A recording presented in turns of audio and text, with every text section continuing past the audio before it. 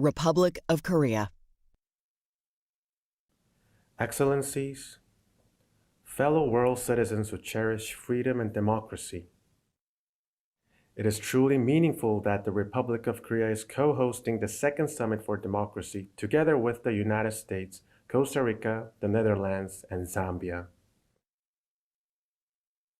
The Korean government respects universal values of freedom, human rights, and the rule of law. Korea stands in solidarity with its friends and partners who share these universal values, working together to promote the freedom of world citizens, to establish a sustainable peace, and to build a prospering future. I would like to highlight some of the progress that Korea has made since the first summit. First, we have been strengthening the legal foundation for the protection and promotion of human rights. We have institutionalized efforts to prevent trafficking persons and protect victims by enforcing the Prevention of Human Trafficking Act, by ratifying the Convention for the Protection of All Persons from Enforced Disappearance and the optional protocol to the Convention on the Rights of Persons with Disabilities. We joined international efforts to protect and promote human rights. Second, we are supporting media education as part of our efforts to protect freedom and democracy.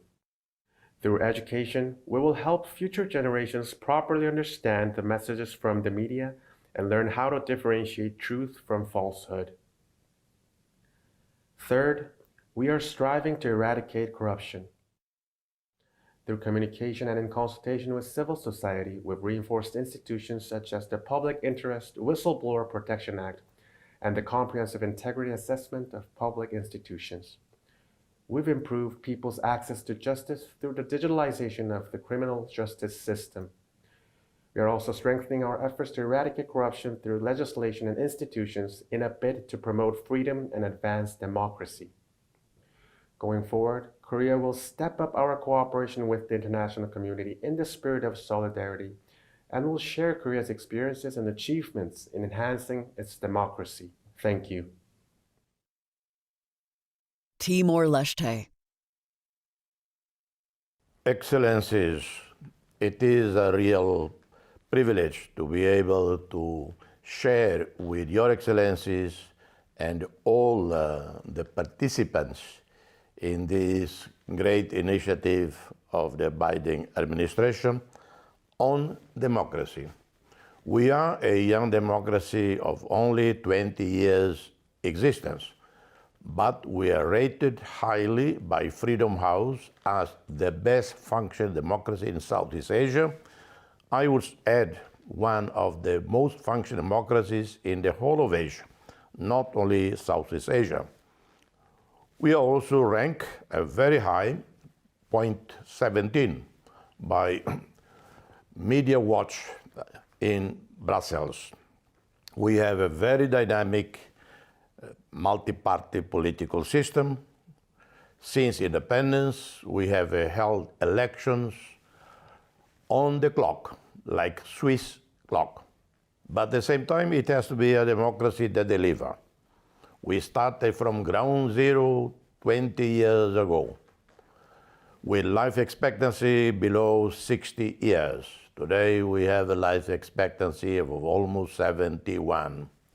We had 20 medical doctors. Today, we have 1,200 medical doctors. Electricity was even in the capital only partial. Today, it reached 96.1% of the entire territory. In 2002, we had only few paved roads in the capital and a bit beyond. Today, we have across the nation. So democracy, to be credible, it has to deliver in improving the lives of the people.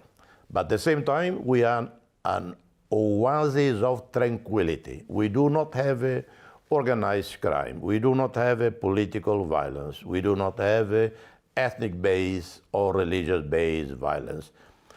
For democracy to flourish, for sustainable development to take off, there has to be a condition of peace. And this depends on us, national leaders.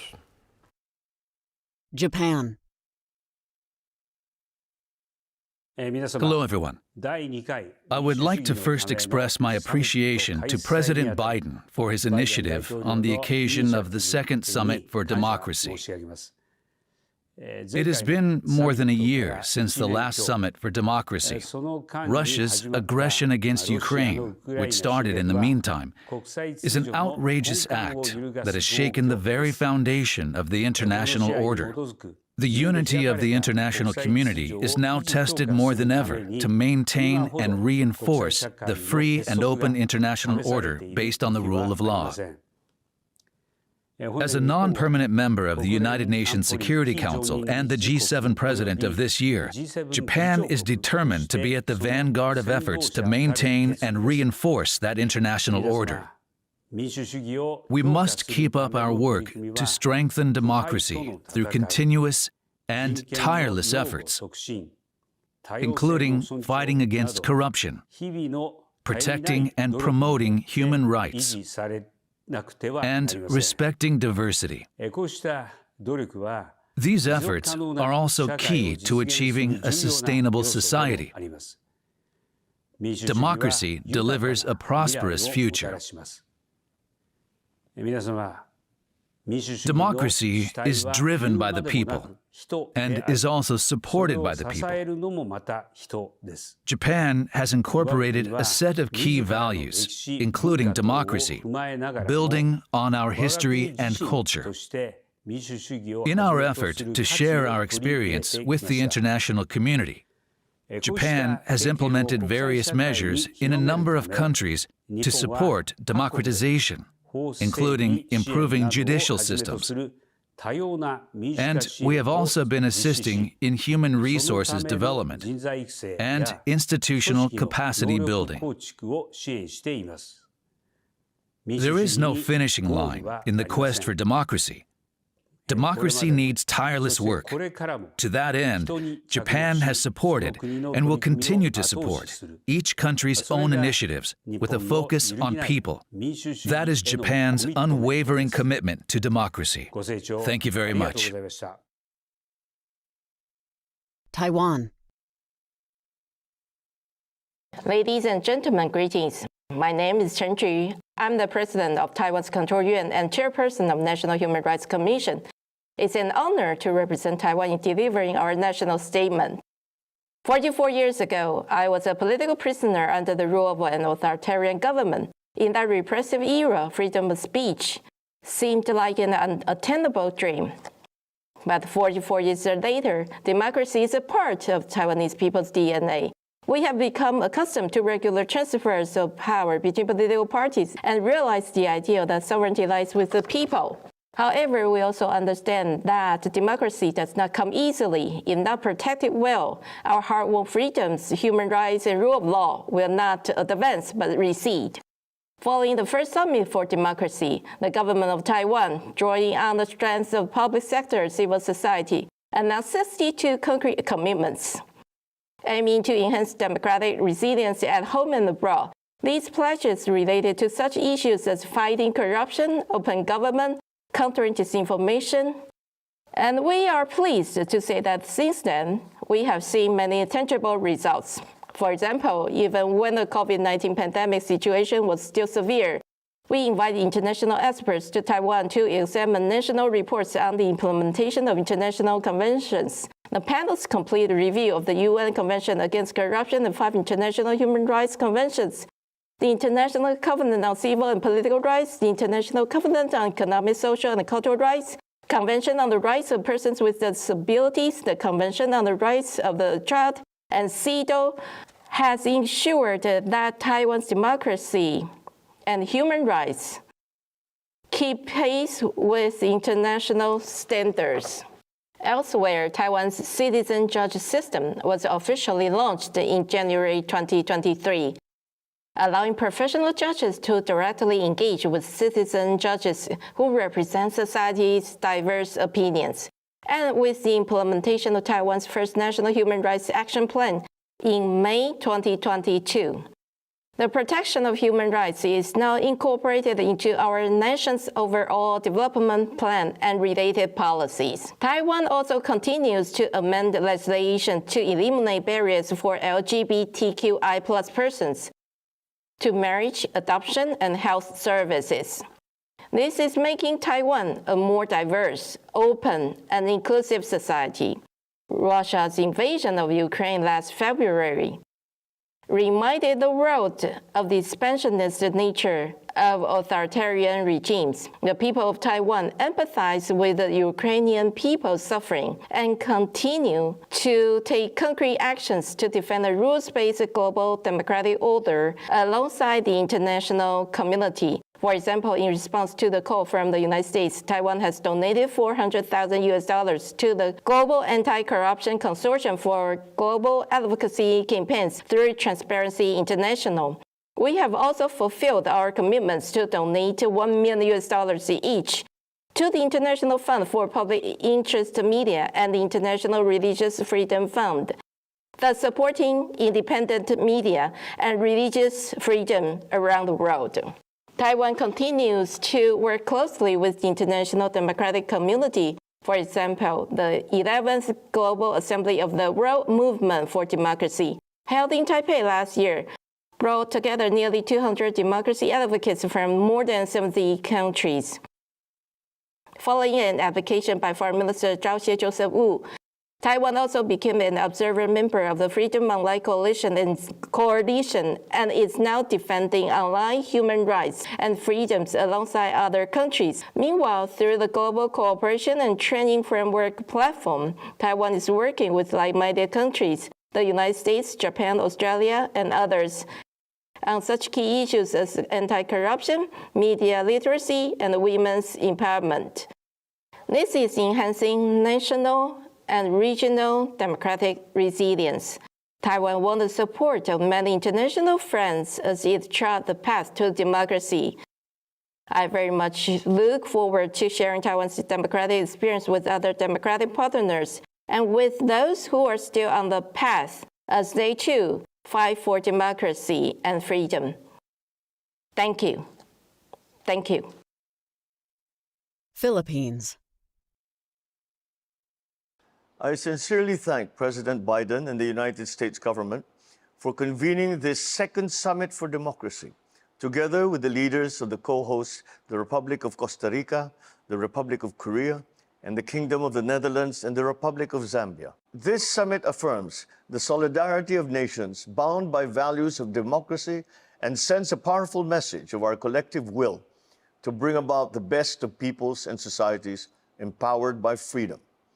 We stand together, especially when humanity faces some of the most critical challenges of our times, including threats to our survival, such as climate change, global warming, the pandemic, and food insecurity. In May last year, a few months after the first Summit for Democracy was held, a record 56 million Filipinos exercised their right to vote, showing the world that the Philippines is an ever-flourishing beacon of freedom, true to its roots as the first Asian republic. When I took office in July last year, amidst the lingering effects of the COVID-19 pandemic and the urgent need to ensure a swift and resilient economic recovery, I pledged to the people that we shall overcome these pressing challenges together, encouraging participative governance that adopts new ways and innovative solutions by fostering the spirit of unity, dialogue, and citizen empowerment. Recognizing that economic recovery and progress can only take place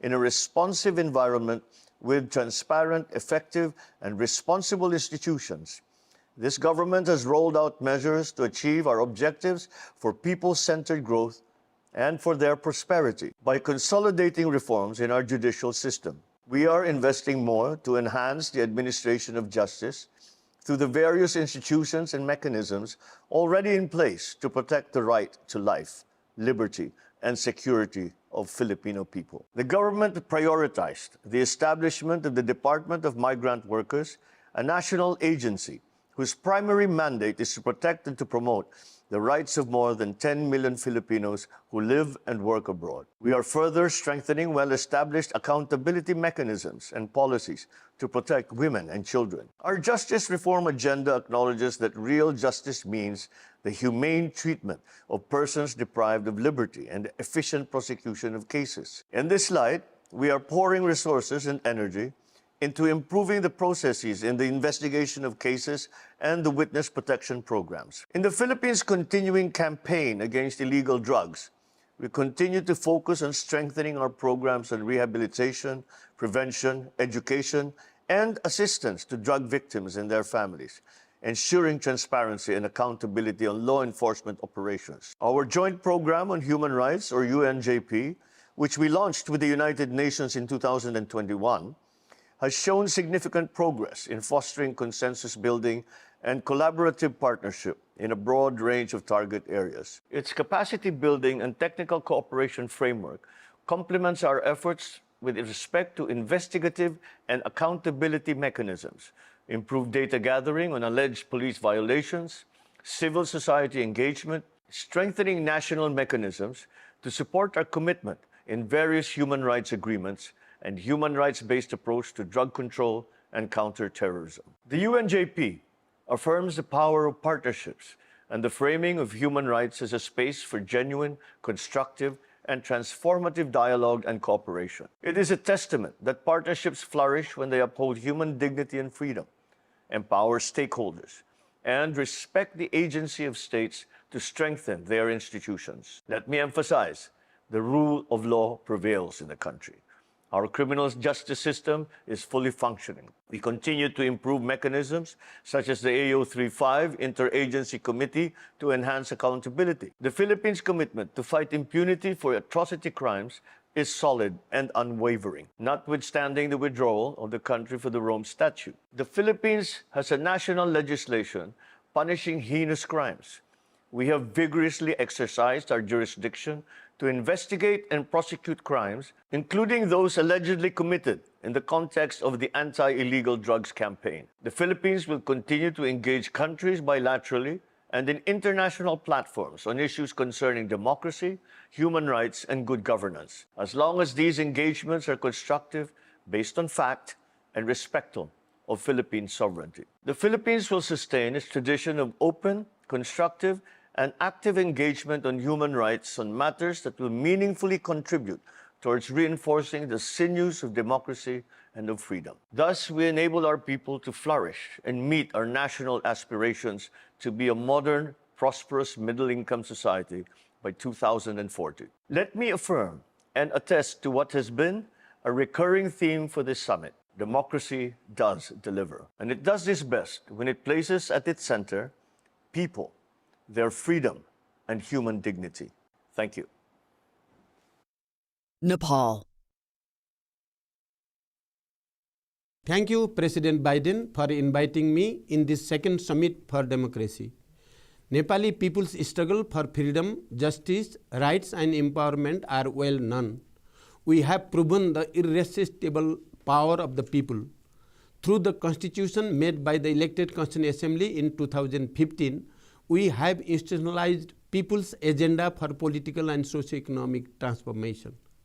Nepal is firmly committed to the promotion and protection of human rights and fundamental freedoms. Nepal advocates for non-political and impartial approach to human rights.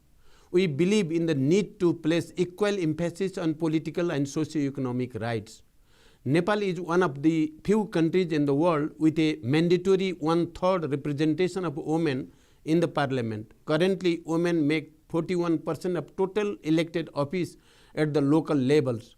We are determined to further enhance inclusive representation of all sections of our society in all domains of governance.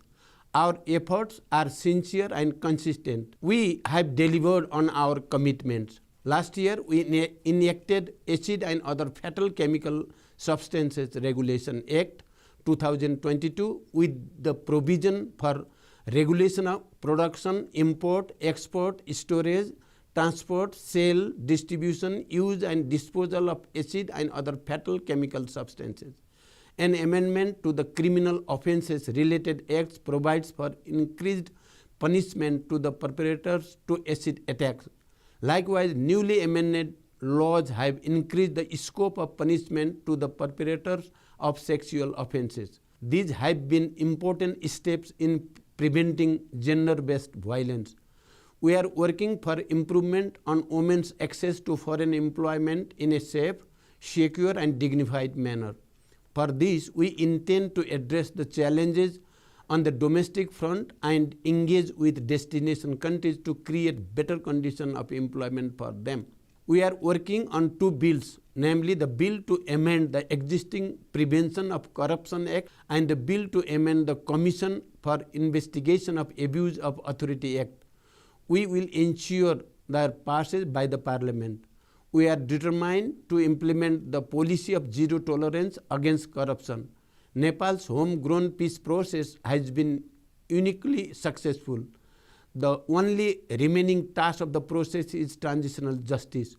We are committed to introduce the amendment bill in the current Parliament session that will capture the spirit of comprehensive peace accord, ruling of the Supreme Court, relevant international commitment, concern of the victims, and help building reconciliation in the society based on ground realities. Nepal has come a long way in consolidating peace and democracy. We must now address the challenges on poverty and underdevelopment and improve people's economic condition to sustain the political gains. We count on continued support from our partners as we pursue the implementation of SDGs and graduate from the status of least developed country. I thank you. India. I thank President Biden for his initiative in convening and continuing this important summit. I join you today with the greetings of almost 1.4 billion people of India.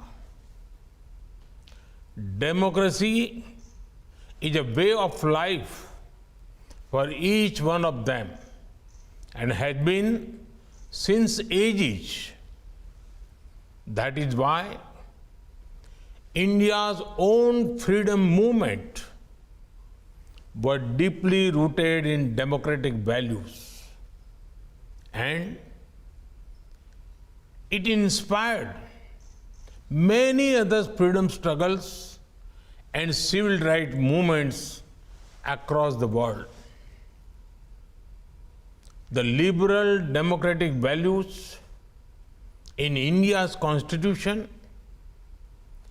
continue to be a beacon of hope for others.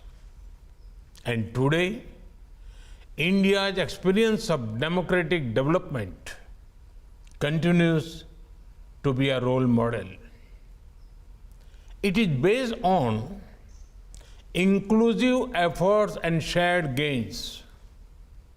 Friends, free and fair elections, along with peaceful political transition, are the bedrock of modern democratic systems. In this, India has considerable experience and expertise and a great track record. We are committed to sharing all our lessons with other democracies. Our election commission regularly sends observers to elections in other countries. Over the years, thousands of foreign election officials and legislators have been trained by India in the conduct of free and fair elections. And in democratic legislative processes, India's public auditor is regularly engaged by international organizations to vet their systems, process, and accounts.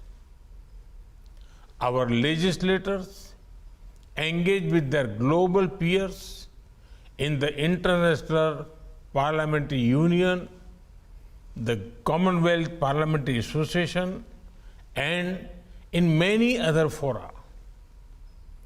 These and many more such engagements across all our institutions enable a healthy exchange of best global democratic practices. Friends, we are also committed to promote the principle of democracy during our ongoing G20 presidency. That is why we decided to shape our priorities in consultation with over 120 countries of the Global South. India's democracy will always remain an inspiration for the world. That is our endeavor and that is our promise. Thank you. Thank you very much. Maldives. Bismillahirrahmanirrahim. Excellencies, ladies and gentlemen, Assalamu alaikum and good day to you all.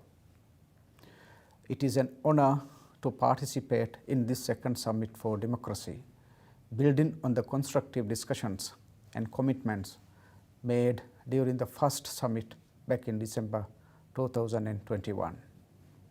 Excellencies, in the Maldives, we have made significant strides in realizing the commitments made at the first summit. Fiscal accountability and transparency are an important requisite to the effective functioning of a democracy. To date, we have proposed 2 major amendments to our laws to ensure a greater level of independence to the local councils and strengthen public procurement policies and audit mechanisms. Apart from these, we are working towards moving to performance-based budgeting. I thank the government of the United States for the support extended to the Maldives through USAID in these efforts. As a result of the tireless efforts of many cross-government stakeholders during the year of action, we are currently at the final stage of joining the Open Government Partnership.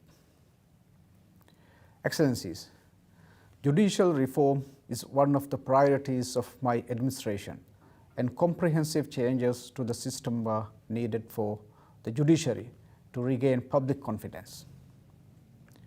Over the past 4 years, public perception of the Maldives judiciary has greatly improved, with more swift and transparent court proceedings in place. The government has submitted an amendment to the Judicature Act, which will enable the establishment of district courts and the circuit system for greater efficiency and accessibility. Excellencies, equal opportunities for women and girls and the inclusion of women in decision-making roles are pivotal to ensure the benefit of democracy are felt by everyone. It is with great pride that I note that this is one area in which my administration has excelled. In the past 4 years, we have appointed female justices to the Supreme Court, achieved parity in our diplomatic representation abroad, and increased women councillors in local government.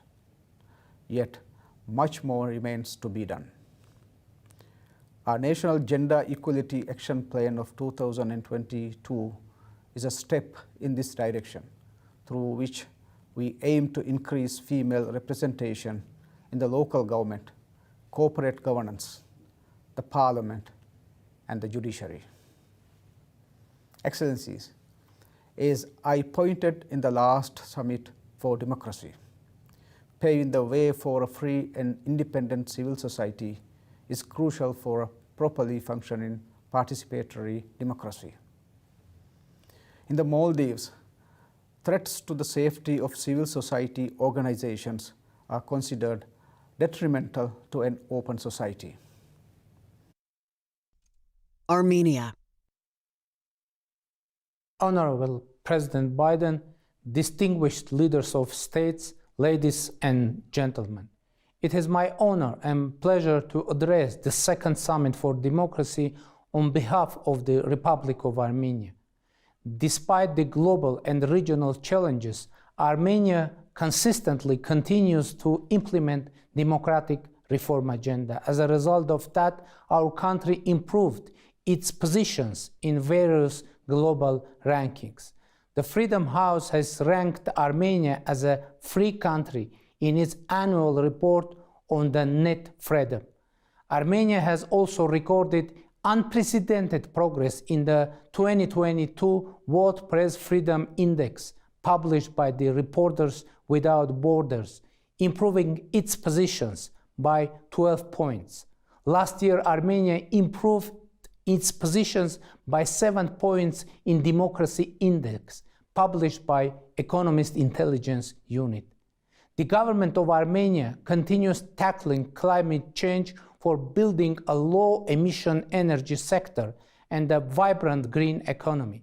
We have made progress in the International Energy Ranking, Energy Trilemma Index 2021, taking the 53rd place among 127 countries.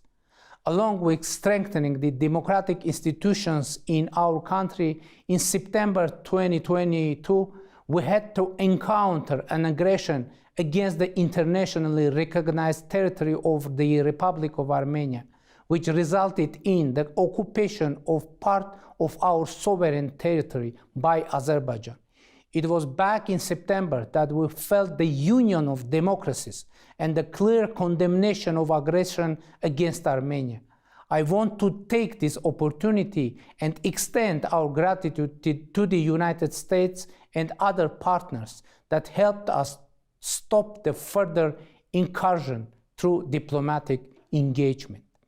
Armenia feels strongly about the human rights violations across the world, and there is a lot that we need to do together to prevent genocides, ethnic cleansings, and atrocities. Whatever is happening with Armenians in Nagorno-Karabakh today, the blockade of the Lachin corridor by Azerbaijan, the only route connecting Enkay with Armenia, and the humanitarian crisis as a result is definitely an attempt of ethnic cleansing of Armenians in Nagorno-Karabakh, and we cannot turn a blind eye on that. At the same time, I reiterate that Armenia remains committed to the peace process with Azerbaijan.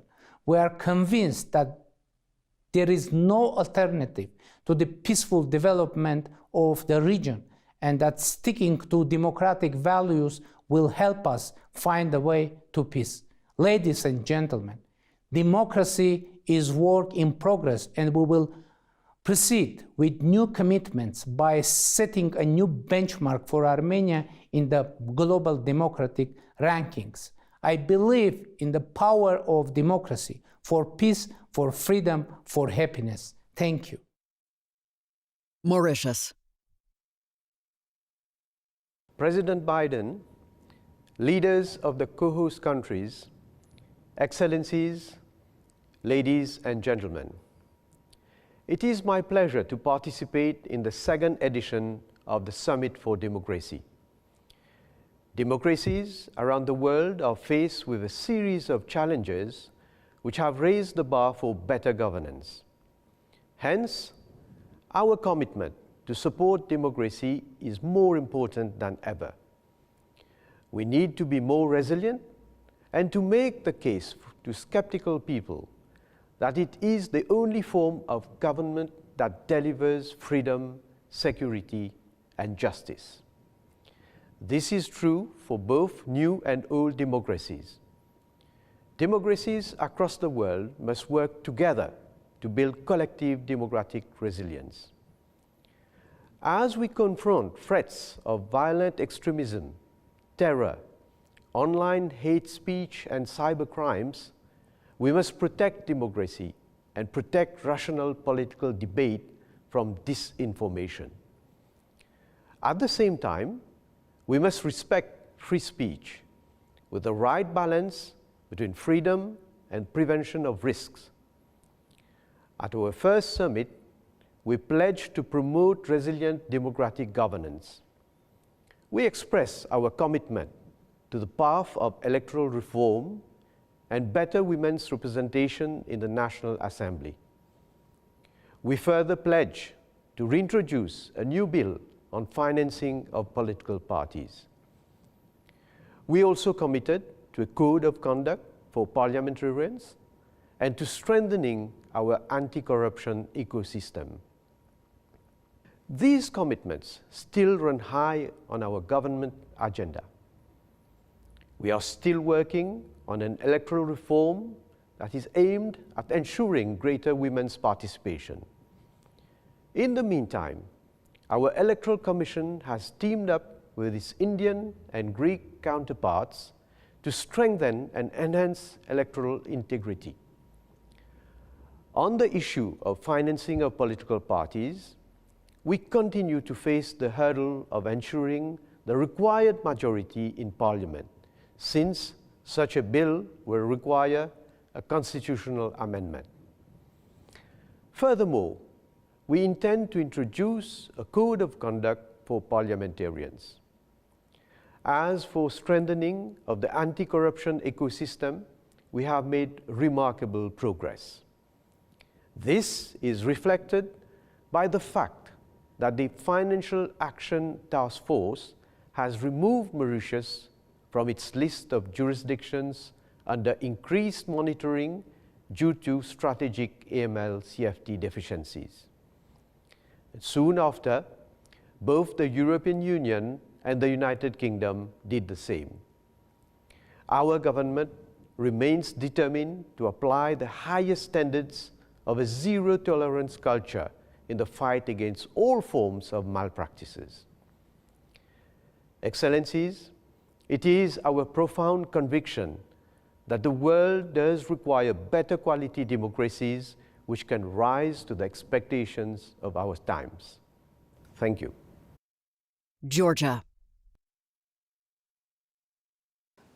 Excellencies, ladies and gentlemen, on behalf of Georgia, I would like to thank President Biden for the initiative launched last year and for convening us again this year to take stock. When more than ever, democracy needs to be defended, consolidated and energized. We have already last year taken note of the significant challenges facing equally long-established democracies and those in the process of constructing democratic institutions. Destructive challenges face us all in the varied forms of polarization, disinformation, pandemic, social tensions and discrimination, conflicts and occupied territories.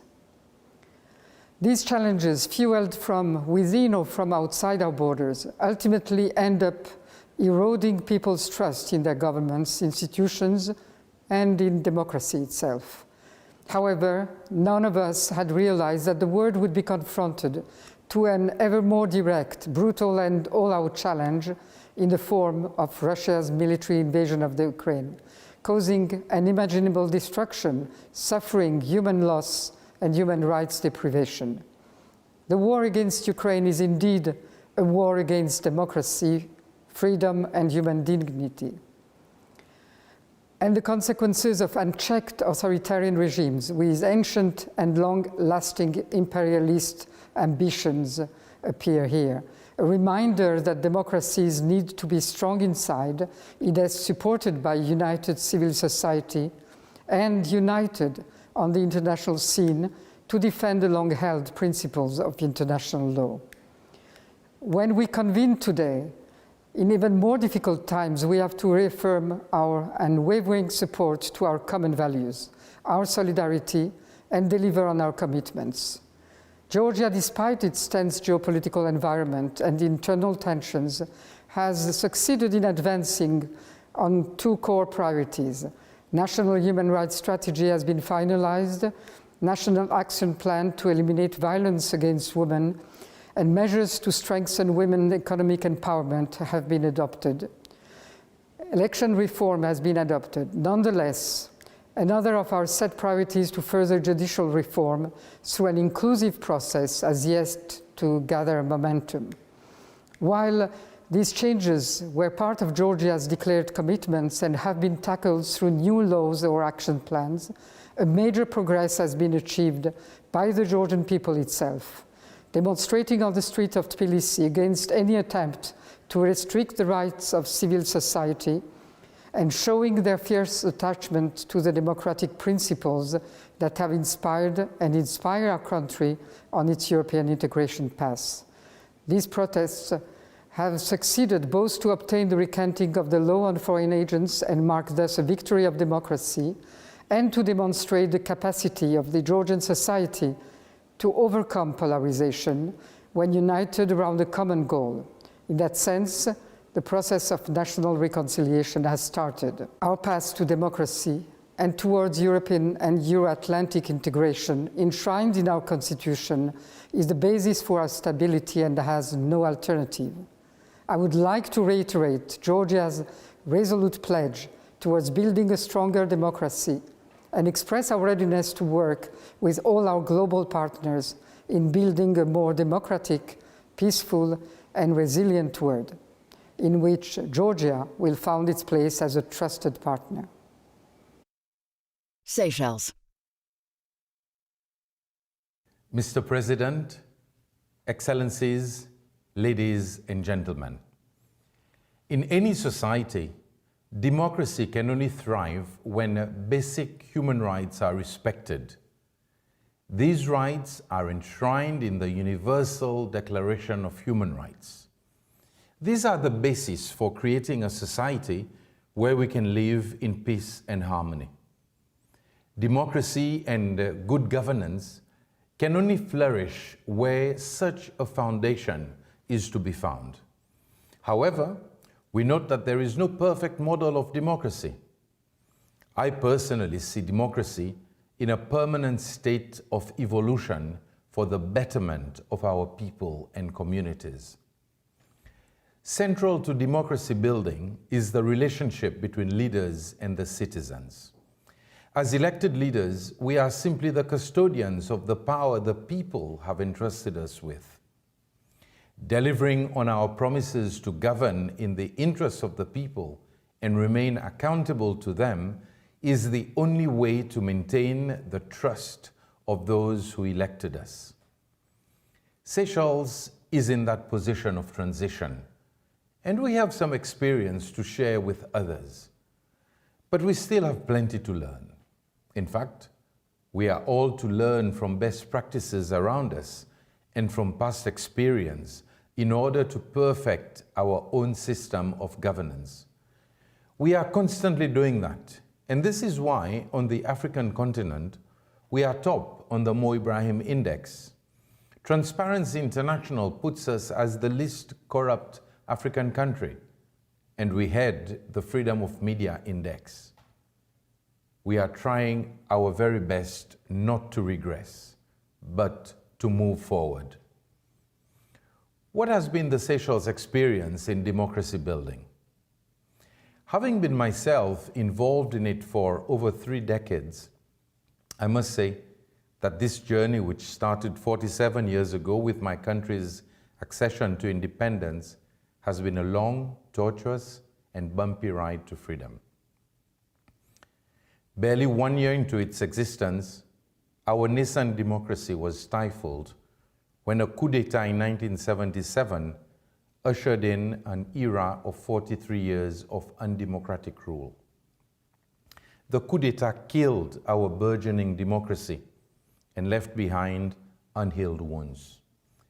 In order to unify the country and heal the wounds of the past, the Truth, Reconciliation, and National Unity Commission was established in 2017 to investigate and settle claims of illegal imprisonment, torture, disappearances, arbitrary arrest, forced land acquisitions, and other alleged human rights abuses stemming from the regime of the 1977 coup d'etat.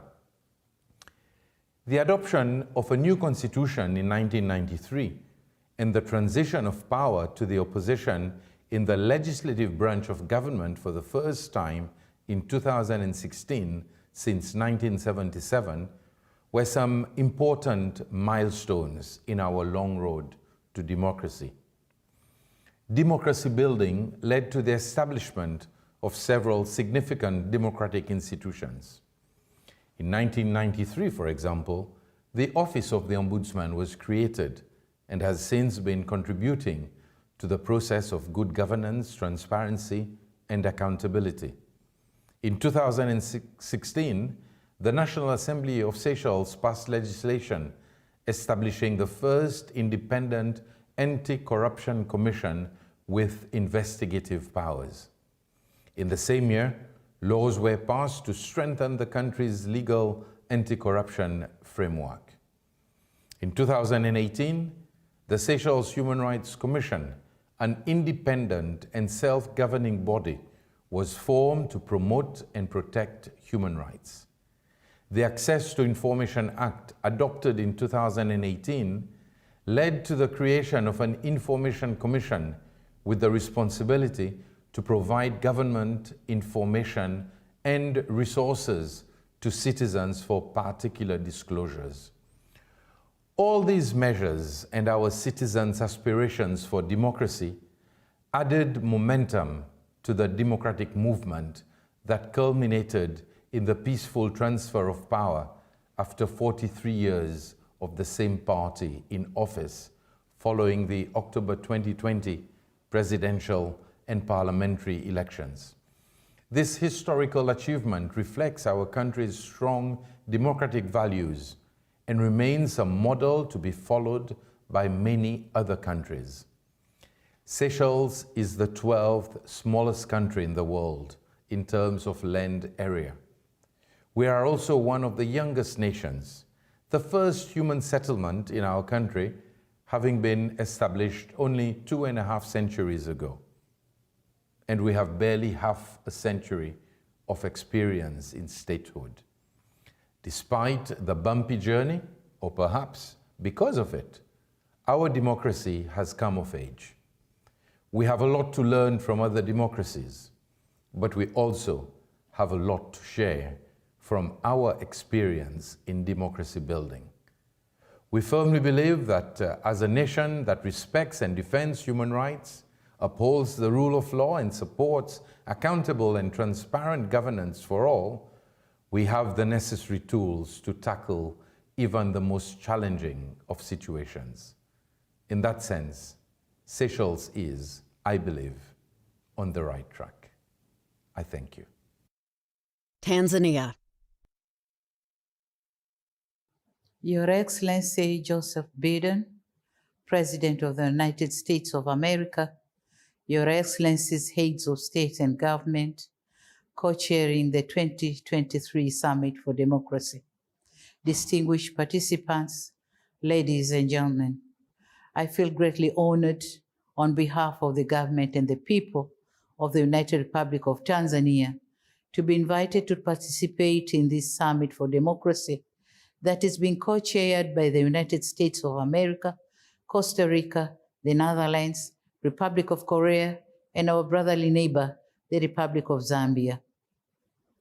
I wish to commend His Excellency President Biden and his administration for continuous championing democracy, human rights, good governance, and rule of law around the world. Tanzania welcomes this summit, which avails us an opportunity to review the pledges made in the 2021 summit on how to strengthen democracy, promote respect for human rights, and uphold good governance in our countries.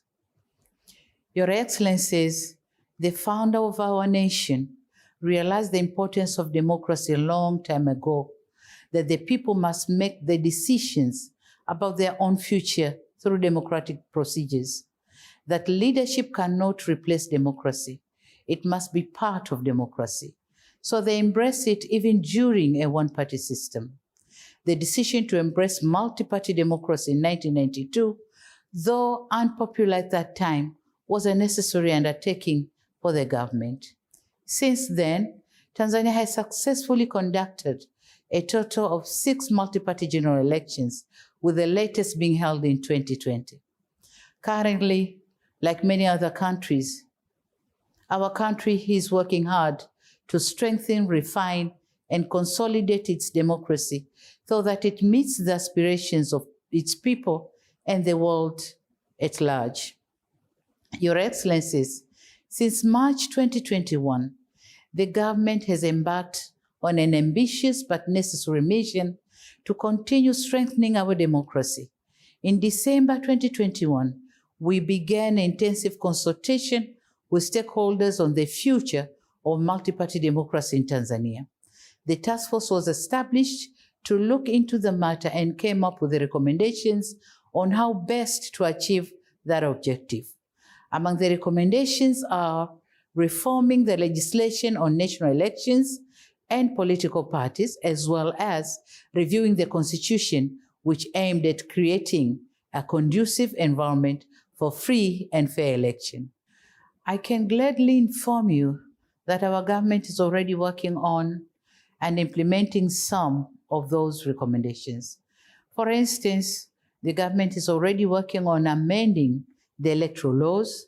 Similarly, a ban on political rallies and meetings has been lifted in January this year, just as we did previously with the reopening of the banned media outlets.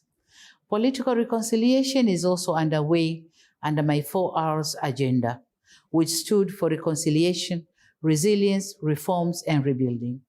I've made it clear to my fellow citizens that building democracy is everyone's responsibility, regardless of their political ideologies. Your Excellencies, democracy can only thrive where human rights are respected and rule of law is observed. Our government has then given high priority the promotion of human rights in the country, and restrictions of the enjoyment of human rights have been removed. The government has also launched a 3-year legal aid campaign to ensure access to justice for all in Tanzania. Equally important, the government has set up a commission for reviewing the criminal justice systems, whose recommendations will undoubtedly improve the dispensation of justice in the country. At the same time, we're intensifying the fight on corruption and enhancing transparency and accountability. While undertaking these efforts at home, Tanzania is also championing democratic values with the East African Community, the Southern African Development Community, and the African Union, and with the international community system as well. In that connection, I would like to assure this gathering that the United Republic of Tanzania will continue supporting democracy, human rights, and good governance at home and abroad. And we are looking into the issue of returning to the open government partnership at the earliest opportunity. Your Excellencies, in conclusion, once again, thank you very much for availing me this opportunity to share my message with the Summit for Democracy 2023. I believe this community of democracies can and must provide solutions to our common challenges, since our diversity is one aspect of our important and enduring strength. Together, let's make this world a better place. I thank you very much for your attention. Iraq. بسم الله الرحمن الرحيم. السيد رئيس الولايات المتحدة الأمريكية. In the name of God, the most merciful, the most compassionate, President of the United States of America, Excellencies, peace be upon you all. Iraq is a country of many ethnicities, religions, and sects. In this demographically diverse nation, various political groupings share power and participate in state administration and governance. This process of representation takes place in periodic elections in which representatives of the people are elected. The era of one group dominating over another on grounds of race, religion, or sect is irrevocably over. We all share the opinion that Iraq can only progress through participation and accord between the people of the country, which is a unique case in the Middle East region. Iraq's true wealth lies in its diversity of religions, ethnicities, and components. Our government diligently endeavors today to achieve these goals and preserve this Iraqi social mosaic. Our government has begun to build foundations that enhance democracy and provide legitimacy by preparing for local elections of provincial councils to be held next fall, which have been suspended for years. These elections will promote democracy and increase local and national ownership. Moreover, our government is interested in empowering women as we endeavor to grant women political and social rights. Under our government, women hold office in the most important ministries and government institutions. Iraqi women were able to hold more seats at the Council of Representatives than the gender quota allocated to them. Today, Iraqis are cognizant that there is no alternative to democracy as a safe haven that maintains human dignity. Despite all Iraqis' suffering since 2003, due to the transition from dictatorship to the realm of freedom and democracy, it was the Iraqi people who gave the political process a chance to survive through their determination and active involvement in political decision-making. That's why our government strives to meet the demands and aspirations of our people. Our government also attaches considerable importance to civil society organizations and support their efforts in promoting and safeguarding democracy, human rights, the rule of law, and sustainable development. Wars and internal conflicts create an environment vulnerable to widespread corruption, which is the greatest danger to the body of the state. Thus, our ministerial agenda has placed combating corruption at the top of its 5 priorities. Today, our government is determined to eradicate corruption and pursue the corrupt wherever they are. Of course, this requires cooperation from all of us in recovering the stolen asset and extraditing those who are wanted for corruption charges. Thank you very much for organizing this important summit, and I wish all the summit participants more progress. Peace, God, mercy, and blessings be upon you. Lithuania. Excellencies, ladies and gentlemen. Much has changed since our last meeting. We have seen a free and sovereign European country, Ukraine, brutally attacked by autocratic Russia. This unprovoked and unjustified military aggression has shown us that to be democratic, one must also be able to defend democracy. While authoritarians are building economic, political, and military pressure to destroy our way of living, our duty is to stay united.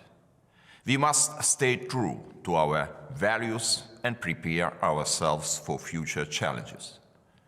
We must show readiness to fight, if necessary, and to prevail. For my country, Lithuania, the great struggle for human dignity and democracy has never stopped.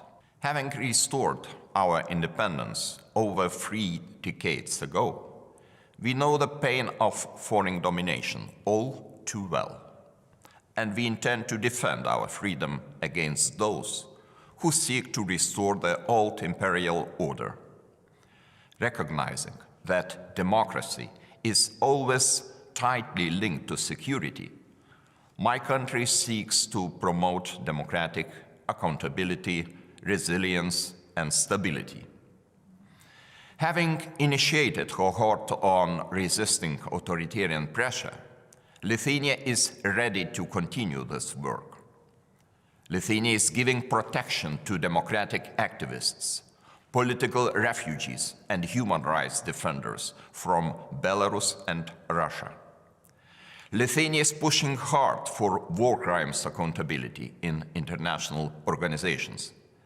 And Lithuania will stay active both as a member of the Human Rights Council and as a future chair of the Council of Europe Committee of Ministers. For us, they can no longer be business as usual. As proud members of the international community, we are ready to take on more responsibility. That is why Lithuania has already devoted at least 1.5% of GDP for Ukraine to reach victory on the battlefield and to rebuild the country. Today I call on every freedom-loving nation to maintain unity and build resilience. Let us all protect and defend democratic values. Finland. Mr. President, at the first summit for democracy, I stressed that democracy must be defended wherever it is under threat. I wish to underscore this even more forcefully today. With Russia's unlawful war of aggression against Ukraine, that threat became very real in Europe in 2022. 1 year on, Ukraine continues to fight for its independence. At the same time, it stands up for democracy and freedom. Not only for itself, but for all of us around the world. And Ukraine has not been left alone.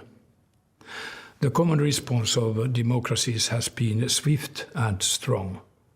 This second summit for democracy gives us an opportunity to strengthen our cooperation further and to track the progress we have made in our own countries.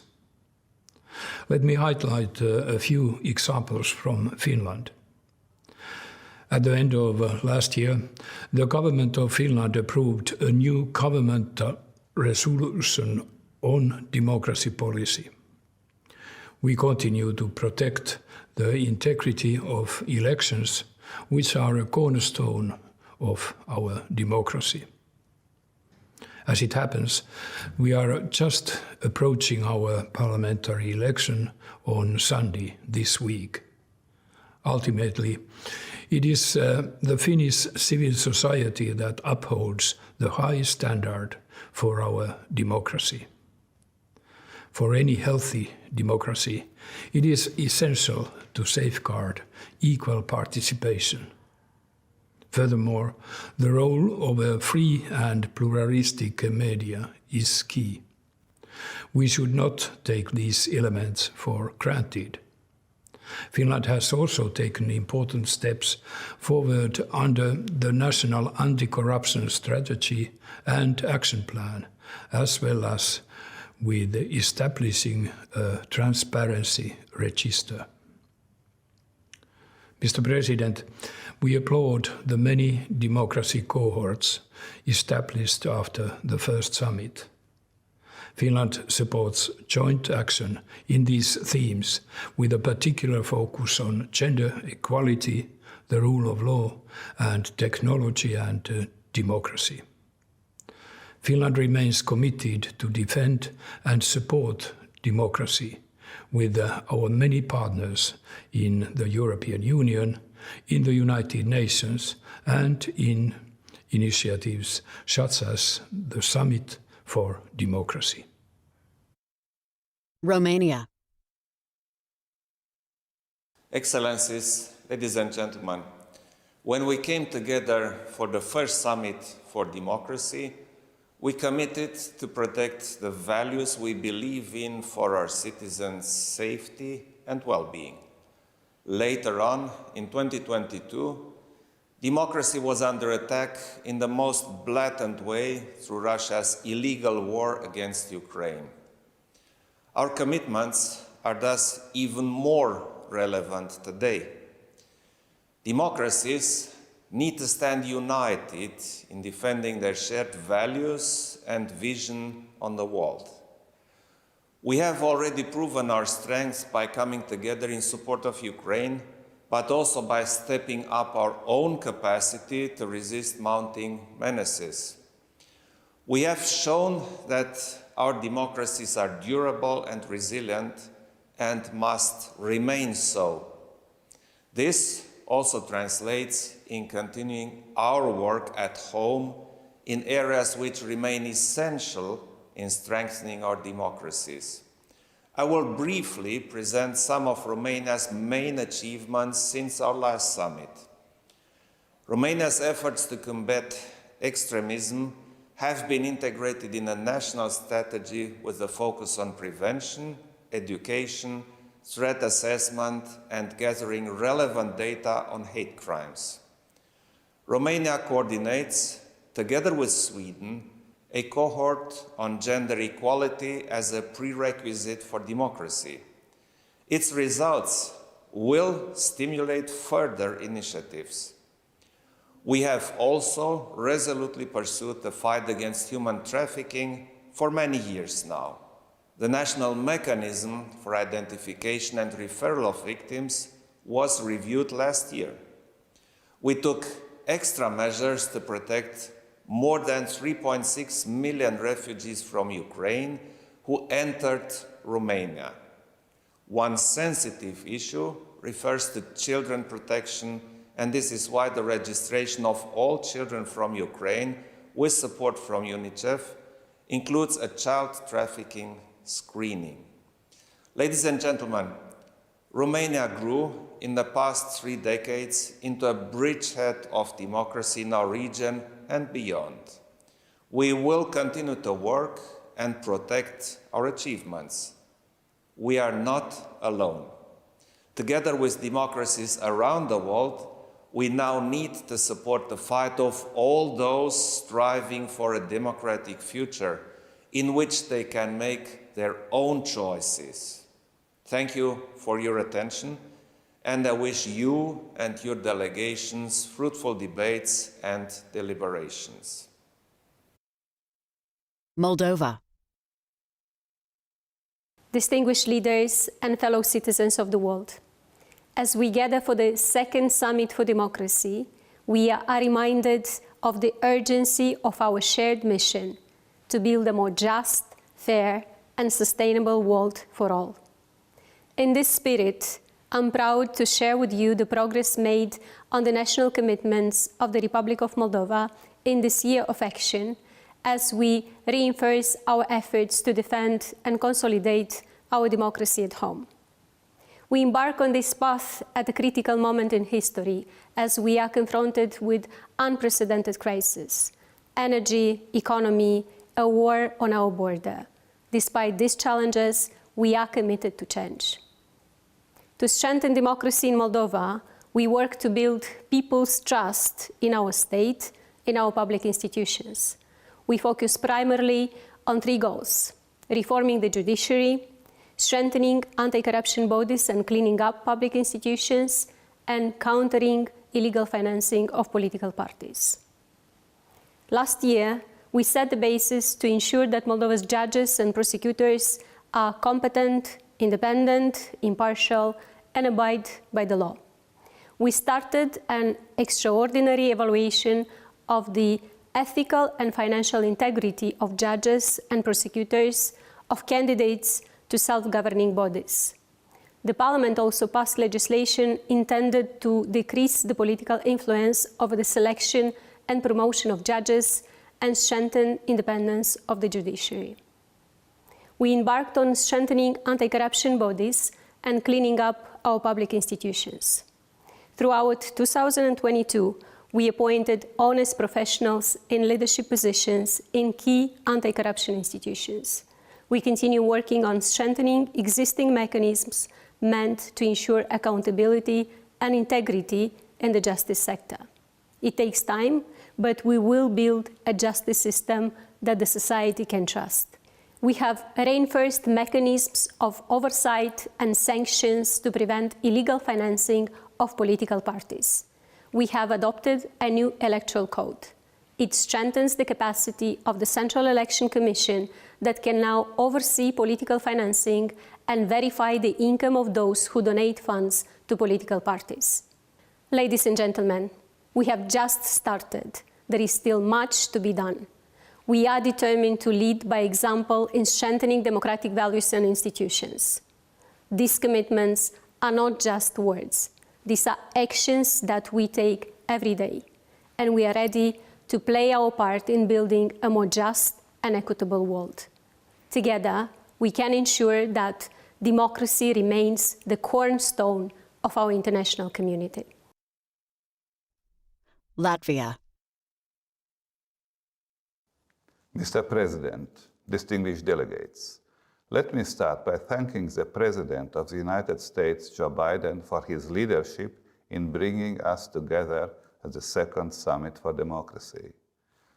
Last year, Latvia celebrated the centenary of our constitution that enshrines our democratic identity. Yet half of the century, because of Russian occupation, Latvia was deprived of its constitutional freedoms and rights. Unfortunately, a year ago, Ukraine suffered from similar tragedy. Russia launched a war of aggression against Ukraine, seeking to deny its sovereign and legitimate choice to be a democracy on the path to European and Euro-Atlantic integration. This was a choice courageously defended at Euromaidan in 2014 and demonstrated over the years with relentless commitment to reform. Dear fellows of democracy, Russia's brutal war against Ukraine has shaken the foundations of the international rules-based order. It is an attack not only on Ukraine, it is an attack on all of us and the core values of the UN Charter that we, the democratic community of states, respect and protect. We must hold Russia accountable for its crime of aggression. To achieve this goal, Latvia calls for the rapid establishment of an ad hoc international tribunal. Let me be absolutely clear. Ukraine must win to protect all democracies. Latvia will spare no effort in supporting Ukraine. Dear colleagues, to protect our democracies, we must strengthen our resilience at home. Last year, Latvia undertook serious efforts to advance media freedom and pluralism. We developed expert capacity to counter disinformation globally. In addition, Latvia adopted a new lobbying transparency law. Addressing the challenges of defending democracy, protecting freedom of speech, eliminating corruption, and tackling climate change cannot be the task of the government alone. It requires a whole-of-society approach. In this spirit, we recently launched the Academy of Democracy, a forum that brings together representatives from state institutions, municipalities, non-governmental organizations, and activists. At this critical time, the global community of democracies must become more visible and confident. Certainly, Latvia will be investing in its own resilience and helping other democracies across the globe. Thank you. Israel. Thank you, President Biden, for convening this important forum. Israel is the only democracy in the Middle East. Israel is and will always remain a liberal democracy with equal rights for all. This means individual rights, civil and political liberties for every citizen, Jew, Muslim, Christian, Druze, women, members of the LGBT community. Nothing will ever change that. Israel is one of the most ethnically, religiously, and racially diverse countries in the region. Our Arab citizens enjoy the same rights as the Jewish citizens. And I hope that one day all the Arabs living in the Middle East will enjoy such rights. Israeli Arabs sit on the Supreme Court. They're an integral part of our economy. They take leading positions in such diverse sectors as high-tech, government, healthcare, and academia. We're the only country in the Middle East that provides full equality for women, and we're one of the most progressive countries in the world for LGBT rights. Israelis have freedom of religion, freedom of speech, freedom to assemble, freedom to protest, freedom to petition the government, and we have one of the most independent and free presses in the world. Our democratic freedoms, together with free market reforms over the last few decades, have generated enormous economic growth, making Israel a global technological powerhouse. And recently, even a net energy exporter. As befits a democratic country, we currently have a robust public debate about proposed democratic reforms. But let me make it clear. We will always ensure a strong and independent judiciary, and we seek to safeguard the balance of power between the three branches of government that is the cornerstone of democracy. We will continue to protect and guarantee the full rights of all Israeli citizens. Israel is and will always remain a beacon of freedom, a light unto the nations. Cyprus. Excellencies, ladies and gentlemen, dear friends, it is a great honor to address the second Summit for Democracy. Let me start by thanking the US government which organizes this very important event. Today is a day of celebrating democracy as well as an occasion for deep reflection on the multifaceted challenges before us. As this is the first time addressing this forum in my capacity as the President of the Republic of Cyprus, let me assure you of my personal commitment and readiness to work closely with all of you in safeguarding and promoting the core and noble values of democracy. To meet this objective, it is imperative that we first thoroughly identify the true challenges afflicting democratic societies in our era and listen closely to the concerns of our citizens. We must be brave in advancing further systemic reforms to forge a more inclusive society, achieving full and meaningful participation of all citizens on equal footing without discrimination or other artificial restrictions. We need democracy to be of tangible relevance to our citizens. We need a system which is more human and leaves no one behind. Excellencies, allow me to turn to the pledges made by the Republic of Cyprus in 2021. My country undertook a series of commitments which we had identified as crucial on issues such as gender equality, the protection of children, and access to education. I'm pleased to report that considerable progress was made on all of these issues, as well as in the wider context of human rights more generally. Cyprus is intensifying its effort to eliminate gender-related disparities by mainstreaming equality in all sectors and recognizing the impact of education and media. More attention is being given to tackling discrimination faced by people belonging to vulnerable groups with the aim of ensuring full implementation of the existing legal framework and thereby safeguarding their rights. At the same time, we are cognizant that a lot of work is still needed. The intention of my government as we embark upon our 5-year term is to develop more human-centric policies at all levels. Policies which will target any and all types of exclusion and instigate necessary legal reforms guided by the principles of the rule of law. We harbor no illusions as to the magnitude of the task, and we have no instant solutions to persisting challenges. The work to safeguard and further strengthen our democratic framework and way of life is never concluded. That is why our determination must likewise never waver. In his thesis on politics, written almost 2,500 years ago, Aristotle noted that democracy arises out of the notion that those who are equal in any respect are equal in all respects. This is a most honorable notion and an objective of self-evident regards. Let us heed that call.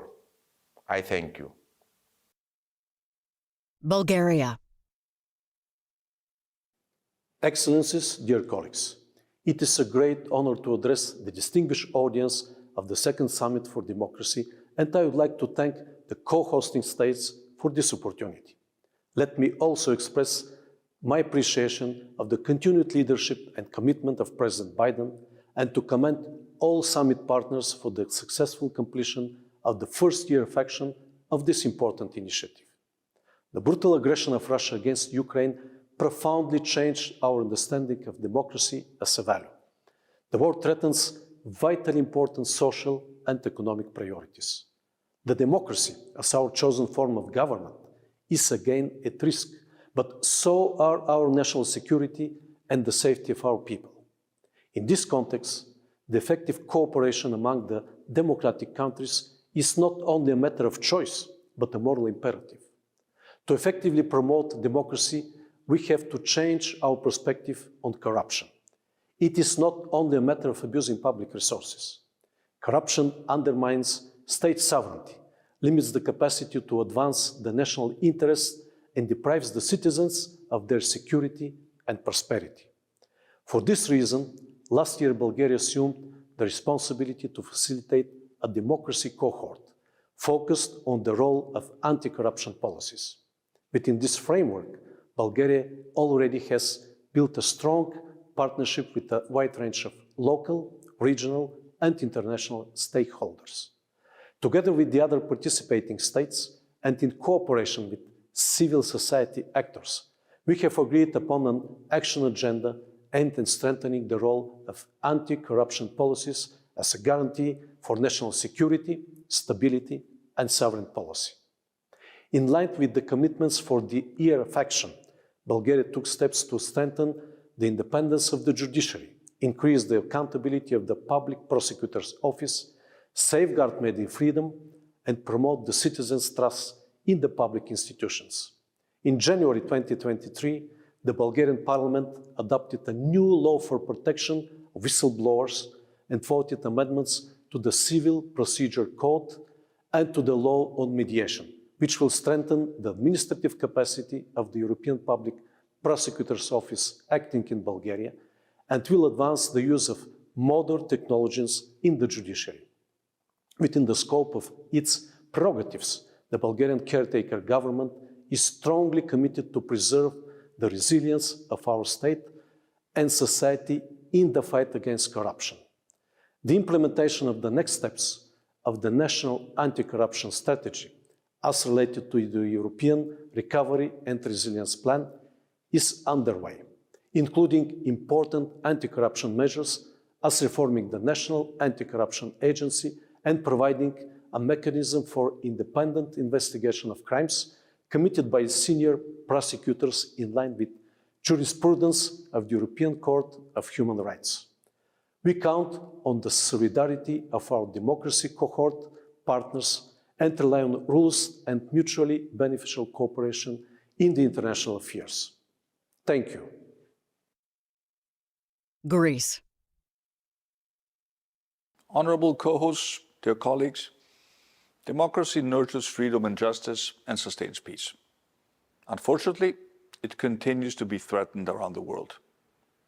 On the European continent, democracy is under brutal and sustained attack in Ukraine, a sovereign nation illegally invaded by an aggressor opposed to the democratic values we all hold so dear. The Second Summit for Democracy is therefore a timely occasion, not only to join forces in strengthening democracy, but to come together in its defense, whenever and wherever it is under attack or under threat. In the year of action that followed the inaugural Summit for Democracy, Greece has pursued efforts, both domestically and globally, to safeguard and further promote peace, security, human rights, and sustainable development.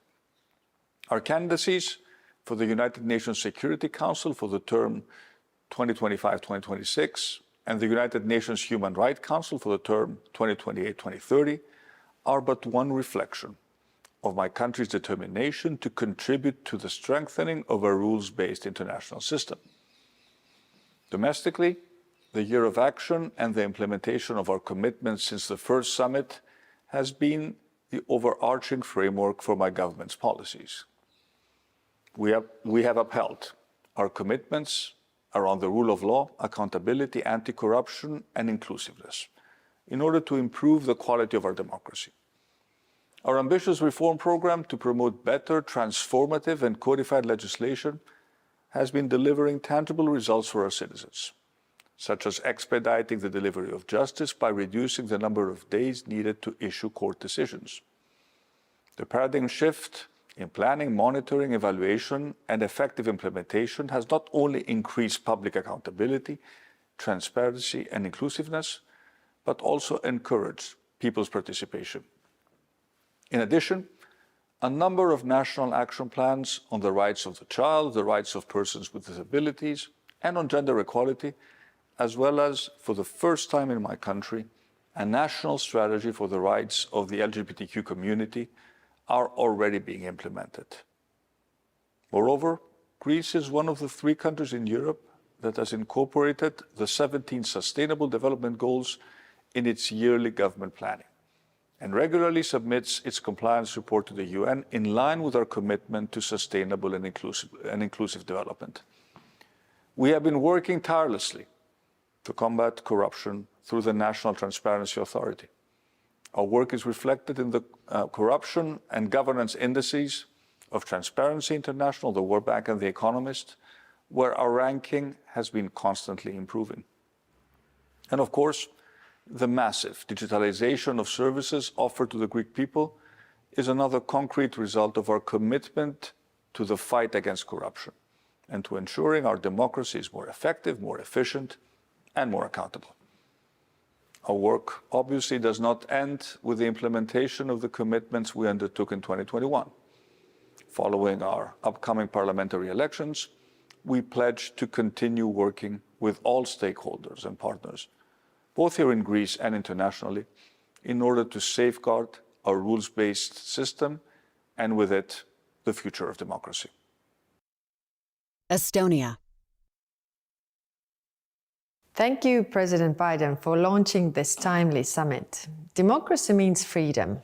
Freedom from repressions, freedom from war crimes, freedom to decide over our own security arrangements and foreign policy direction. But not everyone in the world has been given a possibility to enjoy freedom and democracy, even if it is the people's will. Over the past year in particular, we have seen how much democracy matters, and we have seen how much some want to destroy it. Why is Russia waging a genocidal war in Ukraine? It started when Ukraine chose its democratic path. Russia does not want freedom and democracy to prevail. It is a direct threat to dictatorship. We cannot take democracy for granted. You need to care for democracy every day. If we wish to continue to live free, we must show willingness to take every measure to protect our democracies. And sometimes you also need to fight for it. Ukraine is a reminder of that. Ukraine also reminds us that freedom must be armed better than tyranny. And here we all have a duty to make sure freedom prevails. Estonia made commitments in the first summit to help to protect and promote democracies around the world.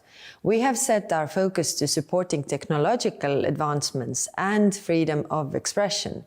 We promise to support organizations like the Freedom Online Coalition, the Fund for Public Interest Media, Lifeline, and others. We have fulfilled all those promises, and our support continues. Estonia is also ready to take up new commitments at this second summit. During the past year, Estonia chose to focus on something we have first-hand experience in, making technology work for democracy. The Technology for Democracy cohort, which we co-lead with the United Kingdom and the NGO Access Now, has been a success.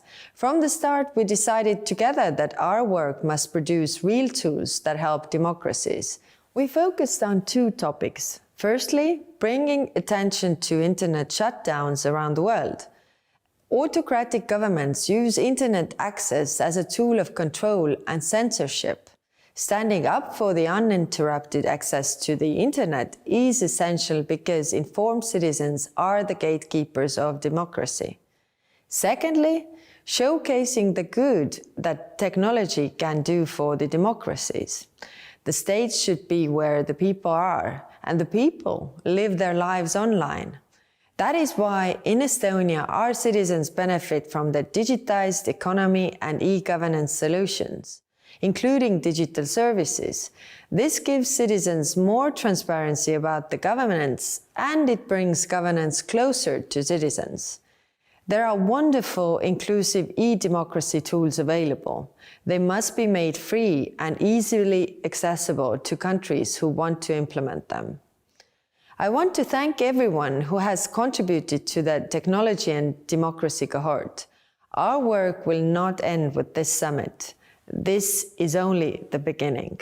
Estonia will also continue hosting international events to bring together all stakeholders for democracy promotion. Last February, we hosted the 3rd Global Conference of the Media Freedom Coalition. This year, on the 6th and 7th of September, Estonia will host the Global Summit of Open Government Partnership.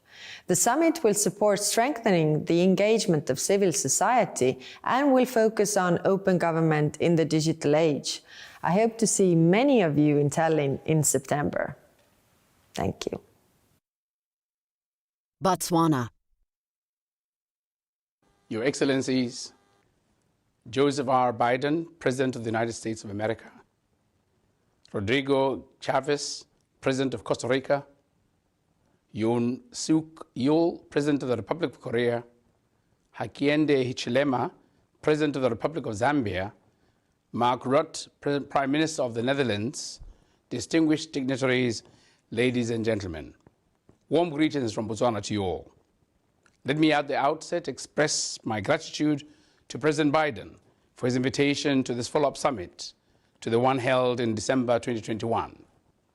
This is a clear indication that our resolve to bolster democracy worldwide, fight corruption, and promote respect for human rights is gaining greater momentum.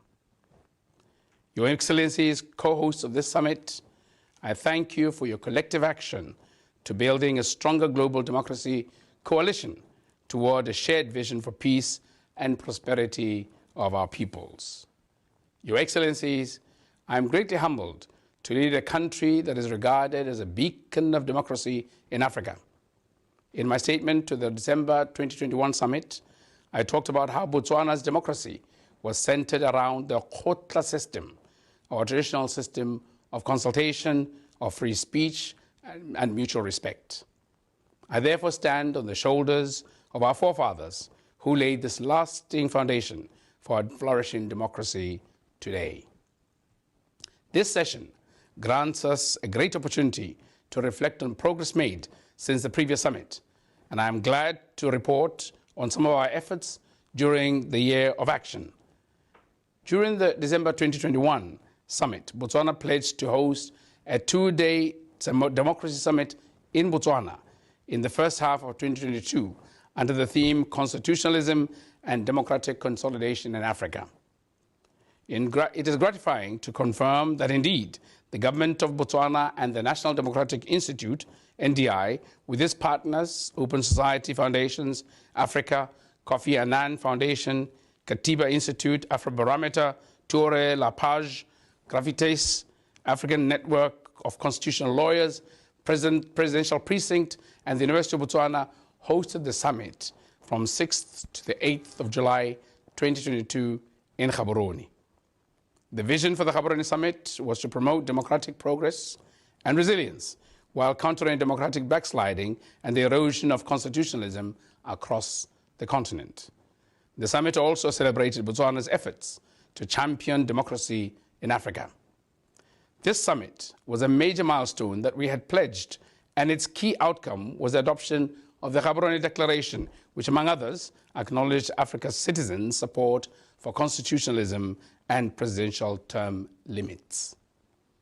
Signatories to the declaration called on the African Union, the Regional Economic Communities, the RECs, the democratic African governments to enact reforms and adopt guidelines to ensure that constitutional amendment processes foster respect for democratic rights and are based on a national consensus. An urgent call has been made to African leaders to build trust and create stable, thriving societies that consolidate constitutionalism and the rule of law, allow for greater predictability in governance, economic and human development, and the peaceful transfer of executive power. We greatly encourage the use of the Gaborone Declaration as an advocacy tool to empower citizens to hold their leaders accountable and to fully embrace term limits and to recommit to consolidating democratic progress.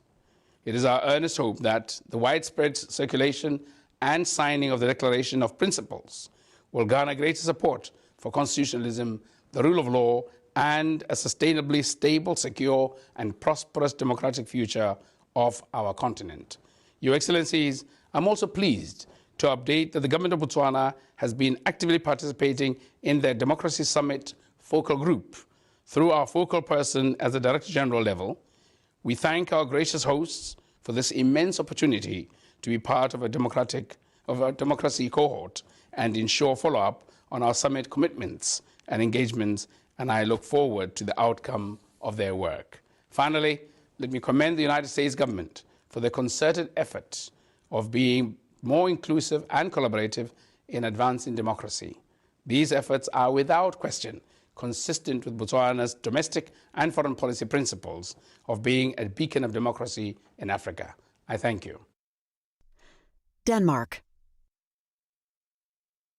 Mr. President, Excellencies, ladies and gentlemen, the Danish democratic thinker Hal Koch once wrote, "Democracy is not a victory that has been won, but a battle continually waged. It's not a final outcome, but a task constantly revisited." Looking at the world today, we are facing a historic test of democracy. Russia's brutal and illegal invasion of Ukraine is a direct attack on the fundamental values of the free world, our way of living, the rule-based international order, the right to choose your own way. Every day, brave Ukrainians risk their lives to defend these values. And around the world, millions of people fight back as autocrats try to silence, suppress, and censor. Technology is the very center of this battle. On one side, anti-democratic forces have new powerful tools, shutting down the internet, using technologies. On the other side, technology is also part of the solution. In Iran, in Myanmar, in Russia, we see protesters standing up for their rights with nothing but courage in their hearts and a smartphone in their hands. And social media have proven effective in sharing information, organizing protests, countering misinformations. As leaders, it is our task to ensure that tech supports the democratic process, also in our own countries, of course. Denmark is proud to contribute to the global push for democracy. With Tech for Democracy, we have railed more than 200 partners around a new vision for a democratic digital future. And with the new Digital Democracy Initiative, we are committed to help people fighting for democracy around the world, to make their voices heard. All this to make tech work for democracy and human rights, not against it. Thank you, President Biden, for taking leadership on this important agenda. Denmark will remain a strong partner, and I promise you, in this constant and never-ending fight that is democracy, we will not resign. Thank you. Austria. Dear President Biden, dear fellow heads of states and governments, ladies and gentlemen, democracy, human rights, and our rules-based international order are increasingly under threat. Russia's war of aggression against Ukraine is the most recent and most blatant attack. There are also other threats to democracy, like disinformation campaigns or hybrid operations. They undermine people's trust in state institutions and in democracy itself. As President Biden rightly pointed out, we must prove that democracy still works, both at home and abroad. Austria is and will remain a steadfast partner in this endeavor. Our goal is simple. We want to ensure that our children and grandchildren grow up in free and open societies in which freedom of speech, freedom of assembly, freedom of religion, and all fundamental rights are granted. In November 2021, Austria participated in the first Summit for Democracy. Since then, we have taken concrete steps to implement the commitments made at the summit. In November 2022, we organized a high-level conference on the safety of journalists in Vienna, because a free media is the lifeblood of democracies. In Afghanistan, we organized special security trainings for journalists and provided funding for a UN Women project supporting female journalists. Despite extremely difficult conditions, these projects continue to be implemented. In Belarus, we contributed to drafting a constitution in coordination with both civil society and legal experts. We supported the International Accountability Platform and will continue to do so. In Albania, we support projects and good governance, anti-corruption and better functioning of the public sector. Mr. President, ladies and gentlemen, this year marks the 30th anniversary of the Vienna World Conference on Human Rights. Austria will organize a high-level human rights symposium in Vienna in June. 30 years after this landmark meeting, we see increasing pushback against the universality of human rights. State and non-state actors around the world want to dismantle the progress made over the last decades. We cannot, we will not allow that to happen. Together, we will ensure that democracies continue to deliver for all our people. Thank you. North Macedonia.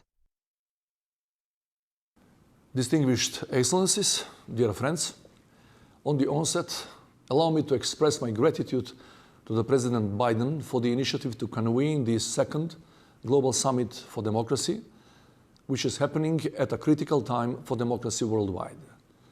At the first summit in December 2021, we had the opportunity to renew our commitment to the revitalization of democratic values and institutions in an era of uncertainty. Led by our experience in building a functional model of multi-ethnic democracy, North Macedonia committed itself to three key things. First, defending our way of life from authoritarian states and entities. Second, strengthening the fight against corruption and organized crime. And third, protecting human rights and freedoms through building responsible institutions, dynamic civil society, and free media. Unfortunately, 2 months later, we witnessed the brutal Russian aggression against Ukraine. Even those who had been skeptical up to that moment realized that the threats facing democracy today are tangible and bloody reality. Ukraine has become a battlefield where democracy and freedom collide with tyranny.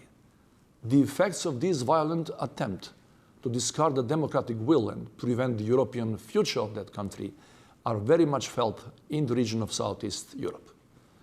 In the light of the war in Ukraine, there is no doubt that the commitments made during the first Global Summit for Democracy bear much more weight today, and their swift and concrete implementation should be an absolute priority. Effective institutions play a central role in defending our values. The effectiveness of the European reform depends on us, but also on the determination of the Union itself to enable accelerated integration of North Macedonia and the entire region of the Western Balkans. It is the crucial prerequisite for building democratic societies and institutions resilient to populism and authoritarianism. Dear friends, a world in which the aggressor is stronger than peace and democracy would be a dangerous place to live. Only democracy ensures peace, security, and prosperity, and builds free societies of equal citizens. I thank you. Spain. We are living through defining times for democracy.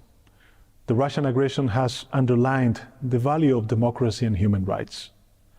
It has made clear that democracy and the rules-based international order are indispensable to advancing peace, prosperity, and security. Therefore, we must step up our efforts to defend democracy globally, proactively, and decisively. My country, Spain, is committed to these goals, and I am glad to say that we have fulfilled the commitments we made in 2021 at the first Summit for Democracy. First, we have increased transparency within our government. Spain is a vibrant and solid democracy, but keep working to improve it. Accountability is essential if we want to engage citizens and fight against political disaffection. That is why I launched an accountability mechanism on the progress of government. Essentially, we report every 6 months the rate of implementation on commitments made by the government. Second, we have been working with many countries in Latin America on different initiatives. Over the past 2 years, we have organized a series of inclusive dialogues about the challenges democracy faces. Over 120 social, political, economic actors from local, state, and regional levels from 20 countries have participated. Based on these dialogues and moving from words to action, our development agency has recently launched the Democracy Program. This is a new program that will be funded with 6 million euros to promote democracy between Spain, Europe, and Latin America and the Caribbean countries.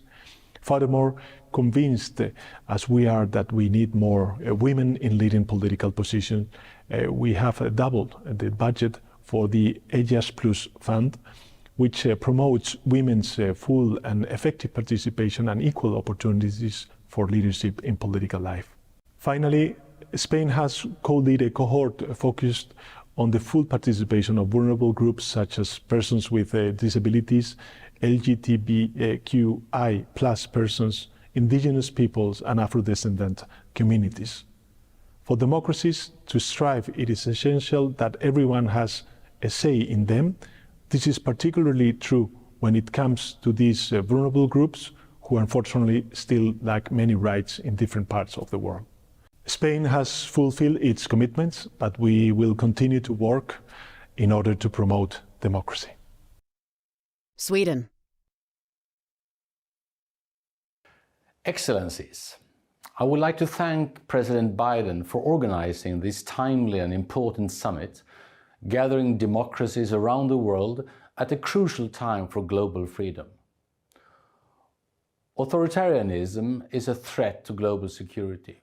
Russia's illegal and unprovoked full-scale invasion of Ukraine, a flagrant violation of international law and the UN Charter, make this very clear. But by joining forces, democracies can turn the tide. To be effective, we must lead by example. Let me highlight Sweden's progress on some of the Swedish commitments set out at the first Summit for Democracy. A National Human Rights Institute has been launched to reinforce the protection of human rights in Sweden. A new government agency for psychological defense has been established, tasked with countering foreign disinformation and contributing to strong democratic resilience. Sweden continues to be one of the world's largest donors for human rights, democracy, and the rule of law. We have made upholding and strengthening democratic values and the rule of law a top priority during our current presidency of the European Union for a safer, greener, and freer Europe. Excellencies, there is no democracy without women's full political participation. Sweden co-leads the Summit for Democracy cohort on gender equality as a prerequisite for democracy. We are pleased that the cohort has presented recommendations resulting from broad consultations on how to advance gender equality to strengthen democracy. Looking ahead, Sweden is committed to supporting free and fair elections, protecting human rights defenders, and supporting pro-democracy movements. And we will help Ukraine win its fight for freedom against Russia. Creating platforms for collaboration between democracies has never been more important. The Summit for Democracy has provided an important framework for cooperation. Together, we will show that democracy delivers peace, development, and human dignity. Thank you so much. Luxembourg. Dear Mr. President, dear co-hosts, dear colleagues and friends, this summit comes at a moment when standing for democracies, all in its shapes and forms, has taken a new dimension. The Russian attack on Ukraine has shown us once more how important it is to protect our democratic systems from being undermined. The international rules-based order has taken a serious blow by the war of aggression launched by a permanent member of the UN Security Council against a neighbor. I strongly condemn this blatant violation of the UN Charter and call on Russia to stop this war immediately. The resilience and bravery of our Ukrainian friends also show us what fighting for freedom, for democracy, and our common values means. Let me take this opportunity to reiterate Luxembourg's strong support to Ukraine and its fight to preserve its values, democracy and history. The war in Ukraine is a useful reminder for all of us not to take for granted all that we have achieved and keep working on improving it every day. The protection and promotion of democratic values and human rights are the very foundations upon which our societies are built. Although Luxembourg has a strong human rights record, notably regarding women's rights, support and promotion of sexual and reproductive health and rights, gender equality and the rights of LGBTQI+ persons, we always strive to do better. That is why we are committed to combating discrimination in all of its forms. It is with that mindset that the Luxembourg government has recently appointed a national coordinator of policies combating racism, anti-Semitism, and hatred towards LGBTQI+ people. This is an important contribution to our national approach of preventing discrimination and promoting respect for diversity. Those concepts are fundamental if we want our societies to be peaceful, inclusive, and forward-looking. Luxembourg has consistently also allocated more than 1% of its gross national income to development assistance, with a strong mandate to leave no one behind. 1/5 of these resources focus on the empowerment of civil society, showing our commitment to work with all stakeholders. Democracy and democratic values must not only be protected at home, but also promoted externally. As a founding member of the European Union, the United Nations, the Council of Europe, and many other international organizations, our commitment to the international rule of law and multilateralism is well documented. As a current member of the UN Human Rights Council, we are taking this commitment very seriously. Thank you. Montenegro. Dear President Biden, dear Excellencies, I am grateful for the opportunity to be part of the second Summit for Democracy that promotes fundamental democratic values, gives new dynamics to partnership relations, and enables Montenegro to demonstrate its commitment to universal democratic principles in the spirit of alliance. At this moment, when we all feel consequences of the aggression against Ukraine, and until recently we are fighting the pandemic, it's our duty to actively work together to preserve democracy. Since the renewal of independence, Montenegro has been devoted to the implementation of necessary reform, and as a member of NATO, it continues to contribute to collective security. Facing democratic challenge, we remain truly commitment to European integration as our foreign policy priority. I want to emphasize that Montenegro achieved concrete results in the fight against corruption and organized crime through a series of actions by the police and the Special Prosecutor Office. The recent election of the Constitutional Court judges sent a clear message that Montenegro is committed to strengthening democracy institutions. At the same time, cooperation with NGOs was intensified and concrete steps were taken for the sake of improving the exceptional legal framework. I will remind you that the last year Montenegro was targeted by several cyber attacks, which showed the weakness of the system, and therefore I would like to emphasize the importance of improving democracy through technology. The Computer Incident Response Team was formed, and necessary steps from Digital Academy and the Agency for Cybersecurity are taken. Support for free and independent media is a crucial condition for the functioning of democratic societies. Therefore, we continue our full commitment to fight for freedom of speech and environmental in which journalists will feel very safe. The most important task is to ensure the rule of law by securing equality of citizens, building stronger and more efficient institutions, preserving security, fighting corruption and organized crime, strengthening the independence of the judiciary, improving the position of members of minorities, and supporting free and independent media. Dear colleagues, I hope and expect that we will be part of our collective voice that will reach every corner of our planet. We have a dream of a world in which democracy prevails. Montenegro is on the team. Switzerland. Mr. President, Excellencies, ladies and gentlemen. First, I would like to thank President Biden for convening the second Summit for Democracy. It is a timely opportunity for all of us to reaffirm our commitment to the principles of democracy and to strengthen cooperation on the international level. Switzerland is a multicultural and multilingual country. Our political institutions are founded on constant dialogue and compromise. Following the first summit, we embarked on a year of action. And today, I would like to highlight some of the progress we made. Firstly, we are fostering democratic participation. Without participation, democracy becomes technocracy. We developed an application that provides voters with non-partisan and objective information on candidates and political parties. Digital tools can be a powerful means to stimulate civic participation.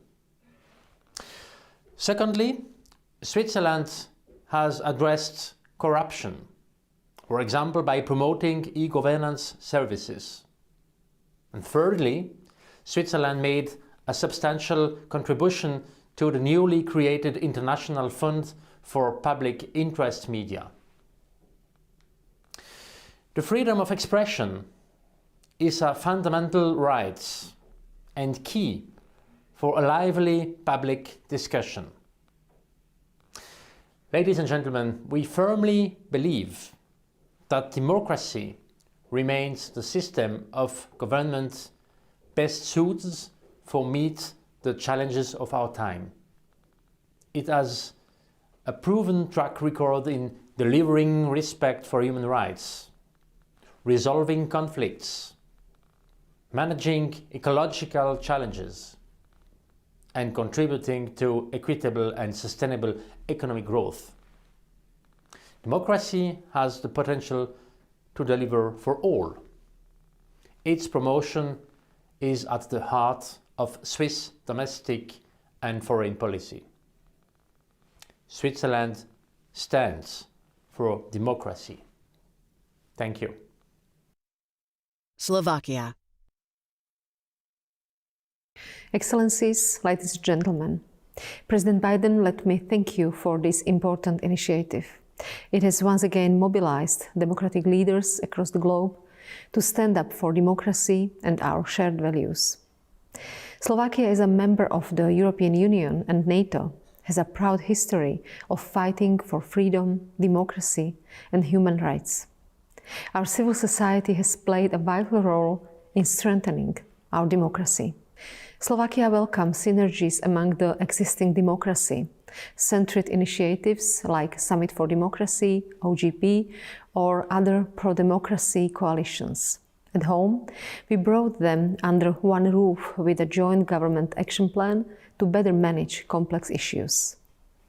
In the year of action, Slovakia introduced several policies, including judiciary reforms and whistleblower protection. Our register of beneficial owners is one of the key methods to fighting corruption and money laundering. We are now working to make it a Europe-wide legal instrument to go after illegal money flows. We cooperate with the Netherlands on a support system for journalists facing threats.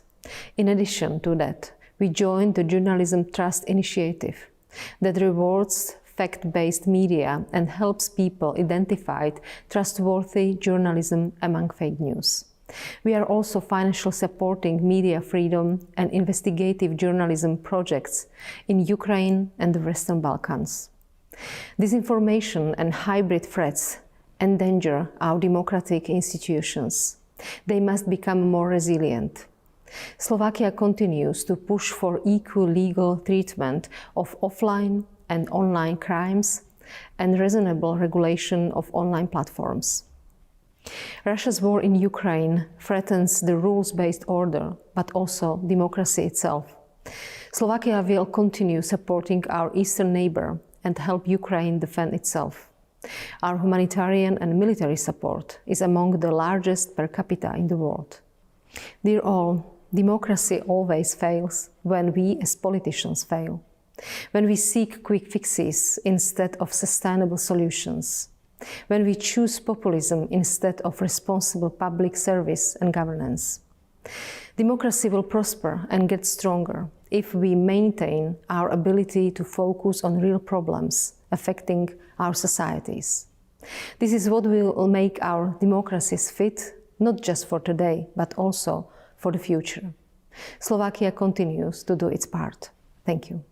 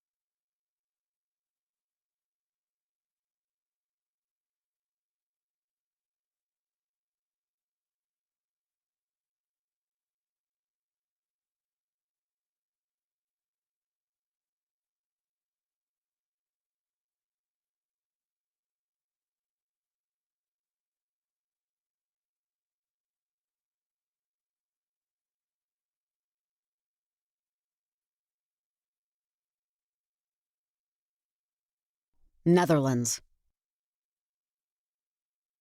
Since the last summit for democracy was held 2 years ago, the world has changed dramatically. Today, in Europe too, democracy is under pressure. That's something we should be concerned about, and indeed we are. This is a wake-up call. We can't assume that democracy is self-evident, that's eternal, that it comes for free. Democracy requires an ongoing commitment from us all. Naturally, since February last year, our attention has been focused on the brutal Russian invasion of Ukraine. It's a terrible situation, but we must not lose sight of our wider duty to defend the basic foundations of democracy. And I can assure you, in the Netherlands, we take that duty very seriously. Since 2022, for example, we have been co-chairing the Media Freedom Cohort, a crucial instrument in a time of misinformation and disinformation. It's getting harder and harder for people to navigate a world filled with half-truth and outright lies. So we need journalists who can counter false narratives with objective, factual information. To that end, over the next 5 years, we are funding 2 programs that will enhance the safety of journalists worldwide and sources and whistleblowers too. By protecting them, we enable them to do their vital work, standing up for what is just and what is right. But the problem doesn't stop at media freedom. Around the world, civil society organizations and human rights defenders are under pressure too. We must challenge that trend because these organizations and individuals are essential to any democracy. So the Netherlands is also supporting 2 programs aimed at bolstering their security. Lastly, I'd like to mention one of the main topics of this summit, combating corruption. As the past year has shown, corruption is a problem in the Netherlands too. It's a problem we are confronting head-on. Both in the Netherlands and beyond, we are working to develop an effective approach. We joined forces with Canada and Ecuador, for instance, to identify key anti-corruption proposals. We have now discussed these with over 50 countries, and we will continue the discussion at the next meeting in Quito. This summit will show where we stand and encourage us all to take concrete actions, because words alone are not enough. Democracy is never perfect, it has weaknesses, and it certainly faces threats. But it is also incredibly resilient.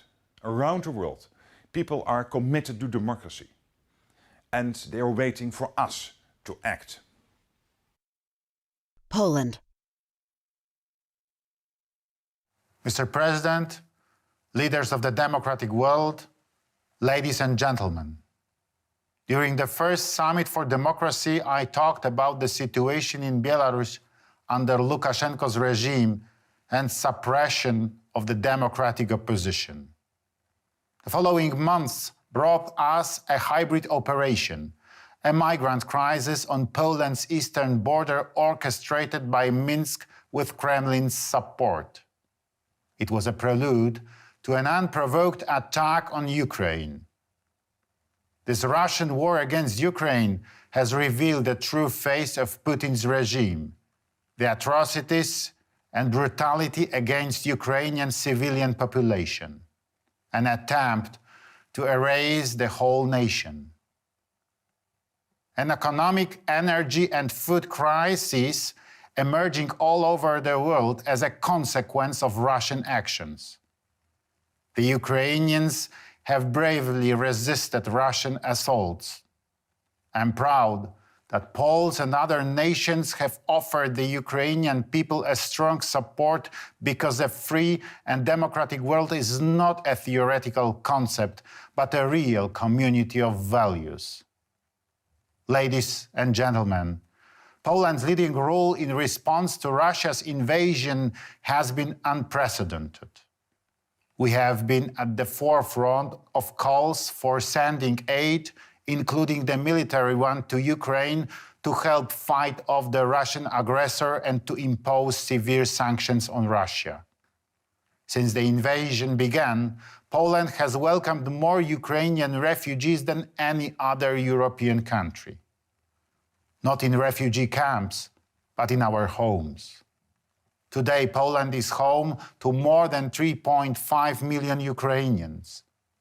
OECD data showed that last year Poland spent over $9 billion, 1.5% of its GDP, on humanitarian aid for Ukraine. We also act as a logistic hub for aid transfers from other countries. Poland pledges to continue its support for Ukraine in order to stop Russian neo-imperialism. We will also continue our support to democratic Belarus. Ukraine has never been and will never be alone in its fight, because Ukrainians are fighting for all of us. Unless stopped, Russia is ready to go much further. Thank you. Slovenia. I'm very pleased to be part of this year's Summit for Democracy, and let me thank President Biden for this timely initiative. As a first-time politician, I came to the world of politics with no political baggage. As a human rights lawyer, I lived a life in which the power of argument was the order of the day. I am terrified to see how in international politics the power of argument loses the battle against the argument of power. We in Europe have war. The war is different. It is a straightforward global challenge to democracy and the rule of law. The Charter of the United Nations, the constitution of the world, was blatantly violated by the Russian aggression against Ukraine.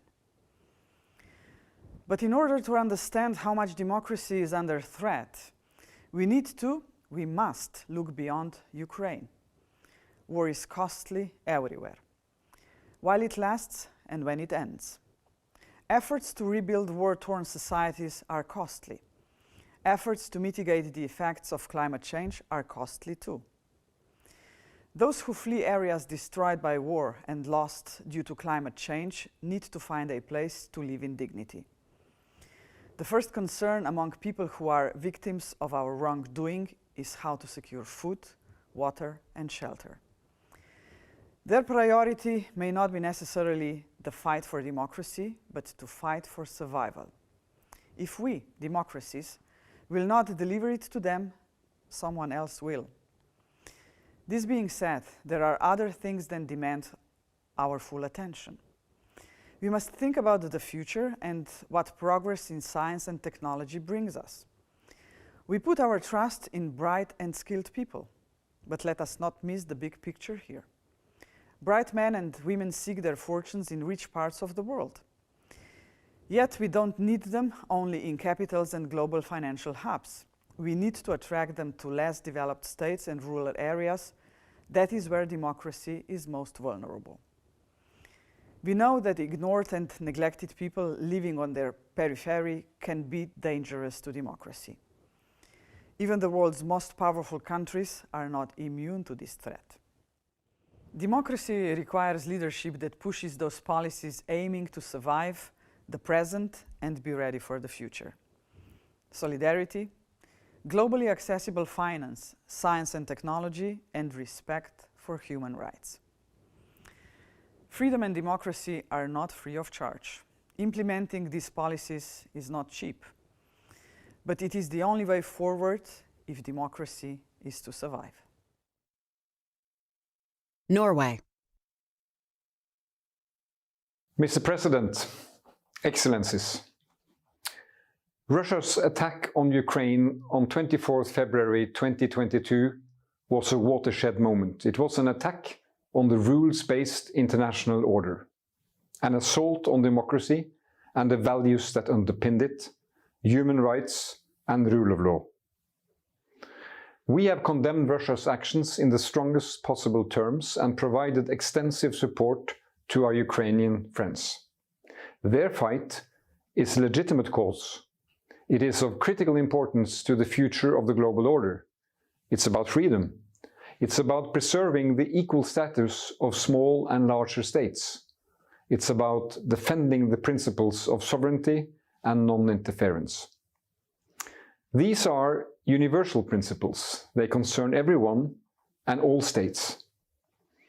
We take solace in the overwhelming support for the Ukrainians that countries are now showing, in the way that democracies, small and large, have recognized the threat and are stepping up to the challenge. We know that democracies have inherent strengths. It is incumbent on all of us to reinforce these strengths. Like any organism, democracy needs nurturing. It needs custodians who believe in the big idea and are committed to protecting all the elements that are essentials for it to thrive. Rule of law, human rights, accountability, transparency, and inclusiveness. Dear friends, we must not be naive. Freedom is regressing globally. Democracy is under threat, both from within and from outside our own societies. We need to understand the nature of these threats and take steps to address them. To that end, Norway is currently assessing the state of our own democracy. We make an assessment that will be finalized in the autumn, and we intend to use it to improve our own institutions and strengthen our political processes. Internationally, we will continue to support democracy and human rights, to fight for women's rights and gender equality, to promote freedom of expression and independent media worldwide, to combat corruption and illicit financial flows, and to support civil society and those who stand up for democracy under threat. Civic space is the bedrock of any open and inclusive democracy. Without it, democracy dies. On this 25th anniversary of the UN Declaration on Human Rights Defenders, let us all reaffirm our commitment to its aims. As history has shown time and again, democracy is not a state, it's a process. And we should celebrate and to the very least protect all those who participate. Thank you. Democratic Republic of the Congo. Excellence, Monsieur Joe Biden, président des États-Unis d'Amérique. Excellences, Mesdames et Messieurs les chefs d'État et de gouvernement, distingués invités, ce deuxième rendez-vous pour la démocratie nous donne l'occasion d'évaluer les progrès accomplis plus d'un an après notre rencontre du 9 décembre 2021 sur le chemin escarpé de la construction du système de gouvernement de la cité le plus prisé au monde depuis des siècles. Une fois de plus, nous saluons chaleureusement cette initiative du président des États-Unis d'Amérique. La fois dernière, j'ai brossé le tableau des principales actions entreprises par la République démocratique du Congo en matière de démocratie depuis ma prise de fonction à la tête de ce pays. Je réaffirme avec force ma détermination de faire de la République démocratique du Congo un modèle de démocratie en Afrique. Le processus de démocratisation de mon pays est irréversible et nul ne pourra jamais l'arrêter.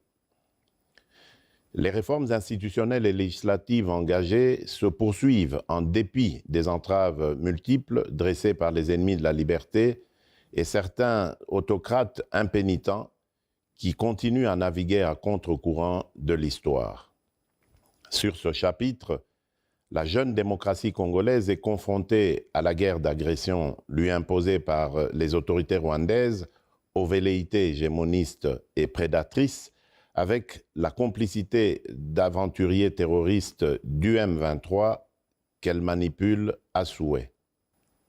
Excellences, Mesdames et Messieurs les chefs d'État et de gouvernement, distingués invités, il n'y a pas d'ennemi à la démocratie plus que la guerre, car non seulement celle-ci désarticule le fonctionnement de l'État, mais aussi elle inocule dans la société le virus de la violence, emmène son lot de catastrophes humanitaires et prive les pouvoirs publics des ressources nécessaires à la réalisation du bien-être social.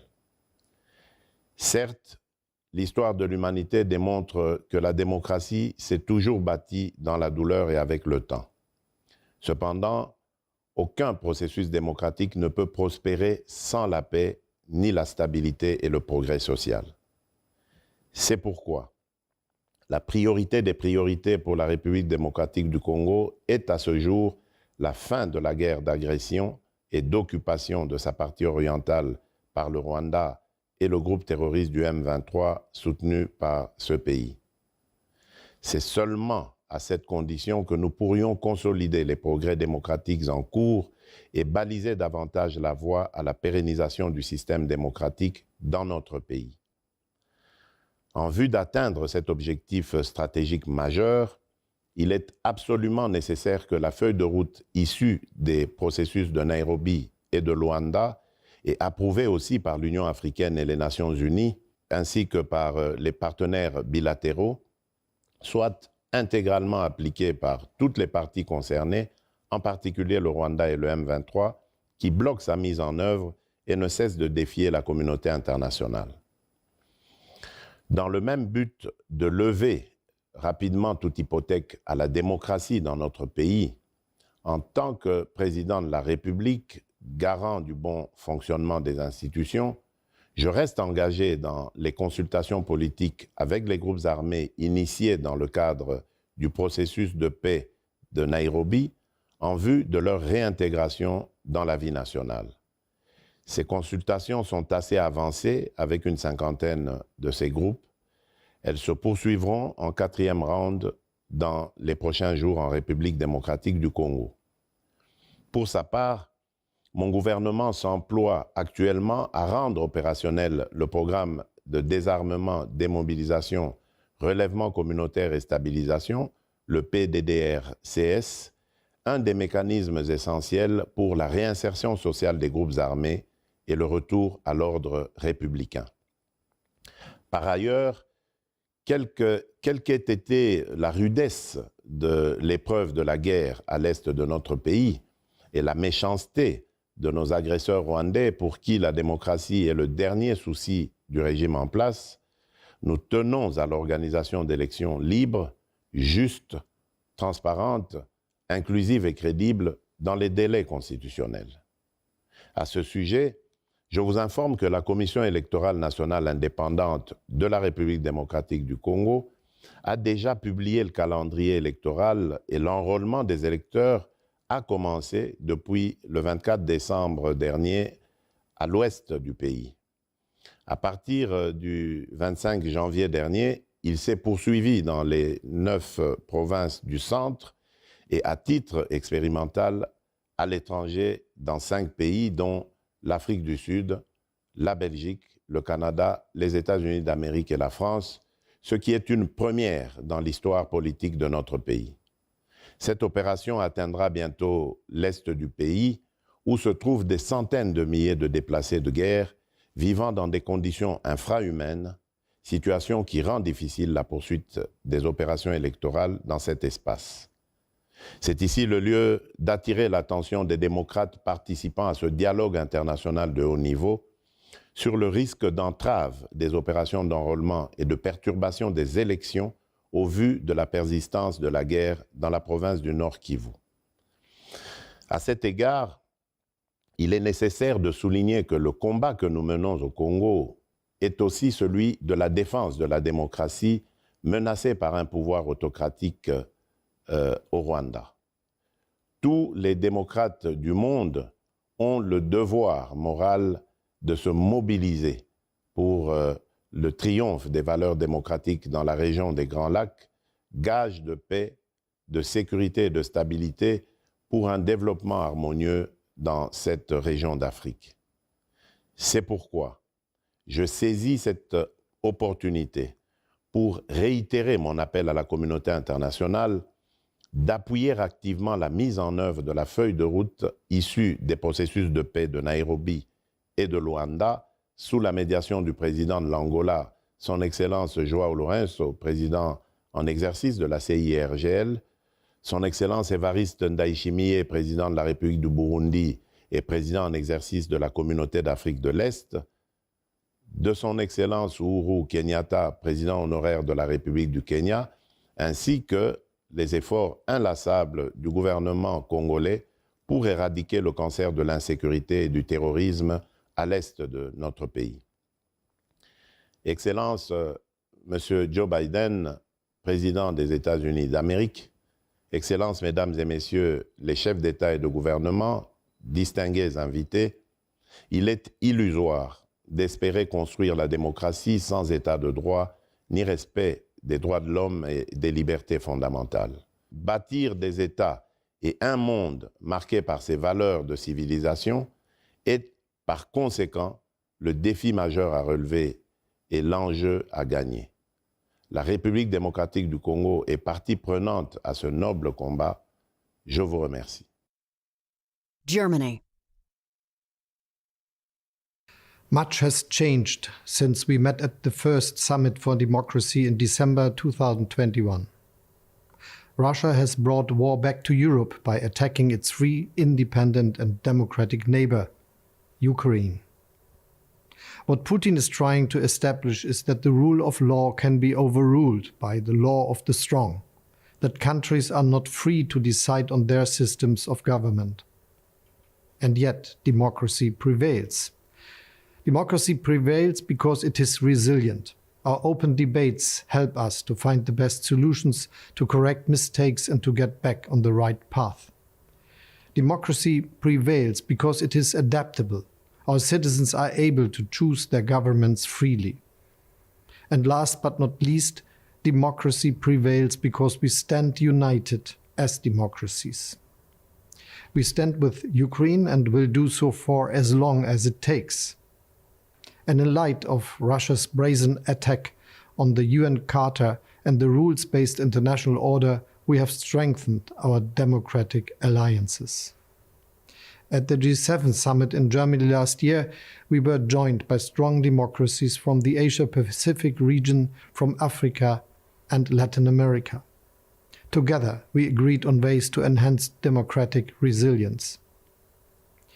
At the European level, we are making even better use of our neighborhood and accession policy to advance democracy, prosperity and peace across the entire European continent. Our joint decision that the countries of the Western Balkans, as well as Ukraine, Moldova and, in the future, Georgia, have a firm place inside the European Union will advance the rule of law, transparency and democratic values in Europe. And finally, we are also taking action at the national level. The German parliament is currently debating a bill that will promote democracy, prevent extremism and advance political education by supporting the efforts of civil society. With a dedicated initiative named after the German philosopher Hannah Arendt, we are assisting more than 1,000 media professionals and defenders of freedom of expression in conflict zones abroad, as well as in exile in Germany. Because freedom of speech and the free critical press are vital for democracy. It is true that the past year has held tremendous challenges for our open societies, and yet it has shown us what we, as democracies, can accomplish when we stand together. Today, therefore, I am more certain than ever that the future belongs to democracy. Thank you very much, and thank you, Joe, for this important and encouraging initiative. Malta. Excellencies, ladies and gentlemen, the ongoing aggression against Ukraine is a blatant violation of the core values of democracy: human rights, territorial integrity, sovereignty, and the rule of law. This summit comes at the right time to send a collective and unequivocal message. Together, we stand with Ukraine and uphold their right to peace, freedom, and democracy. Excellencies, since the last Summit for Democracy, Malta has worked tirelessly to deliver on our commitments and to identify new goals. We took decisive action to step up our fight against money laundering and corruption, implementing the recommendations of the Financial Action Task Force. Through extensive collaboration with stakeholders and dedication, last June, the FATF recognized our significant progress, leading to Malta's removal from the list of jurisdictions under increased monitoring. Another priority was reinforcing media as one of the main pillars of democracy. A committee of experts on the media was established to analyze the journalistic and media sector, as well as to give feedback on legislative instruments proposed by government to Parliament, aimed at affording the highest level of protection to journalists in Malta. The overall goal was to consolidate the role of journalists and their significant contribution to the functioning of democracy. Anti-SLAPP provisions, as well as increases to penalties for crimes against journalists and limitations to libel suits against deceased daughters, will also be introduced as part of our commitment to advance democracy. Democratic values are and will remain at the heart of our policies. We are working to deliver improved access to justice and information. I am pleased to share that the strategy for the digitalization of the law courts, a commitment made at last year's summit, has been finalized and is being implemented. Malta is convinced that society cannot reach its full potential without enabling every individual to thrive without gender-based obstacles. We are determined to continue to build on the progress made and spearhead further reforms. To this end, the first gender equality and mainstreaming strategy and action plan was launched last year. This strategy aims at identifying and eradicating gender obstacles, biases, and stereotypes by strengthening the gender perspective at all levels and stages of policy making. Gender democracy is fundamental and remains a key priority for my government.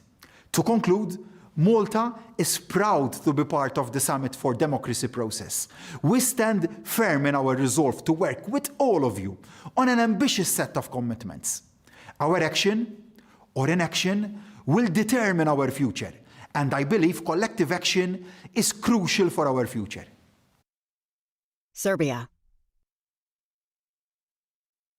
Mr. President, Your Excellencies, ladies and gentlemen, it is a true honor to address you again at the Summit for Democracy. I am grateful to President Biden and our American partners for providing this important platform that has proved itself to be an engine room for advancing democratic values and practices over the past 2 years. The challenges we are facing globally require our united voices. The principles of respect for human rights, rule of law, and international rules-based order are to be echoed and upheld by each one of us. The ongoing conflict in Ukraine has again brought to light the absolute necessity for universal and unwavering observance of international law by all. The Republic of Serbia will keep advocating for the consistent observance and non-selective application of those provisions and principles. The complexity of the global developments and trends, including global security, public health, food supply, climate change, and other challenges, calls for strengthening our national efforts under the united voice of democracy, equal rights, and opportunities for all. Both individual and global stability and progress require our national commitment. I am proud to share with you that Serbia has shown consistent commitment and, by delivering on its promises made in 2021, completed all of its pledges. Our first of 4 pledges was to improve the integration of the Roma community. A comprehensive institutional approach resulted in addressing the social inequalities and better inclusion of the Roma people in public institutions and other areas of civil society. The Republic of Serbia underwent a process of amending its constitution in order to strengthen the independence of the judiciary and the autonomy of public prosecution, as stated in our second pledge. The constitutional amendments and accompanying set of judicial and public prosecution laws adopted in the National Assembly had been previously assessed by EU bodies, are inclusive, transparent, and in line with European standards. Our strong and continuous commitment to fight corruption, reflected in the third pledge, resulted in the successful implementation of GRECO recommendations as assessed by the Council of Europe's body. The Republic of Serbia is fully committed to promoting regional cooperation, peace, and stability. We believe that a prosperous and connected Western Balkans provides an appropriate framework for further development and strengthening of democracy throughout the region. Guided by these ideas, the Republic of Serbia, together with partners in the region, launched the Open Balkan Initiative and enabled, among other 4 key freedoms, the freedom of movement for workers as one of the fundamental European values as stated in the last pledge. Ladies and gentlemen, Serbia is fully committed to democratic principles and European values. Full EU membership remains one of our key foreign policy priorities and strategic goals. The effort towards achieving that goal is not for the sake of the accession process, but for a better future for all our citizens. I firmly believe in the values and principles of democracy and our shared commitment to global progress. The gathering of democracies under the summit has generated momentum for strengthening and promoting principles and values which are essential for enabling our countries and people to live up to the best of their potential. Democracy needs each and every one of us, and a peaceful and prosperous future needs democracy. Thank you. Czech Republic. Mr. President, Excellencies, ladies and gentlemen, I would like to thank President Biden for convening this second Summit for Democracy. In December 2021, at the first summit, our countries resolved to join forces to strengthen democracy and support human rights around the world. We did this because we recognized that our democracies were facing serious challenges and threats, both internally and from outside our borders. Unfortunately, only a couple of months later, one such threat became a reality when Russia launched its brutal war against Ukraine, violating the UN Charter. The war has caused incredible suffering in Ukraine, but also in other parts of the world. We must make sure that those responsible for the countless war crimes and other crimes, including the crime of aggression, are held accountable. The senseless war and challenge to the international order makes our work here at the Summit for Democracy even more important. Strengthening democratic institutions, fighting corruption, supporting civil society and independent media are all necessary to make our democracies more resilient.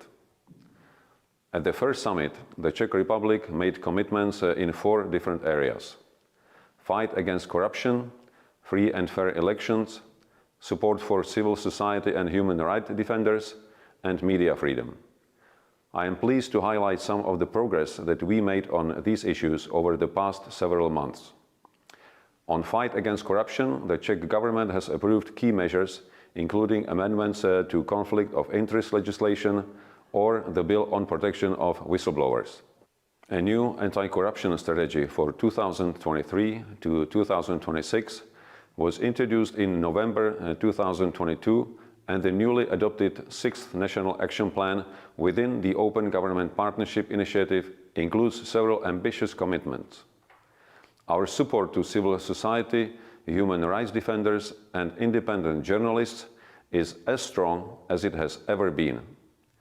Over the past year, we have issued hundreds of emergency visas for activists under threat from authoritarian regimes in their home countries.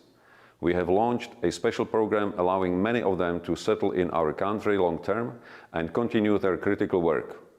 This is accompanied by an increase in project funding. To promote accountability for gross human rights violations, we have created a new national sanctions mechanism. During the year of action since the first summit, the Czech Republic was pleased to lead, together with Norway and International Center for Not-for-Profit Law, a democracy cohort on civic space. The cohort has developed a number of calls to action on several key issues such as participation in national decision-making processes, support to civil society in exile, or civic space at the United Nations. I would like to invite other states participating in the summit to join those calls and help us make them into a reality. Strengthening democracy at home and abroad is a long and open-ended process, a constant work in progress. No country can ever say it's done, but if we work together, we can be successful. Thank you. Liechtenstein. Dear President Biden, dear co-hosts, thank you for bringing democracies together today to deliver on a very fundamental promise: freedom and self-determination for our people and a common set of rules we can all rely on. What unites us in this group is a deep belief that these goals can be achieved if all can meaningfully participate.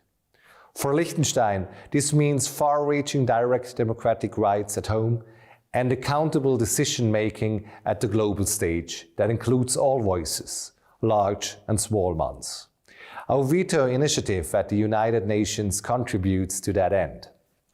What also unites us in this group is the need to confront those pursuing other objectives. The rule of law anchored in the UN Charter is the bedrock for our collective security. It has been bluntly violated by Russia's aggression against Ukraine. Today, we have to look in the mirror and ask ourselves, have we done enough to deter such behavior? Have we failed to protect our UN Charter? Have we, for too long, let leaders, unaccountable to their own people, commit international crimes with impunity? To me, it is clear that we need to do better. Liechtenstein stands with Ukraine in its brave fight for freedom and self-determination. It is a fight in all our names. Together with our partners, we will do whatever we can to deter Russia and to support Ukraine and others suffering the effects of this war. We stand with Ukraine in seeking justice for the grave international crimes committed against its people. And we support our international partners in seeking accountability for the Russian leadership in a special tribunal for the crime of aggression mandated by the UN General Assembly.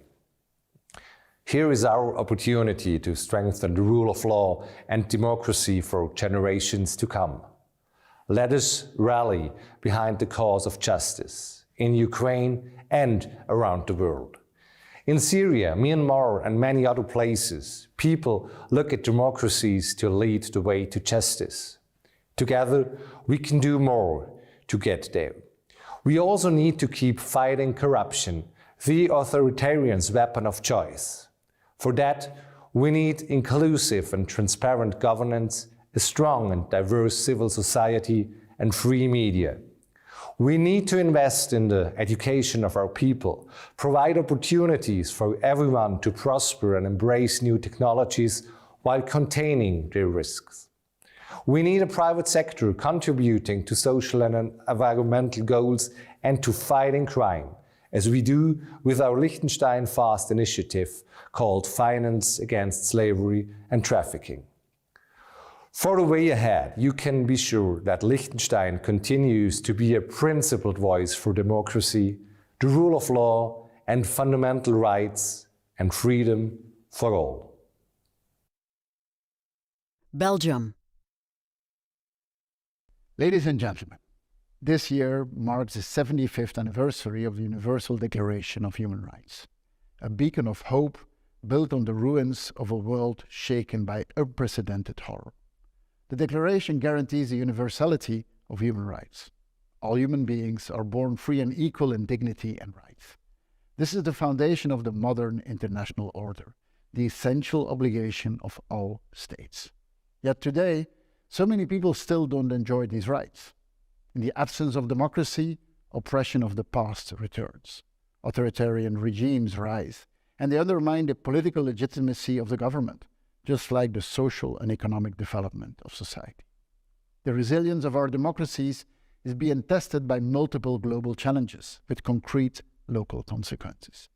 From the Russian invasion of Ukraine to its devastating effects on global food, energy, and finance systems. From the pandemic to climate change. From disinformation campaigns to attacks on human rights. Democracy and the rule of law are essential and complementary pillars of human rights. When the exercise of freedoms regresses, democracy itself is at risk. We cannot protect universal rights in the absence of strong democracies. This is why Belgium's participation to the Summit of Democracy is directly linked to the core rights and needs of the Belgian citizens, as much as those of citizens of the world. We have pledged several commitments for democracy on domestic and international level. For instance, we lowered the voting age to 16 years for the European elections. By giving young people the opportunity to actively participate in our democracy, we allow them to make their voices heard, and we further stimulate their interest in politics. My government also started a broad democratic debate on the modernization, the efficiency and the democratic principles of the state. An online platform was launched for citizens, civil society, academics, experts and the local authorities alike to share ideas and opinions on institutional reforms and democratic renewal. A vital precondition for bolstering our democratic values lies in the full, equal and meaningful participation of women in our societies, and more specifically, our political systems. Many individual women have overcome the obstacles and are actively participating in political decisions. But more can be done to encourage women to take the front seat and to enhance sustainable stability and peace. On the International Women's Rights Day, Belgium organized a debate on the political participation of women to identify further concrete actions to take. Gender equality, the human rights of women and girls, and their equal participation in decision-making are also priorities for Belgium's mandate at the Human Rights Council. With our unique institutional architecture, Belgium has a proven record of dialogue as a source of peaceful solutions. We remain ready to share our experiences and hope to join forces to promote peace in Ukraine, just like in other regions across the world. It is my strong belief that democracy, human rights, dialogue and respect for differences are far more effective weapons than hate and exclusion. Let us bring a positive narrative forward, the narrative of the open and inclusive values that we share. Let me be clear, we will not back down on democratic principles and human rights. Today, I am glad to see that Belgium is not alone in this resolve. Thank you. Italy. I would like to thank President Biden for this kind invitation to participate in the Summit for Democracy and for this meaningful initiative. Over the last few years, the world has radically changed. The pandemic first and Russia's brutal aggression against Ukraine afterwards have shattered our life. These two major events have posed unprecedented challenges and new threats to our democratic institutions. Democracy shouldn't be taken for granted. It is the result of a constant and joint effort. It is a tough job, a job in which I do strongly believe. Italy stands up today to reaffirm the importance of the rule of law and the protection of human rights. Together with Europe and like-minded partners and allies, we have proved to be united in a spirit of solidarity towards Ukraine. And I am proud of Italy's contribution to support Ukraine's effort to fight for its freedom and independence.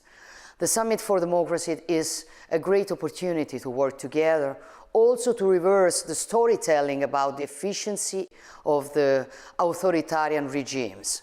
There is no trade-off between efficiency and freedom. We should not renounce to dialogue and share different opinions in the name of efficiency. I believe that democracies can reach better results according to our principles and respecting our values. It takes time, but it's worth, and together we can absolutely make it.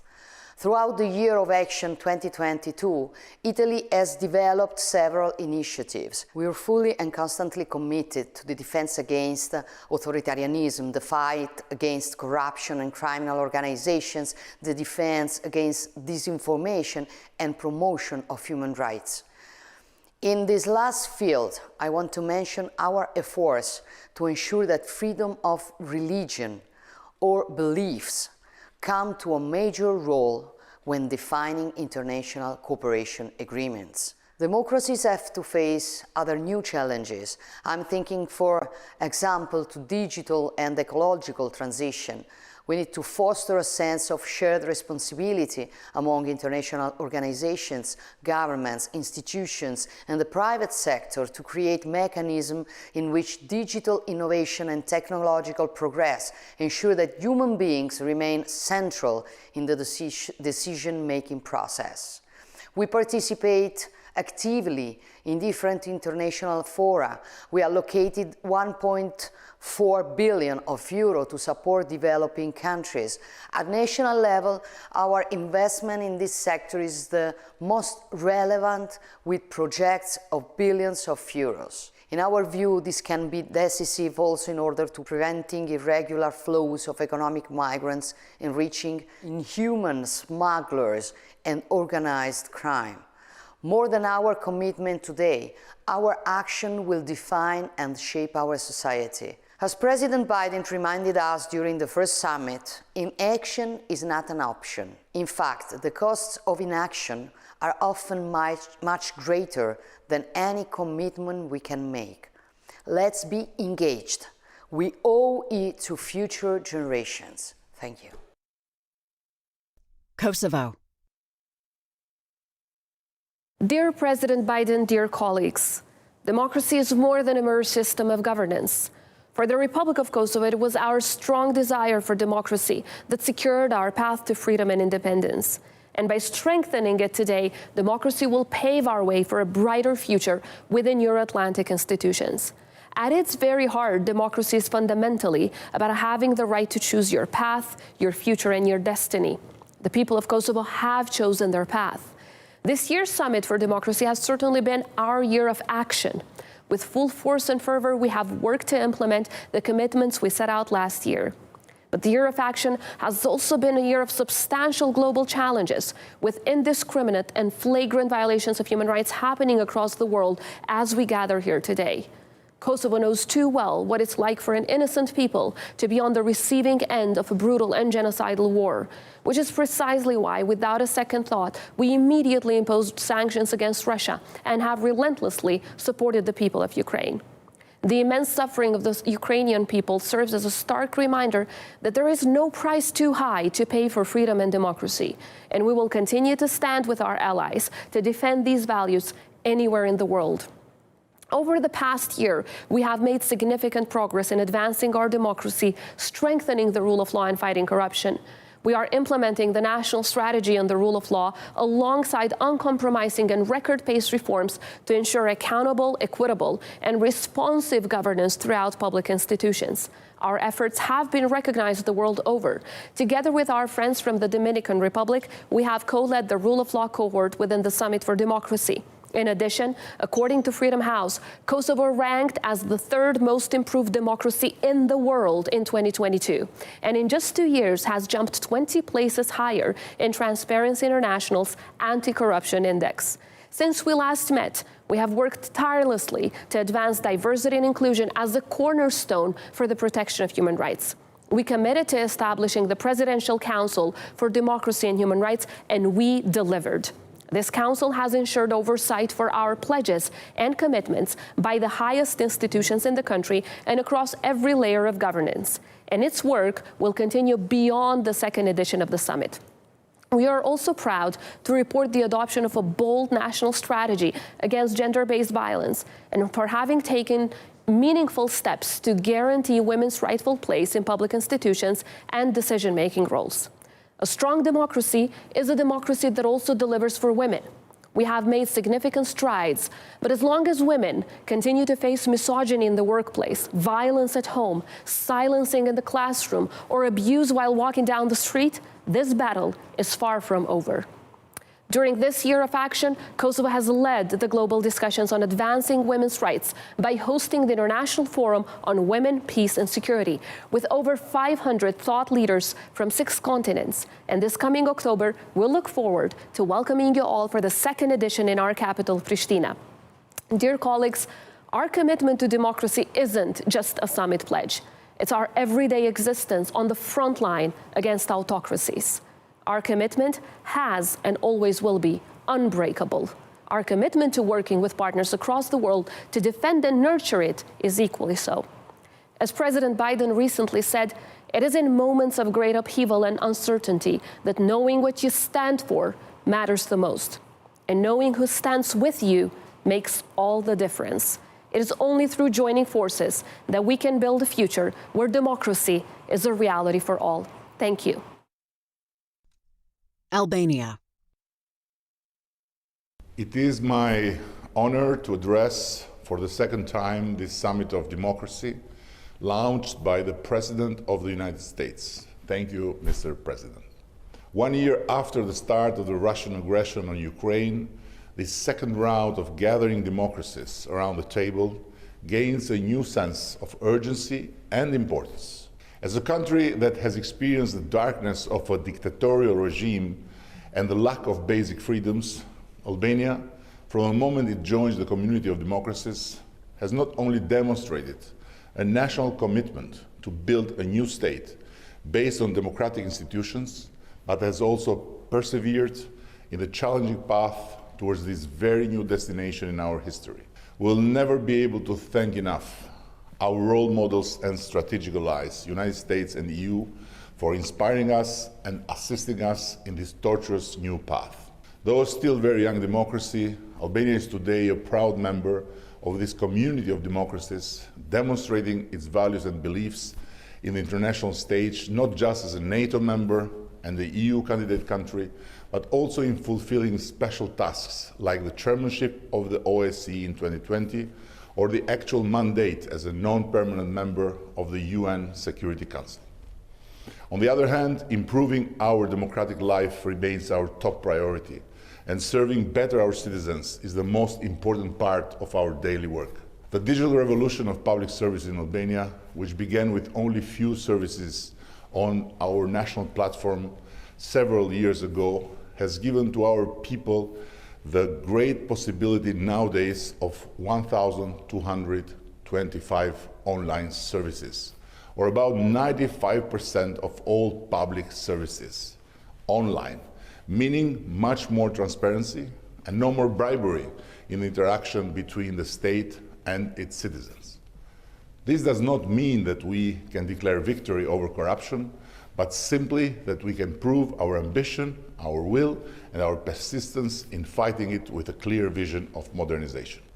Our judiciary reform, which lies at the heart of our transformative reform agenda, is finally showing the nation that yes, fighting corruption is not only possible, but is doable. So thanks to such a thorough reform and to the brand new institutions of justice, what was historically unimaginable until only some years ago is becoming practically possible. Individuals connected to the power being convicted and indicted. Never happened before in Albania's history. As part of the initiative of the Open Government Partnership, Albania continues to strive towards a more accessible, more responsive, and more accountable government for its citizens. We are proud to be on the top of the UN chart for the women participation in government and to see the gap of the gender working force tightening steadily every year, from more than 20% less than 10 years ago in less than 14% today. A lot has been done in all fronts, but more need to be done, and this is why we fight for, by being focused on our new destination of fully integrated Albania in the Euro-Atlantic community, and by serving this high purpose with hard work, hand in hand with our big allies. Lately, we have suffered a very vicious cyber attack from a dictatorship, namely Iran, and we remain hopeful that Albania's allies, US first and foremost, will do more to help us protecting our country in a war that we can't win alone. Thank you all. Croatia. Ladies and gentlemen, distinguished colleagues, as we gather for this second Summit for Democracy, our fundamental values and international order are under threat. Therefore, it is important to stay united and stand firm in protecting democracy, freedom, and the rule of law.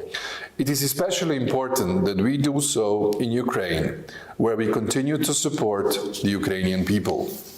Because they are not only defending their own freedom, they are taking a stand for the democratic world.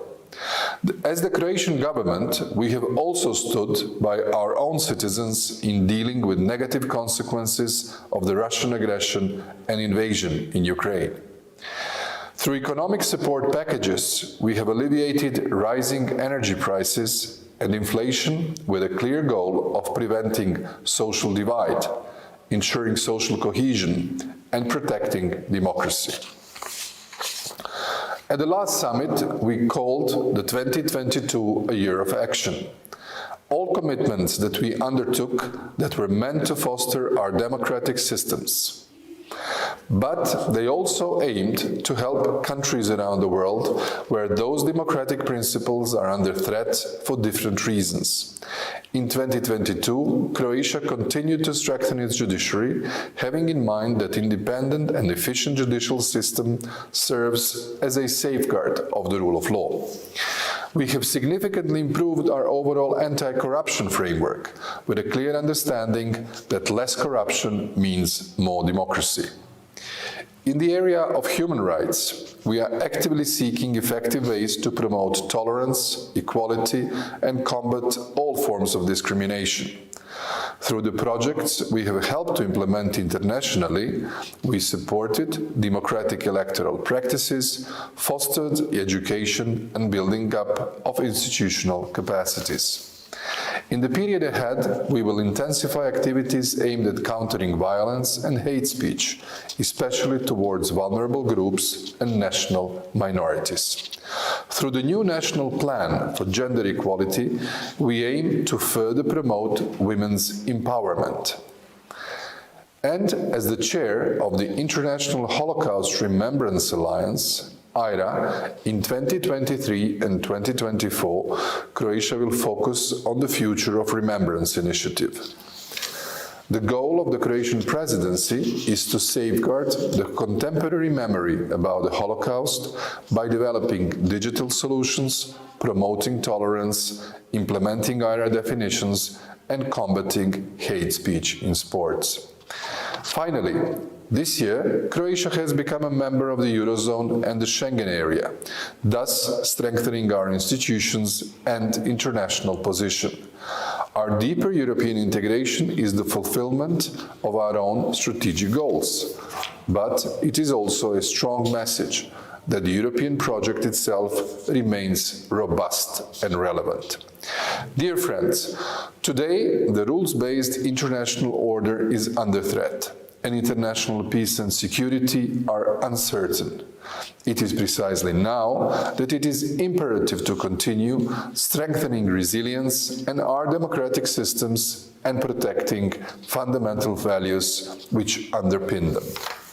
I can assure you that Croatia has been doing and will continue to do its share at this year's Summit for Democracy and beyond. Thank you. Bosnia and Herzegovina. Ladies and gentlemen, esteemed presidents and prime ministers, I greatly appreciate the opportunity to participate in the Summit for Democracy this year. All of us gathered here share the same fundamental values that characterize our societies and values towards which we must always strive, especially today when we are faced with multi-layered and intertwined global crises that seemed impossible only a few years ago. Therefore, allow me to thank you, President Biden, for this praiseworthy initiative of the United States, as well as the governments of Costa Rica, the Netherlands, the Republic of Korea, and the Republic of Zambia. This summit is an opportunity to reflect on the period behind us. The pandemic and Russia's unprovoked and unjustified aggression against Ukraine are the catalysts for slowed economic growth, double-digit inflation rates, and the deteriorating state of labor markets and food supply chains around the world. We cannot be blind to the fact that many autocracies and dictatorships seek to extend their influence to several regions in the world, including through the abuse of modern information technologies.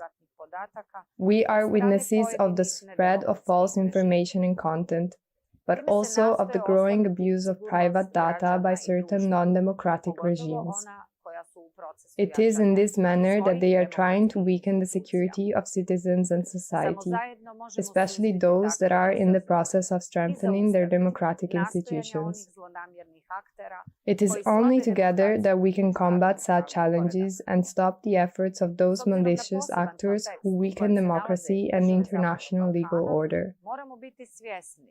Given the special context in which the countries of the Western Balkans find themselves, we must be aware that the aforementioned non-democratic trends bear even greater repercussions on our societies. I will remind you that, when we replaced the socialist system with democracy 3 decades ago, a bloody conflict that took tens of thousands of lives began in my country. We succeeded with the leadership and aid of the United States of America and European countries in preserving the multinational country of the three constituent peoples, Bosniaks, Croats, and Serbs, and all other citizens. Much like some European countries and regions that are founded on the principles of power sharing, Bosnia and Herzegovina is a democratic country in which its three main peoples share power in the collective institutions of the country and entities, especially in the entity of the Federation of Bosnia and Herzegovina. National and ethnic affiliation, gender, language, and other identity differences must not be a reason for exclusion from key democratic and necessary transition processes. In the forthcoming period, Bosnia and Herzegovina will, in order to strengthen human rights, harmonize its internal legislation with the highest European standards of human rights and democracy.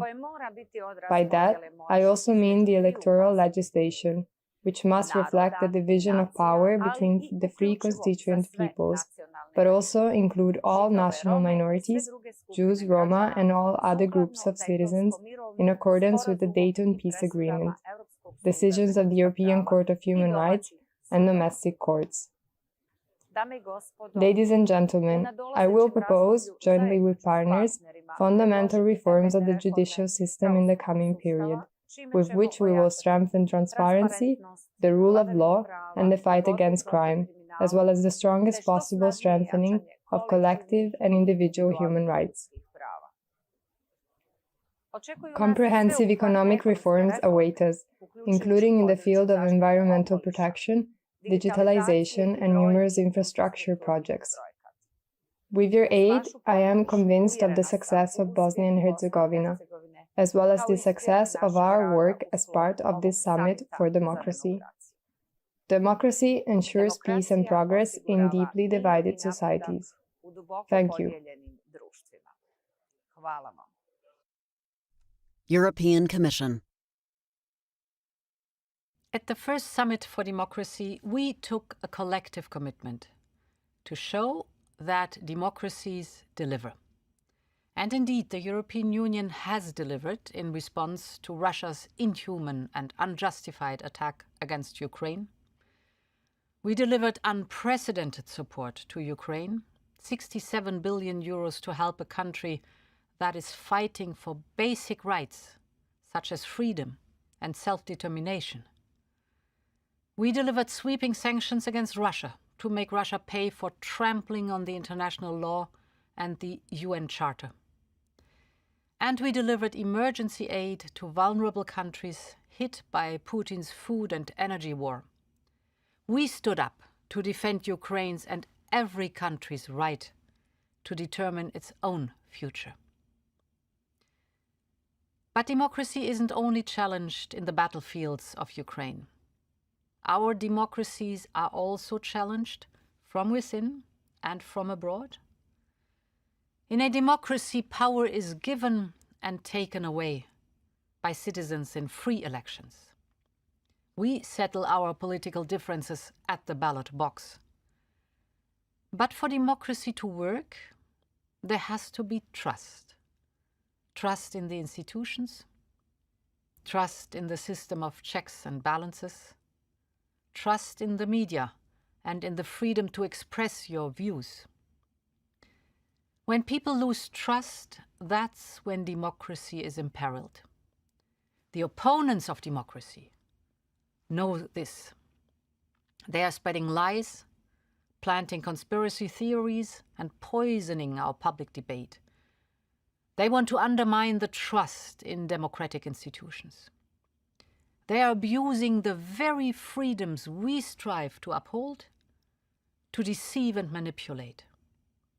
But we are fighting back.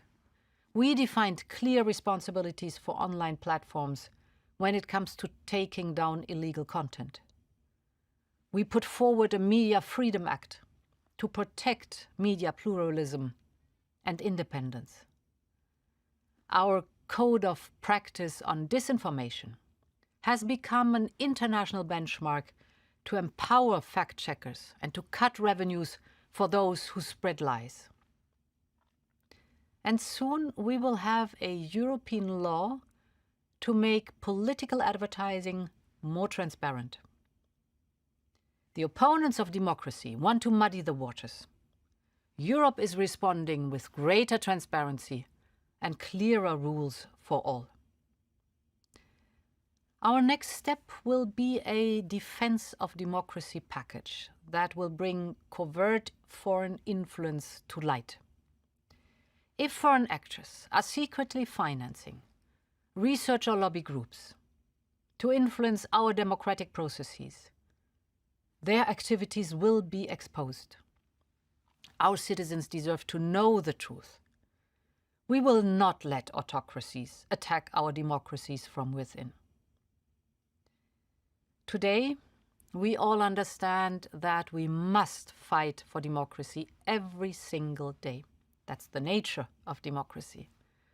We can never take it for granted. We must always take care of it and renew that bond of trust between the people and the institutions that serve them. United Kingdom.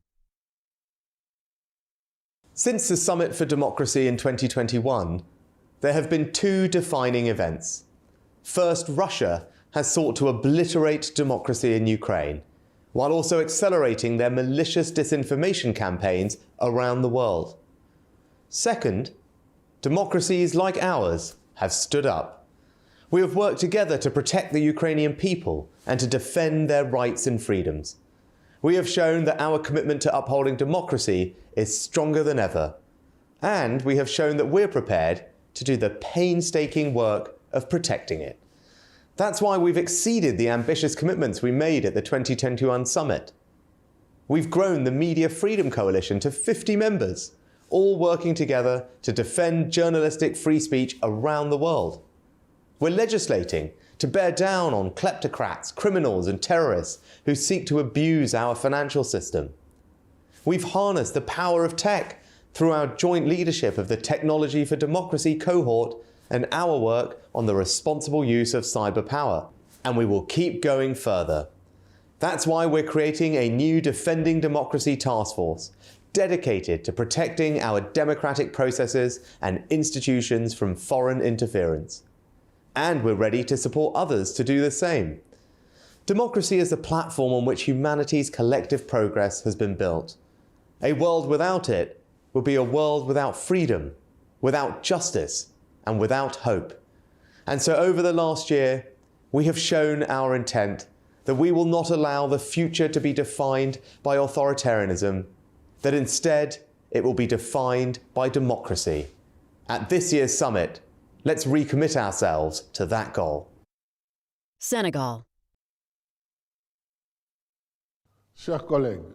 Dear colleagues, ladies and gentlemen, I would like to thank President Joe Biden for his kind invitation, as well as my colleagues from the Republic of Korea, Costa Rica, the Netherlands and Zambia, co-organizers of the Second Summit for Democracy. I take this opportunity to reaffirm that Senegal is anchored resolutely in our shared values of freedom, democracy, and respect for human rights. At our first summit, we made a commitment to continue implementing our shared ideals through our actions. In that spirit, I am happy to inform our summit that in the space of 6 months, in January and July 2022 respectively, Senegal held local and parliamentary elections unanimously deemed peaceful, free and fair by national and international observers. Following the same standards, we will hold the presidential election in 2024. But beyond the values of freedom and democracy, which we defend together, I think it is equally necessary that we do more in solidarity to counter the perils that are increasingly threatening the democratic system. I am thinking of extreme poverty and social inequality.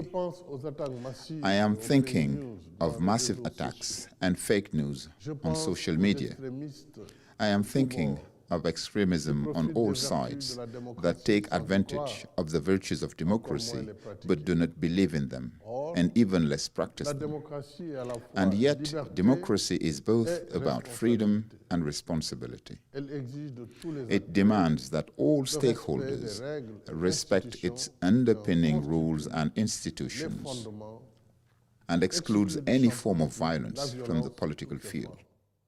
Besides, the tendency of vote fragmentation shows that the future of the democratic system will also hinge on our capacity to be open-minded and accept dialogue to build, beyond partisan lines, sustainable consensus for the power sharing and stability that are necessary in the running of public affairs.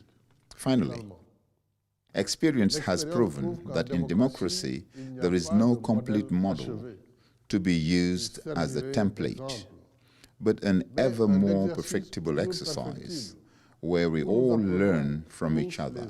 This is the meaning Senegal gives to our summit. I wish us full success in our deliberations, and I thank you. Portugal. Democracy delivers freedom, and freedom is as essential to us as food, water, or air. It is an essential part of human condition. Without freedom, no individual can be complete. We need it to find our true selves and to achieve our full potential. Being essential to us as individuals, it's also vital to our collective life, to our societies. Art needs freedom, culture needs freedom, science and innovation need freedom. No country can be prosperous, inclusive, peaceful, and developed without a free society, without free citizens. There may be many ways to achieve freedom, but there is only one way to truly preserve and guarantee it: through democracy. That is why we must protect democracy and make it stronger every day. We can never take it for granted. Democracies are constantly challenged, and the menaces we currently face are clear. Growing inequalities, fake news, and hate speech are fuel to rise and dangerous populism all over the world. We need to act decisively. First and foremost, we need to invest in education. There can be no free democratic societies without conscious and free-thinking citizens. Quality education is key to achieve this. For that reason, we should encourage our youth to stay in school and democratize higher education access.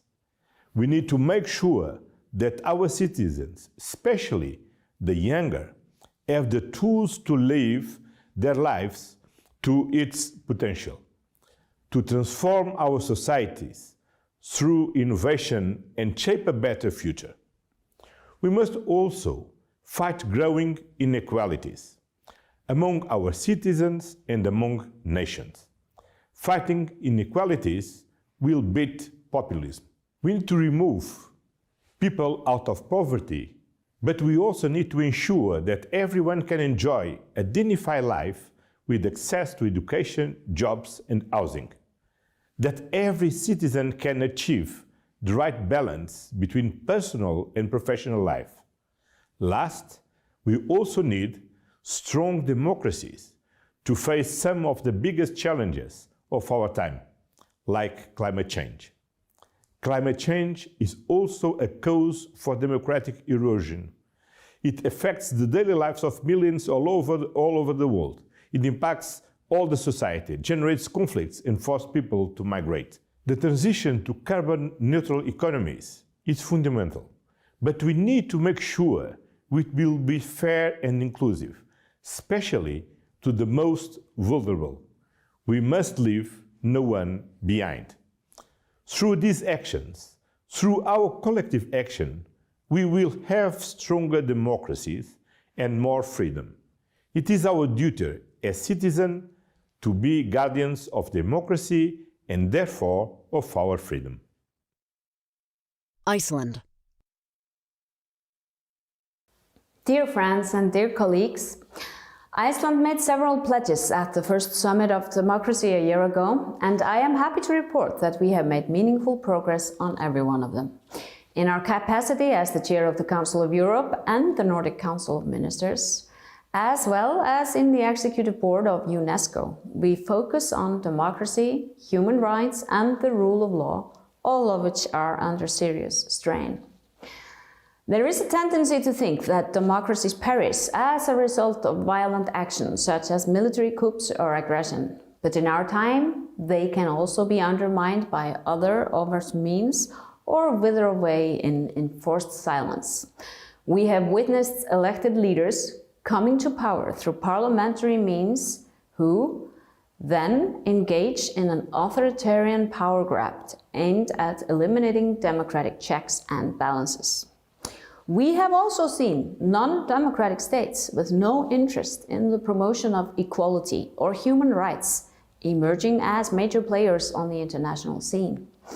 We can debate whether it matters more that democratic states are becoming fewer or less democratic, yet, as I said, democratic rights can be suppressed or they can slip away, and for this reason they have to be fought for, nurtured and protected. And we need the multilateral system to weather the storms we currently face. Democracies must stay together to protect hard-won political rights and freedoms. Iceland has prioritized equal participation of men and women, which remains pivotal for democracy. At home, we are working on a pilot project on the equal value of jobs to ensure that traditional women's jobs are valued equally with traditional men's jobs. We have changed legislation on sexual immunity and harassment, improved the legal status of victims, increased funding, and worked according to a prevention plan against sexual and gender-based violence in primary schools. In recent years, there has been a serious setback in women's rights to control their own bodies with stricter abortion laws around the world. In Iceland, we have passed a progressive abortion legislation. We did that in 2019, ensuring women's self-determination over their bodies. And online violence is on the increase. This is a serious threat to democracy because it discourages civic participation and prevents women and girls specifically from democratic participation. At the latest CSW, there was a vibrant discussion on the gender impact of artificial intelligence. Designed by man, algorithms are based on masculine values, but not least data, and they have the potential to reinforce existing inequalities instead of reducing them. Therefore, we need to secure women's participation in new technologies, research and innovation, as well as in STEM education. In those brief remarks, I have chosen to focus on gender equality, mention some examples of concrete action, and we will continue to share our experiences and learn from others in the cohort on gender equality as a prerequisite for democracy, and in the Global Partnership on Action Against Online Violence and Abuse. Finally, allow me to applaud President Biden for convening this summit. The safeguarding of fundamental human rights, democracy, and the rule of law remains one of the defining challenges of our time. Liberia. Your Excellencies, heads of state and governments, distinguished ladies and gentlemen, on behalf of the government and people of Liberia, I'm honored to participate in this second Democracy Summit. I congratulate President Joseph R. Biden and our co-hosts for organizing this summit, which brings us together once again in the cause of democratic governance. During the first Democracy Summit held recently, Liberia made various commitments in strengthening and safeguarding democracy at home and abroad. Those commitments are being successfully implemented. At that meeting, I pledged my administration's unflinching commitment to the defense of democracy, the fight against corruption, and the promotion of human rights and good governance. We continue to deliver on our commitments to media freedom and openness in legislative processes, as well as the elimination of harmful traditional practices. We have enacted a landmark anti-corruption law which gives greater independence and autonomy to existing anti-corruption agencies. We have also enacted a new anti-money laundering law to fight illicit financial flows as well as drugs and terrorism financing. Excellencies, distinguished ladies and gentlemen, honor our stewardship.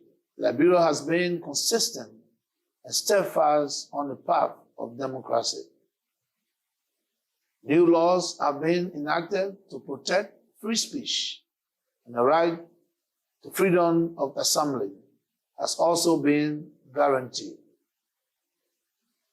There have been no political prisoners or prisoners of conscience since the beginning of my administration more than 5 years ago.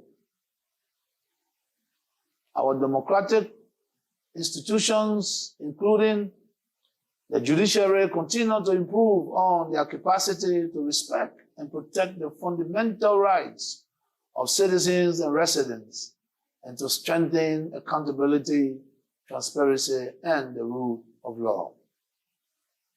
During my visit to Washington, D.C. last December, I affirmed my commitment to free, fair, transparent, and peaceful presidential and legislative elections, which are due to be held in Liberia in October this year.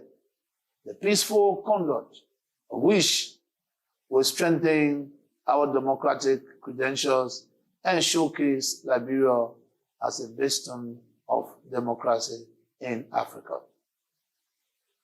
We remain unwavering in that commitment.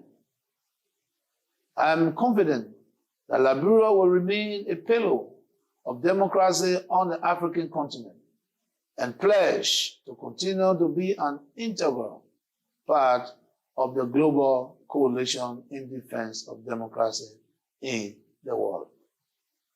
I thank you for your attention. Ireland.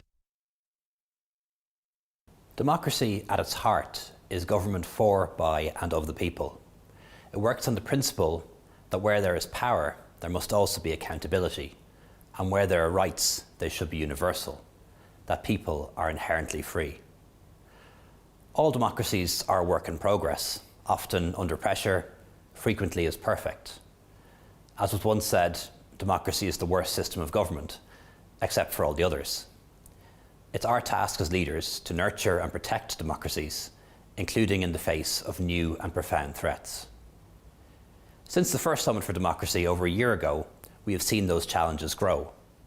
In Europe, an authoritarian and imperialist regime is waging a war against a neighbouring state, ignoring the democratic wishes of its people and their right to determine their own future. With our democratic partners around the world, Ireland has taken every opportunity to oppose this flagrant attack on democracy, advocating for accountability and for Ukraine. If Russia's war in Ukraine tells us anything, it's that we can never take democracy for granted. And that's why today's summit really matters. It matters to Ukraine, it matters to every democracy around the world. I believe that vibrant democracies are the best bulwark we have against despotism and autocracy. Part of being accountable is following through on the commitments we make. And since last year's summit, Ireland has taken concrete steps to fortify our own democratic institutions and to support democracy in our international engagements. Democracy is about more than elections, but they are its foundation. So earlier this year, Ireland established an independent electoral commission with statutory powers to develop and safeguard our electoral system and run our elections. It will engage directly with the public to explain our democratic process and to encourage people to participate through registering to vote, casting their vote, and standing as candidates in elections. True freedom is not possible without press freedom, and Ireland has an independent and pluralistic media sector. To protect it, we established a Future of Media Commission, an independent expert body tasked with identifying a sustainable pathway for the media sector over the next decade and beyond. We're also reviewing and reforming our defamation laws. We know that xenophobia and hatred undermine our democracy, and in Ireland we're combating hate and intolerance through legislation and education. Last October we published a new law on hatred and hate offences, and in the weeks ahead we'll present a new action plan against racism. We also know that vibrant democracy around the world is enabled by a thriving society. Based on OECD expertise, Ireland is working with civil society across our International Development Cooperation Programme and our humanitarian assistance work. Alongside the European Commission and 13 other member states, we're also driving the Team Europe Democracy Initiative, which sets out to reverse democratic decline worldwide. Finally, through the Summit for Democracy's Year of Action, Ireland led a cohort on deliberative democracy and citizens' assemblies with the European Commission and our friends at the New Democracy Foundation Australia. Drawing on our positive national experience of citizens' assemblies, we've promoted innovative approaches to allow citizens' views to feed into policy formation and also constitutional change. With this work, we're demonstrating that democracy delivers. It supports and enables informed and engaged electorates that demand accountability and results from their leaders. Through this summit and beyond, Ireland will remain a champion for democracy at home and also as a member of the international community. Thank you very much.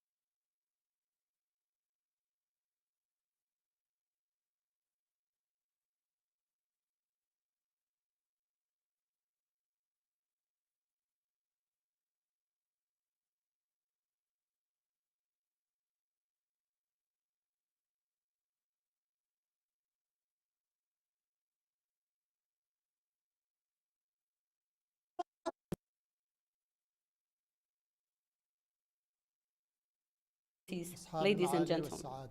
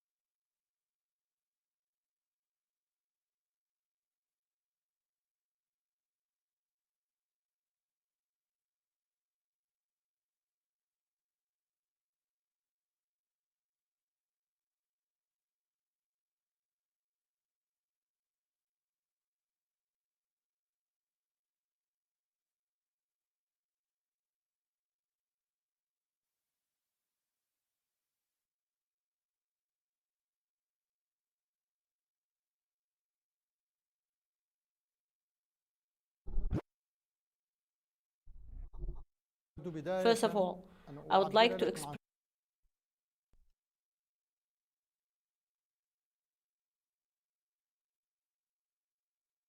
Marshall Islands. Excellencies, ladies and gentlemen, I have the honor to bring you warm greetings of Yakwe at this second Summit for Democracy. My fellow leaders, 1 year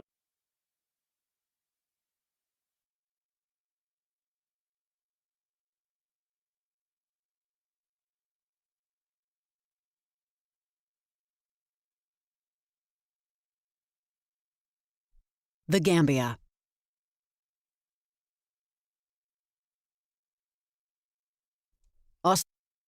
Indonesia.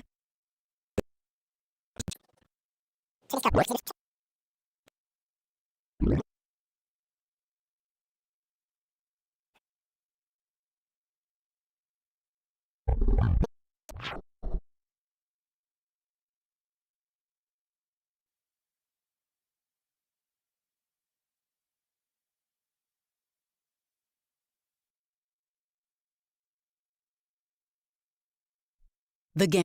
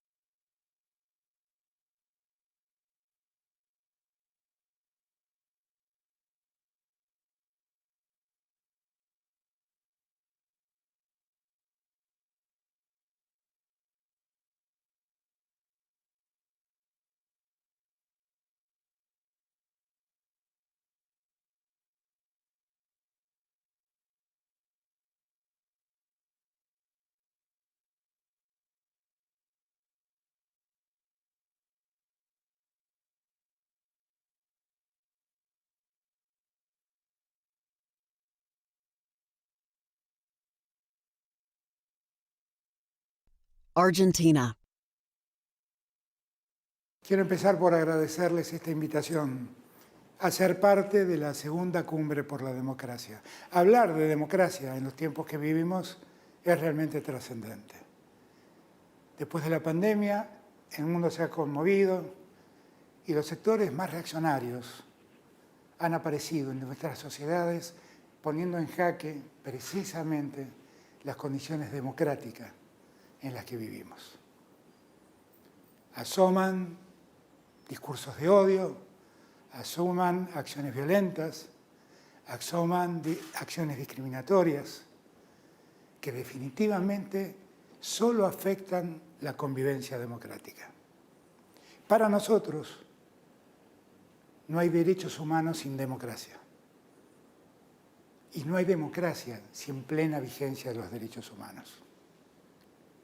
La Argentina está cumpliendo este año 40 años de vigencia ininterrumpida de democracia.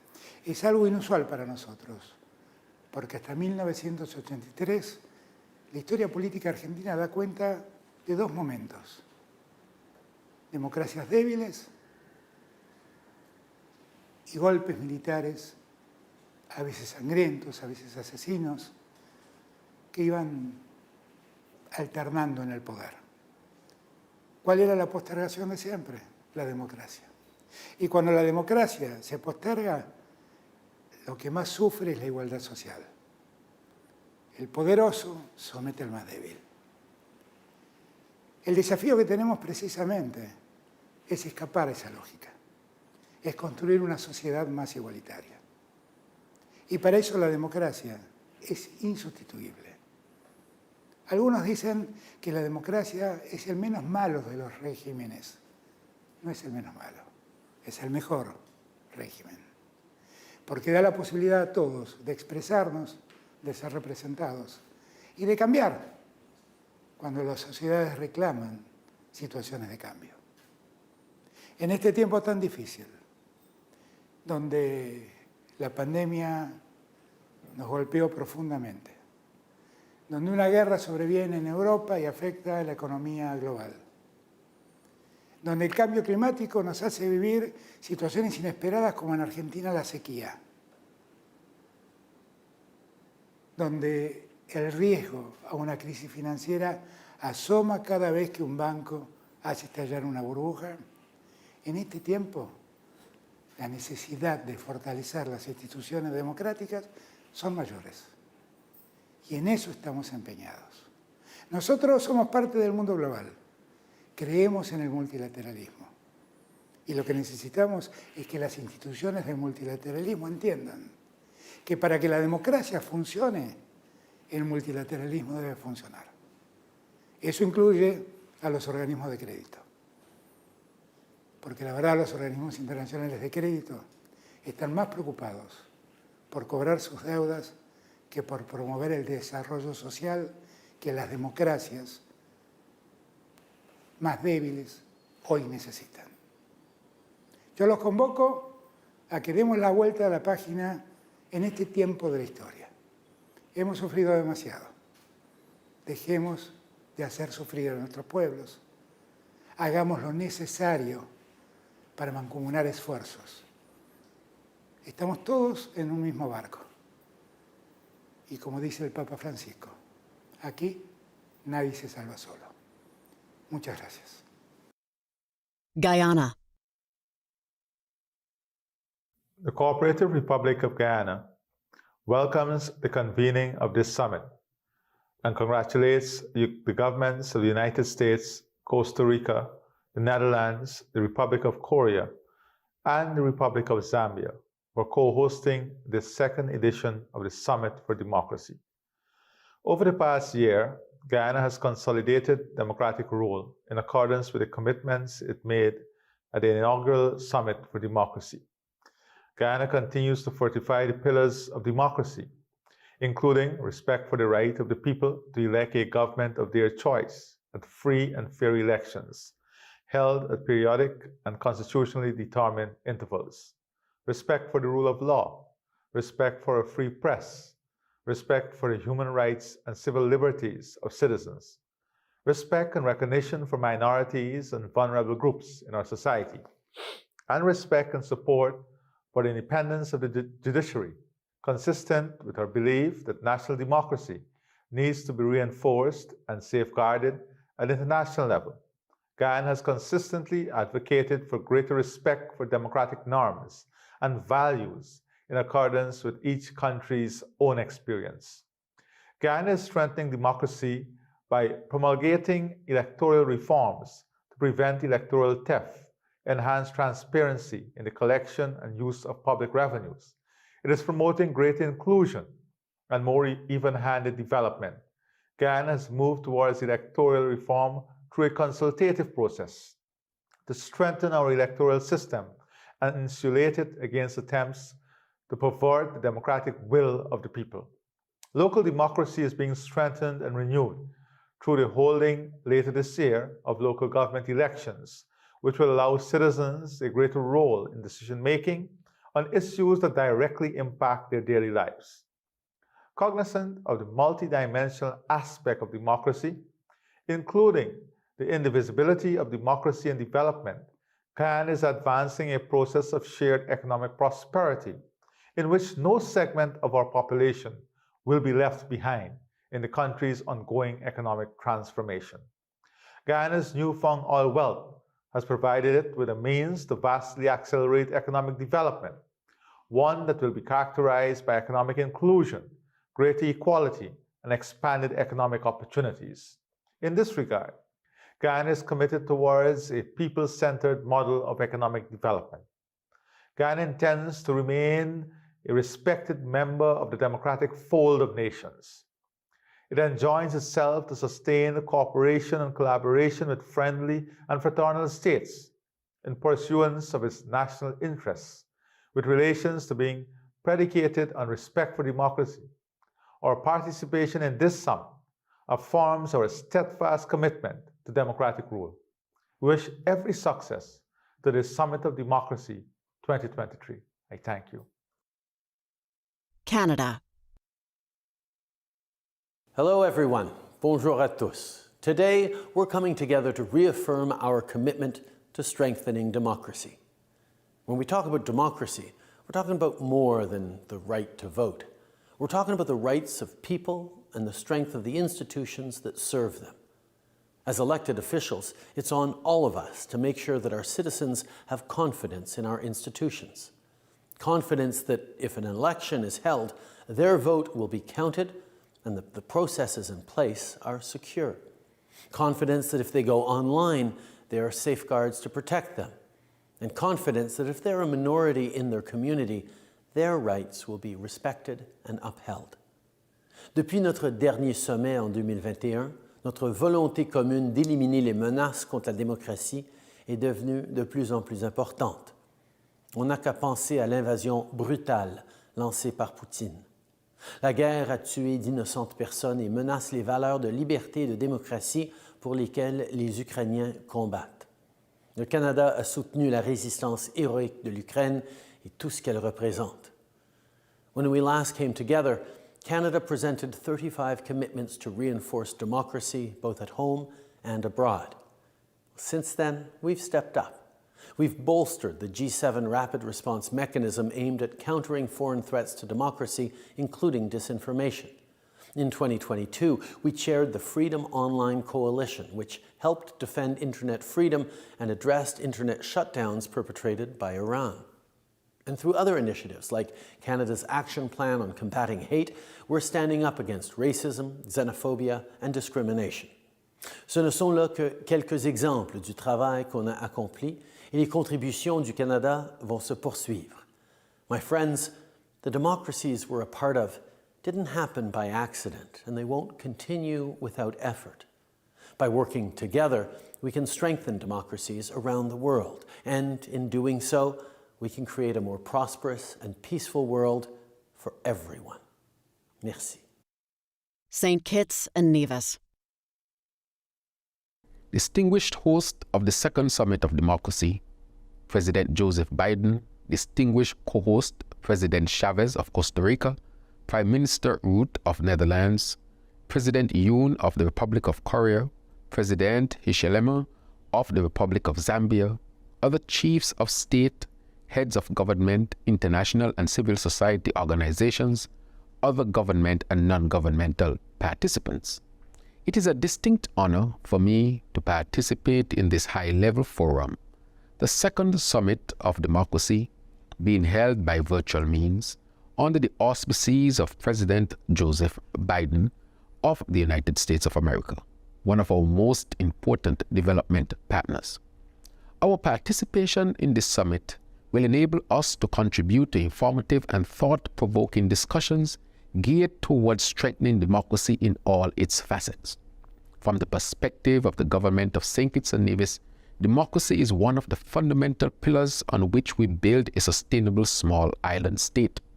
The institution of the state functions effectively when woven and undergirded by the fabric of democracy. It is therefore prudent to strengthen it to ensure its sustainability.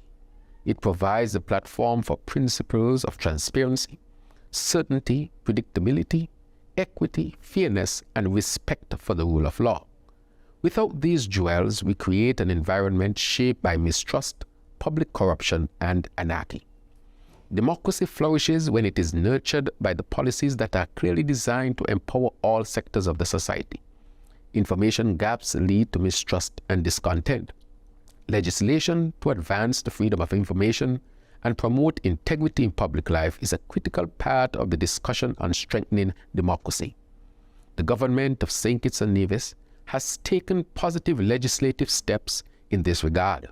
We are confident that we will reap the rewards of our investments in strengthening democracy at the national level, with the hope of initiating a ripple effect throughout our region.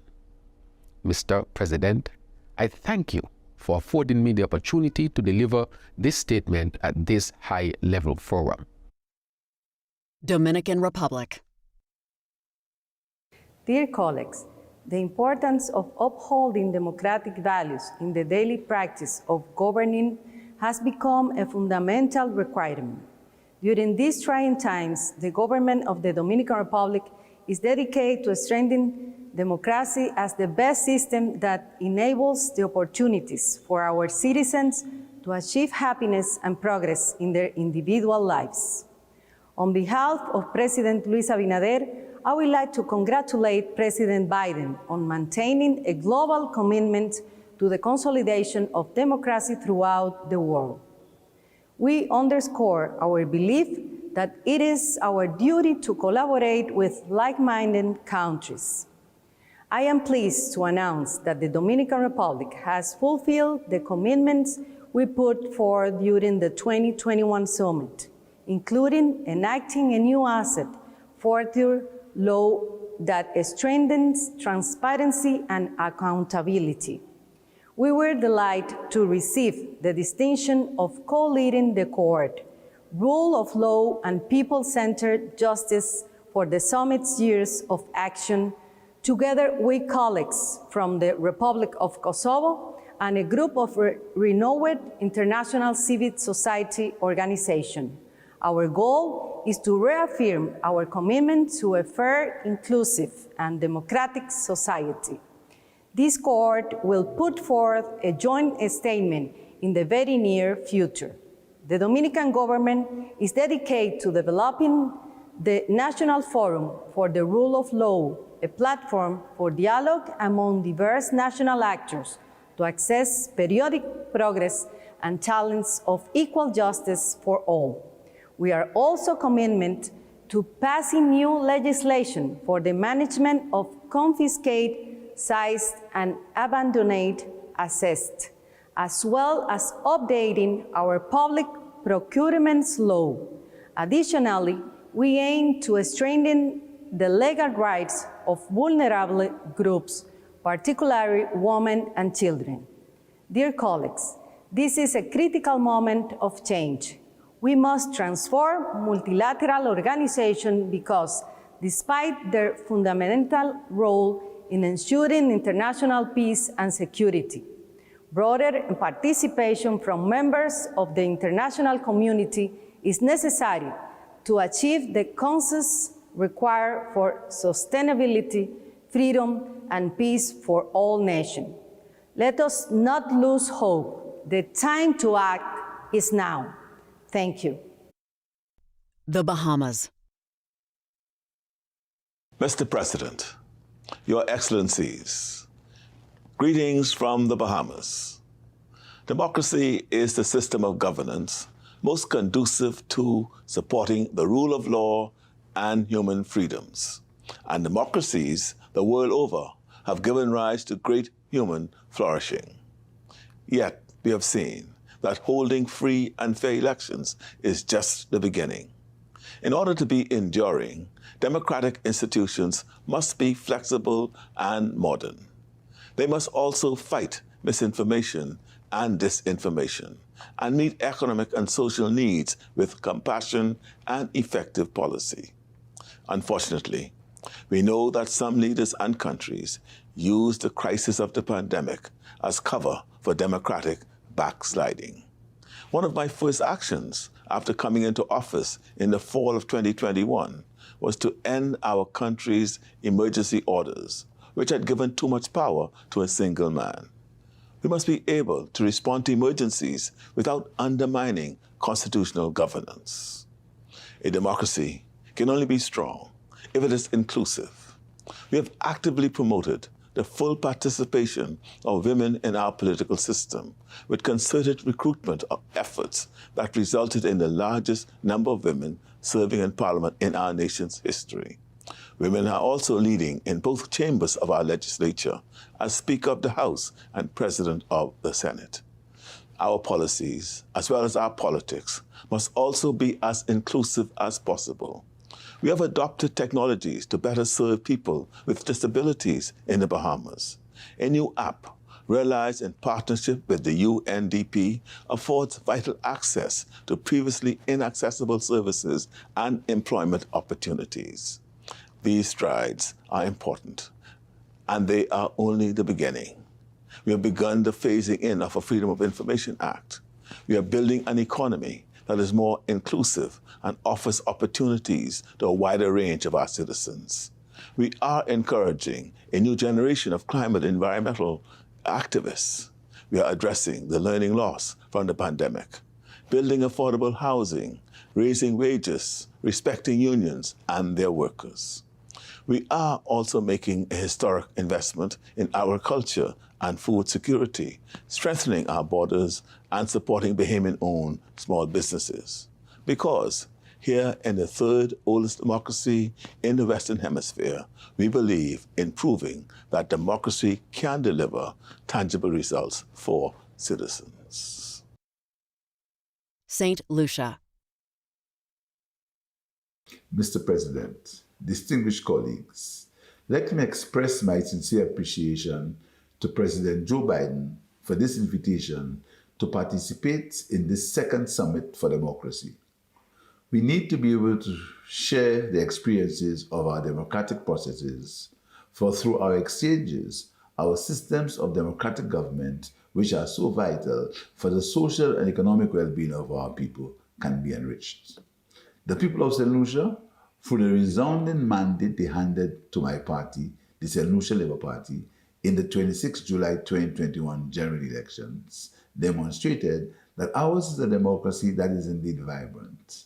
Since the first summit in December 2021, my administration, which is about 4 months away from observing its second year in government, has taken some significant steps to strengthen that democracy and to fulfill our election promises in that regard. Our 2021 general elections were, however, conducted in some constituencies whose population sizes were not in keeping with the provisions of our Constitution, that all constituencies shall contain as a nearly equal number of inhabitants as appears to the Constituency Boundaries Commission to be reasonable and practicable. The revision of the boundaries of these constituencies had been long overdue. In 2015, when my party last held the reins of government, we had set in motion the processes whereby the Constituency Boundaries Commission could have corrected these anomalies. But the then opposition party, which assumed office in 2016, delayed and then halted that process. I'm pleased to report that our government has appointed a new Constituency Boundaries Commission, which has almost completed its work, and is expected that whenever the next general elections are held in St. Lucia, they will take place with constituencies whose compositions will be faithful to our Constitution. One of the fundamental planks of my party's electoral campaign in 2020-2021 was that we would return good governance to the people of St. Lucia, who had witnessed its constitutional norms and parliamentary conventions being abused for 5 years. For 5 years, St. Lucia's House of Assembly, its lower chamber of parliament, functioned without a deputy speaker, contrary to Section 36 of the Constitution. On the 7th March this year, the Parliament of St. Lucia, at the initiative of my administration, amended the country's constitution to ensure that the House of Assembly will always have a deputy speaker and that no future prime minister will be able to exploit constitutional ambiguity to repeat this disregard of the Constitution. We, who are the guardians of our Constitution, by virtue of our political offices, must never be the violators of their tenets. One of the threats to democratic government is corruption. Corruption not only retards a country's economic development, but is also an assault on its democracy. To curtail corrupt practices in the functioning of our government service, my administration, in August last year, passed in Parliament a novel special prosecutor bill which provides for the appointment of a special prosecutor to investigate and prosecute the corrupt conduct of politicians and public officials. If democracy is of the people, then the institutions of democratic government must be from the people. St. Lucia's constitution was inherited from Britain, our former colonial power, 44 years ago, and in its judicial provisions, our highest appellate court was a British institution, Her Majesty's Council or the Privy Council. On the 28th of February this year, the Parliament of St. Lucia enacted a historic amendment to the Constitution, replacing the Privy Council with the Caribbean Court of Justice. By this act, our legislators expressed their confidence in the proven ability of our Caribbean people to be their judges, and by this amendment, they further consolidated our independence from the colonial government. In the years ahead, we shall be embarking on additional constitutional reform to make our supreme law a genuine product of our culture and governance experiences and truly reflective of the will, ideas, and philosophies of our people. Even as we do so, we will continue to maintain, uphold, and protect the fundamental rights and freedoms to which our people are entitled, which are enshrined in our Constitution, and which they are enjoying. It gives me much pride to see that in St. Lucia, democracy is alive, democracy is well, and democracy flourishes. I thank you. Colombia. La democracia sigue siendo un proyecto en la historia de la humanidad. Ha obtenido logros indudables desde las primeras revoluciones en Estados Unidos, Francia y en nuestra América Latina. Ha enseñado a construir partidos, leyes y pactos sociales. La institucionalidad democrática ha logrado consolidar derechos individuales y liberales. En nuestra América se ha sintetizado en un gran acuerdo multilateral que es el Sistema Interamericano de Derechos Humanos. Pero hoy hay problemas. La democracia está cuestionada. No solo Europa y el mundo sufrieron el sacrificio de 50 millones de seres humanos en la lucha contra el fascismo en la Segunda Guerra Mundial, sino que nuestra América tuvo que ver cómo una vez aprobado el sistema interamericano, se hundía en dictaduras y guerras la mayoría de nuestros países. El proyecto democrático de la humanidad hoy afronta grandes retos. Quizás el más grande es el preservar la existencia humana y la vida en general frente a la crisis climática que ha desatado la lógica misma de la ganancia y los grandes poderes económicos del mundo. Hoy nuestro sistema interamericano de derechos humanos debe avanzar hacia los derechos de la mujer, de la naturaleza, hacia los derechos sociales y colectivos. La democracia debe dejar de arrinconarse y debe pasar a resolver los grandes problemas de la humanidad. Desde Colombia, creemos que la paz es imperiosa, que las nuevas banderas de la democracia son las de la superación eficaz de las desigualdades y las de la justicia social. Paz, democracia y justicia social son palabras sinónimas que deben convertirse en la verdadera historia de la humanidad. Ecuador. Desde el inicio de mi gobierno, el Ecuador se ha destacado como un país defensor de la democracia en todos los ámbitos. Creemos firmemente que la democracia permitirá potenciar el desarrollo económico y el bienestar, así como garantizar la seguridad y la lucha contra el crimen organizado transnacional. Con esa convicción, Ecuador ha cumplido con los compromisos adoptados en la primera cumbre de la democracia. Para fortalecer la eficiencia de la función pública y garantizar la democracia, creamos la plataforma de información abierta para transparentar los datos de contratación pública. Adicionalmente, expedimos la norma interna para la aplicación de gobierno abierto y la política de datos abiertos e implementamos el Programa Nacional Modelo Ecuatoriano de Calidad y Excelencia. En materia de lucha contra la corrupción, hemos establecido la Estrategia Nacional Anticorrupción con 9 líneas de acción a corto, mediano y largo plazo. Se emitió la política antisoborno y se implementó la norma ISO 37001. A fin de promover la adecuada protección de los derechos humanos en democracia, mi gobierno trabaja en un Plan Nacional de Derechos Humanos que se ajuste a las necesidades de la población y a los compromisos nacionales e internacionales del Ecuador.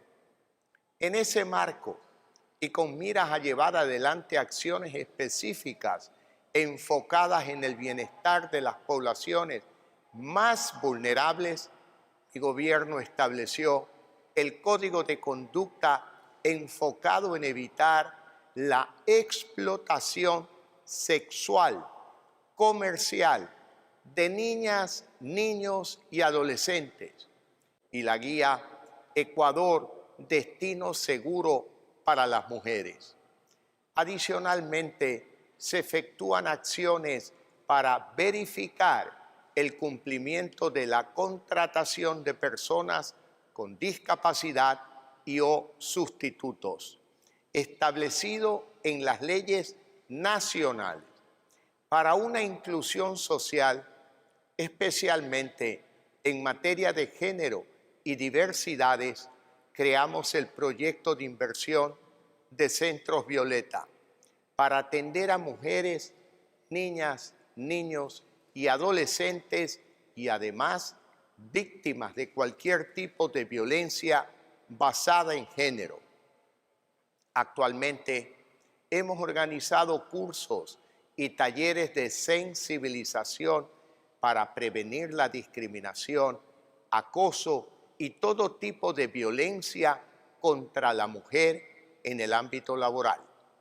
También creamos el Plan de Acción de Diversidades LGBTI+, 2022-2025, que constituye la primera herramienta para la creación de una adecuada política pública.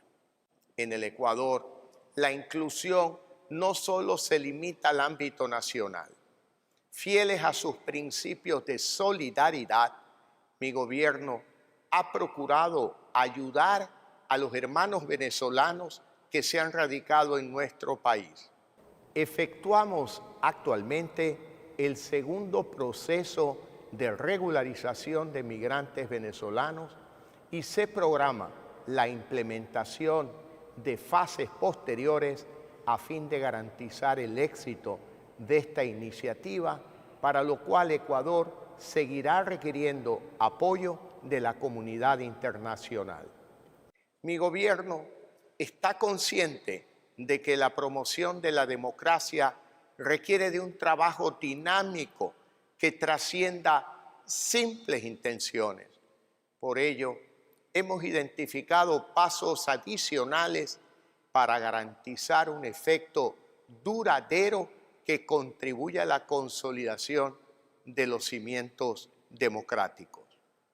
Ecuador celebra la realización de esta segunda cumbre por la democracia y reitera su compromiso con la promoción de los valores democráticos a nivel nacional, regional y global.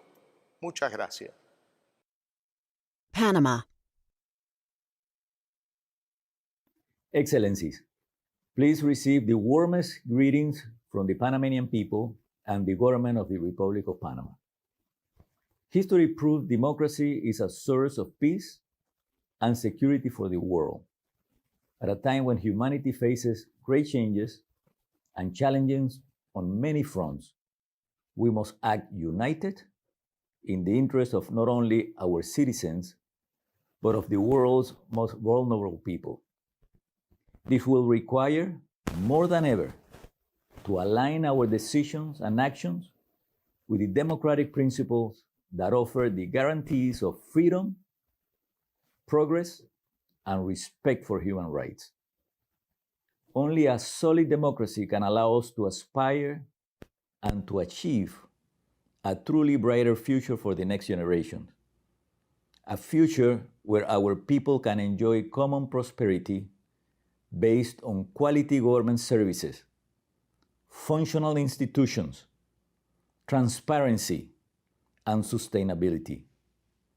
Panama's commitment to democracy is consistent and determined. During the last Summit for Democracy in December 2021, Panama reaffirmed its full support for the initiative and shared our concern on security and transparency. Since then, we have made progress on many fronts, defining long-term state policies for human development. For us, the fight against poverty and inequality is key to maintaining a healthy democracy. In that sense, our administration places great value on the contribution made by Panamanians through the Closing Gaps National Dialogue, the largest citizens' consultation in the history of our country, because it provides a realistic measurement for government decision-making. As part of the action in support of democracy, on January 31st, 2023, Panama hosted the first International Forum for Democracy and Freedom of Expression, with the participation of more than 5 countries, international organizations, civil society, and the press to debate on the protection of democracy, freedom of expression, digital journalism, among others. We have also established new frameworks and regulations to fight organized crime as an important measure to stop its negative effects on the socioeconomic development of our nation.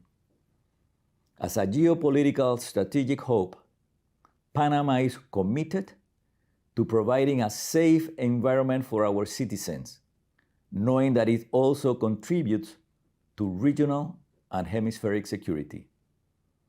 Panama reaffirms its full support to Summit for Democracy and remains true to the core principles of healthy democratic system that puts people development and well-being at the center of decision-making.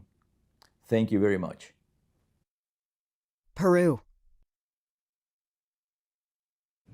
I would like to thank the President of the United States, Joseph Biden, for convening and for inviting me to participate in the second Summit for Democracy.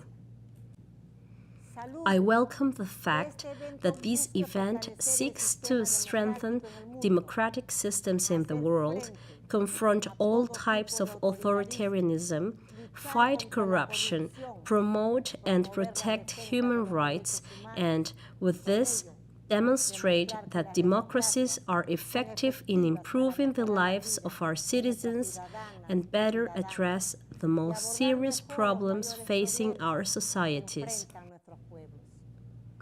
This Summit for Democracy is taking place in a particular circumstance for Peru. My country has recently experienced a serious political and social crisis which tested the strength and foundations of democracy and the rule of law. On December 7, 2022, former President Pedro Castillo carried out a coup d'etat by unconstitutionally dissolving Congress, ordering the intervention of the judiciary, the public ministry, the Constitutional Tribunal, and the National Board of Justice, in addition to ordering the arrest of the Attorney General. I assumed the presidency of the Republic within the framework of a constitutional succession and in compliance with the responsibility to my country. During these 3 months of government, I have worked to strengthen the institutional framework and attend the needs and demands of all my compatriots within our democratic framework. I am convinced that reaching a consensus is a key element of democracy. That is why my government has engaged in a broad process of dialogue to get my country out of this difficult phase. This process involves various political actors, social organizations, and productive sectors, and requires going beyond mere ideological and political differences. For Peru and for this president, the promotion of human rights and their protection is another of the fundamental pillars for strengthening governability and the democratic system. My government respects and will continue to respect Peru's human rights international commitments, including the right to legitimate and peaceful protest, always differentiating it from acts of violence against the democratic order and the rule of law. Ladies and gentlemen, heads of state and government, today democracy must produce concrete results for our citizens. It must guarantee free and transparent elections, respect freedom of the press and expression, and plurality. But at the same time, it must guarantee in developing countries such as Peru quality healthcare and education, drinking water, highways, bridges, rural roads, security, even more so after the terrible consequences of the pandemic and the environmental calamities of which no country is foreign to. For this reason, my government has launched an ambitious economic reactivation plan with social and productive investments that go directly to household economies and public works in all regions of the country. This plan is called Compunche Peru, which is a local term that means strength, courage, energy, drive, because that is how we Peruvians are, a brave and resilient people, an enterprising people who have suffered great crises and enormous challenges, but have always managed to overcome adversity and flourish. One of those great scourges that has hit my country, and especially the most vulnerable sectors, is corruption and, along with it, impunity, which have been an important source of destabilization of democratic institutions and the rule of law, in addition to the disappointment and frustration of our citizens. We are carrying out a frontal fight against corruption and impunity to eradicate them from the structure of the state and society. Those ominous practices have cost our country of billions of dollars and of its aspirations. We are aware that only through solid regulations, will it be possible to effectively combat corruption. With this purpose in mind, we have been strengthening the national integrity and anti-corruption policy, as well as the national policy against money laundering and terrorist financing. Ladies and gentlemen, heads of state and government, currently democracy faces many challenges in our countries. From authoritarian movements that seek to besiege democratic institutional processes and the exercise of legitimately constituted authority, widening the levels of poverty and inequality, problems that have been historically relegated and which deserve an effective response and solution. Today, I can say that Peruvians are convinced that only in democracy will we build justice and development for our peoples. My country has had a hard time recovering its democratic institutions. It is our duty to defend and strengthen them, promoting dialogue, guaranteeing respect for human rights and better living conditions for everyone. Therefore, Peru fully endorses the initiative to create an international coalition to defend and strengthen democracy. Because only in this way can we build fairer, more equitable, more developed, and more democratic societies. Thank you. Honduras. Presidents, prime ministers, chancellors, and special guests. Democracy is, at the same time, an ideal, a political regime, and a set of values, attitudes, and beliefs. It is the best government form to elevate the human condition to material, cultural, and spiritual higher states. However, today's world is far from that horizon.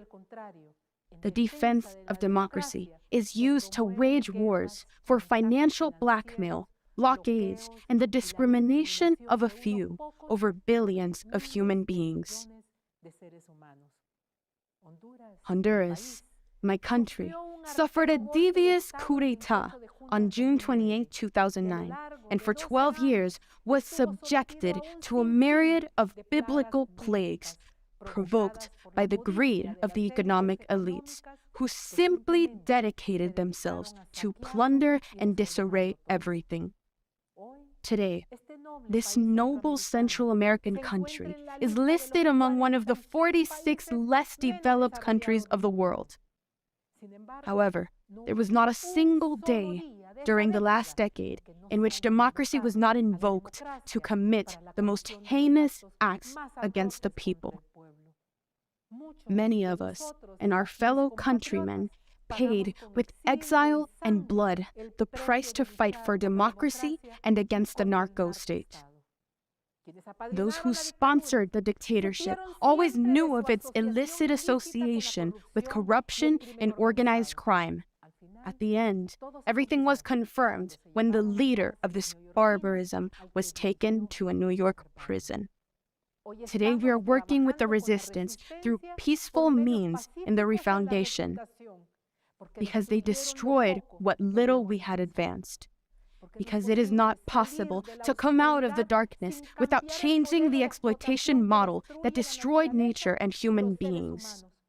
Because democracy doesn't exist without justice and without well-being for all of society.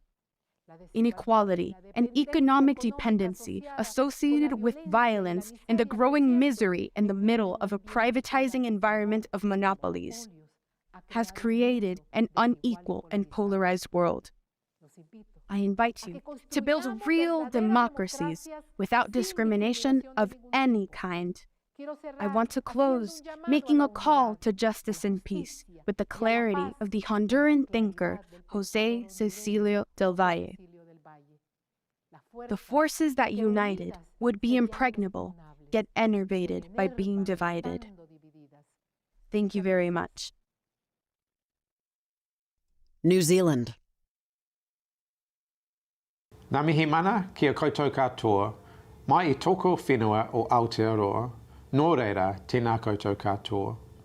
It's my privilege to speak to you today, and I'd like to extend my greetings to all of you from here in Aotearoa, New Zealand. New Zealand is proud to participate in the Second Summit for Democracy. We are united here in our shared commitment to democracy and respect for human rights, values that New Zealand holds dearly. Robust democratic institutions play a vital role in promoting these values alongside accountability, good governance, and respect for human rights. I therefore extend my sincere thanks to President Biden and our co-host countries, Costa Rica, the Netherlands, the Republic of Korea, and Zambia, for bringing us together for this summit. Since the inaugural Summit for Democracy, the world has continued to grapple with crises: climate change, the COVID-19 pandemic, Russia's illegal invasion of Ukraine, and the corrosive impact of coordinated disinformation campaigns intended to undermine our democracies, and those are among the challenges that we all face. It's our relationship with technology that will define our success at sustaining open democratic societies. While technology holds hope for a prosperous, connected future, we've also seen its potential to harm through polarisation and corrosion of our social fabric. These are not challenges that governments on their own can deal with. Our approach must bring together governments, civil society and industry. We must uphold respect for human rights, the rule of law and democratic processes. Here in New Zealand, the Christchurch terrorist attacks in March 2019 saw the murder of 51 members of New Zealand's Muslim community, live streamed for the world to see. Not only was this one of the darkest days in our country's history, it was also a turning point in our understanding of the weaponisation of technology. Our response needed to be local, but also global. Alongside France, we built the Christchurch Call, a multi-stakeholder commitment to action against terrorism and violent extremist content online. The call is founded in the principle that the internet should be a force for good, and that this is the responsibility that's shared among governments, industry, and civil society. New Zealand will continue to be strong supporters of multi-stakeholder action in other domains, such as the Freedom Online Coalition, the Global Partnership on Artificial Intelligence, and the Global Partnership for Action on Gender-Based Online Harassment and Abuse. We've also welcomed the opportunity to participate in the democratic cohort focused on securing electoral integrity. Our collaborative efforts have led to the establishment of the Global Network for Securing Electoral Integrity that was officially launched earlier this month. Continuing these efforts, I'm pleased to announce that New Zealand will commit a further $6 million to supporting Pacific countries to safeguard electoral integrity through a new initiative, the Pacific Elections Assistance Program. Developed jointly with the New Zealand Electoral Commission and the United Nations Development Programme in the Pacific, it will bring together Pacific election management bodies for collective learning opportunities, to improve practices and to resolve emerging challenges. We're proud to do our bit to promote free and fair elections in the Pacific, alongside the support we already provide for regional anti-corruption efforts. The work of achieving effective democratic governance is never finished. Ongoing collaborative work is still needed to ensure our democracy and others around the world continue to remain inclusive, vibrant and relevant for its citizens. Tēnā koutou, tēnā koutou, tēnā koutou katoa. Marshall Islands. Excellencies, ladies and gentlemen, I have the honor to bring you warm greetings of Yakwe at the Second Summit for Democracy.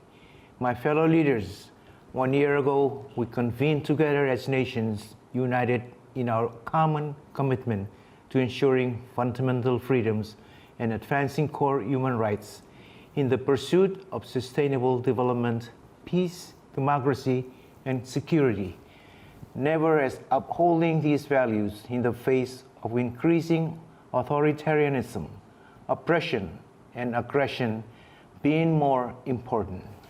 A free, open, resilient, and prosperous Pacific Islands region requires innovative and coordinated cooperation that effectively filters through and meaningfully impacts all levels of governance and local communities as an atoll nation within the wider Pacific. Our sustainable development remains uniquely challenged due to our underlying vulnerabilities in health and the environment. At the same time, our already high degree of susceptibility to external disruption and shocks continue to outpace our ability to recover. Even as we try to tackle difficult development challenges, sea level rise threatens to subsume our low-lying island nations. Yet we know we will not be able to effectively address these stark challenges with our democratic system and our own and open debate it enables. The shared commitment to democracy and human rights by the Pacific Islands Forum and our own compact of free association with the United States both stand as important examples of how democracies can work together to secure an international rules-based order and continue to build a bright future for our youngest generations. Our forefathers boldly ventured the vast and unknown Pacific Ocean, responding to the constant challenges of maintaining our bare existence on our small islands, building the foundations of what is now a relatively young democracy. The Marshall Islands reaffirms our commitment to responding to the ever-evolving and constant challenges that threaten our free and open societies, democracy, and rule of law.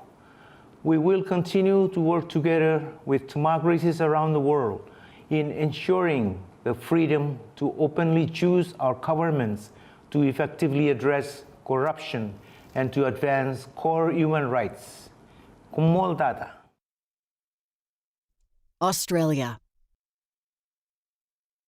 Democracy is a vital and precious institution, and as events across the world keep reminding us, it's not something we should ever take for granted.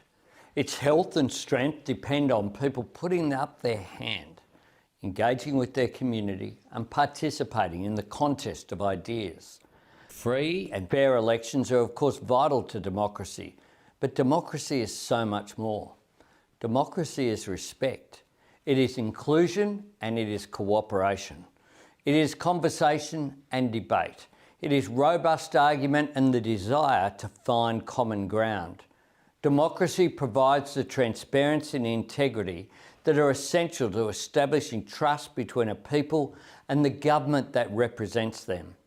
I've always believed that the strongest antidote to the corrosive forces of cynicism and division, and the most compelling argument in favour of democracy, is not an abstract or a theoretical one. It is about demonstrating the capacity of government to improve lives, delivering for people, repaying their faith, proving worthy of their trust, living up to our shared values, finding common purpose amid differences, and implementing the reforms that change a nation and the world for the better. The programs and policies that open up the doors of opportunity and enhance our shared security and prosperity. In Australia, we're ensuring democratic resilience with the establishment of a Strengthening Democracy Task Force in our government. We have joined the global network for securing electoral integrity, and we're providing support for free and fair elections in the Pacific and in Southeast Asia, supporting good governance and providing electoral assistance. We're ramping up the fight against corruption with a new Australian National Anti-Corruption Commission, and we remain vigilant against foreign interference. Crucially, we're protecting one of the essential pillars of any democracy that's worth the name, and that is a free, independent and fearless media. These are all key ingredients that together make up the democracy that is a core part of who we as Australians are as a people. It needs to be nourished, protected, cared for and treated with respect. And that is exactly what we're doing. Indonesia.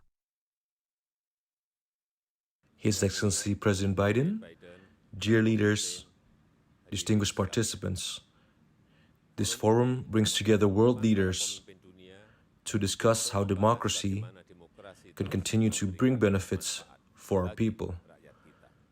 Amidst the multiple crises facing our world today, many have begun to lose their trust in democracy.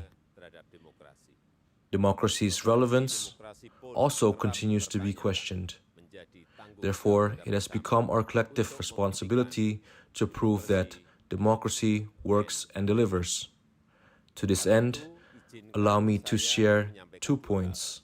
First, democracy must be inclusive. Democracy cannot be carried out in an exclusive manner. Democracy cannot be used as a containment tool in international relations. Democracy must provide the same opportunities for all to thrive and contribute. All voices must be heard, all interests must be considered. Second, democracy must benefit the people. As we are speaking in an international forum, the people in this case means the international citizenry. We must all contribute in efforts to ensure that democracy delivers peace and stability and not the opposite, deepening rivalries. Peace and stability is very important, extremely important for development. Developing countries need peace and development.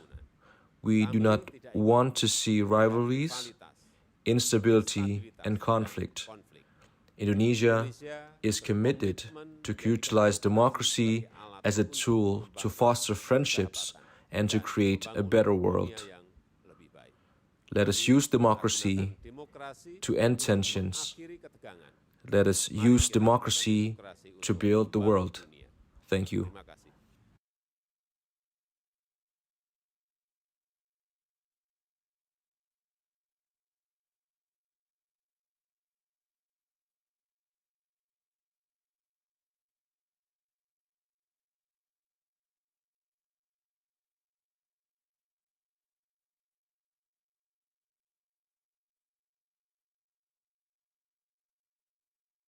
Guaranteed forever either. These values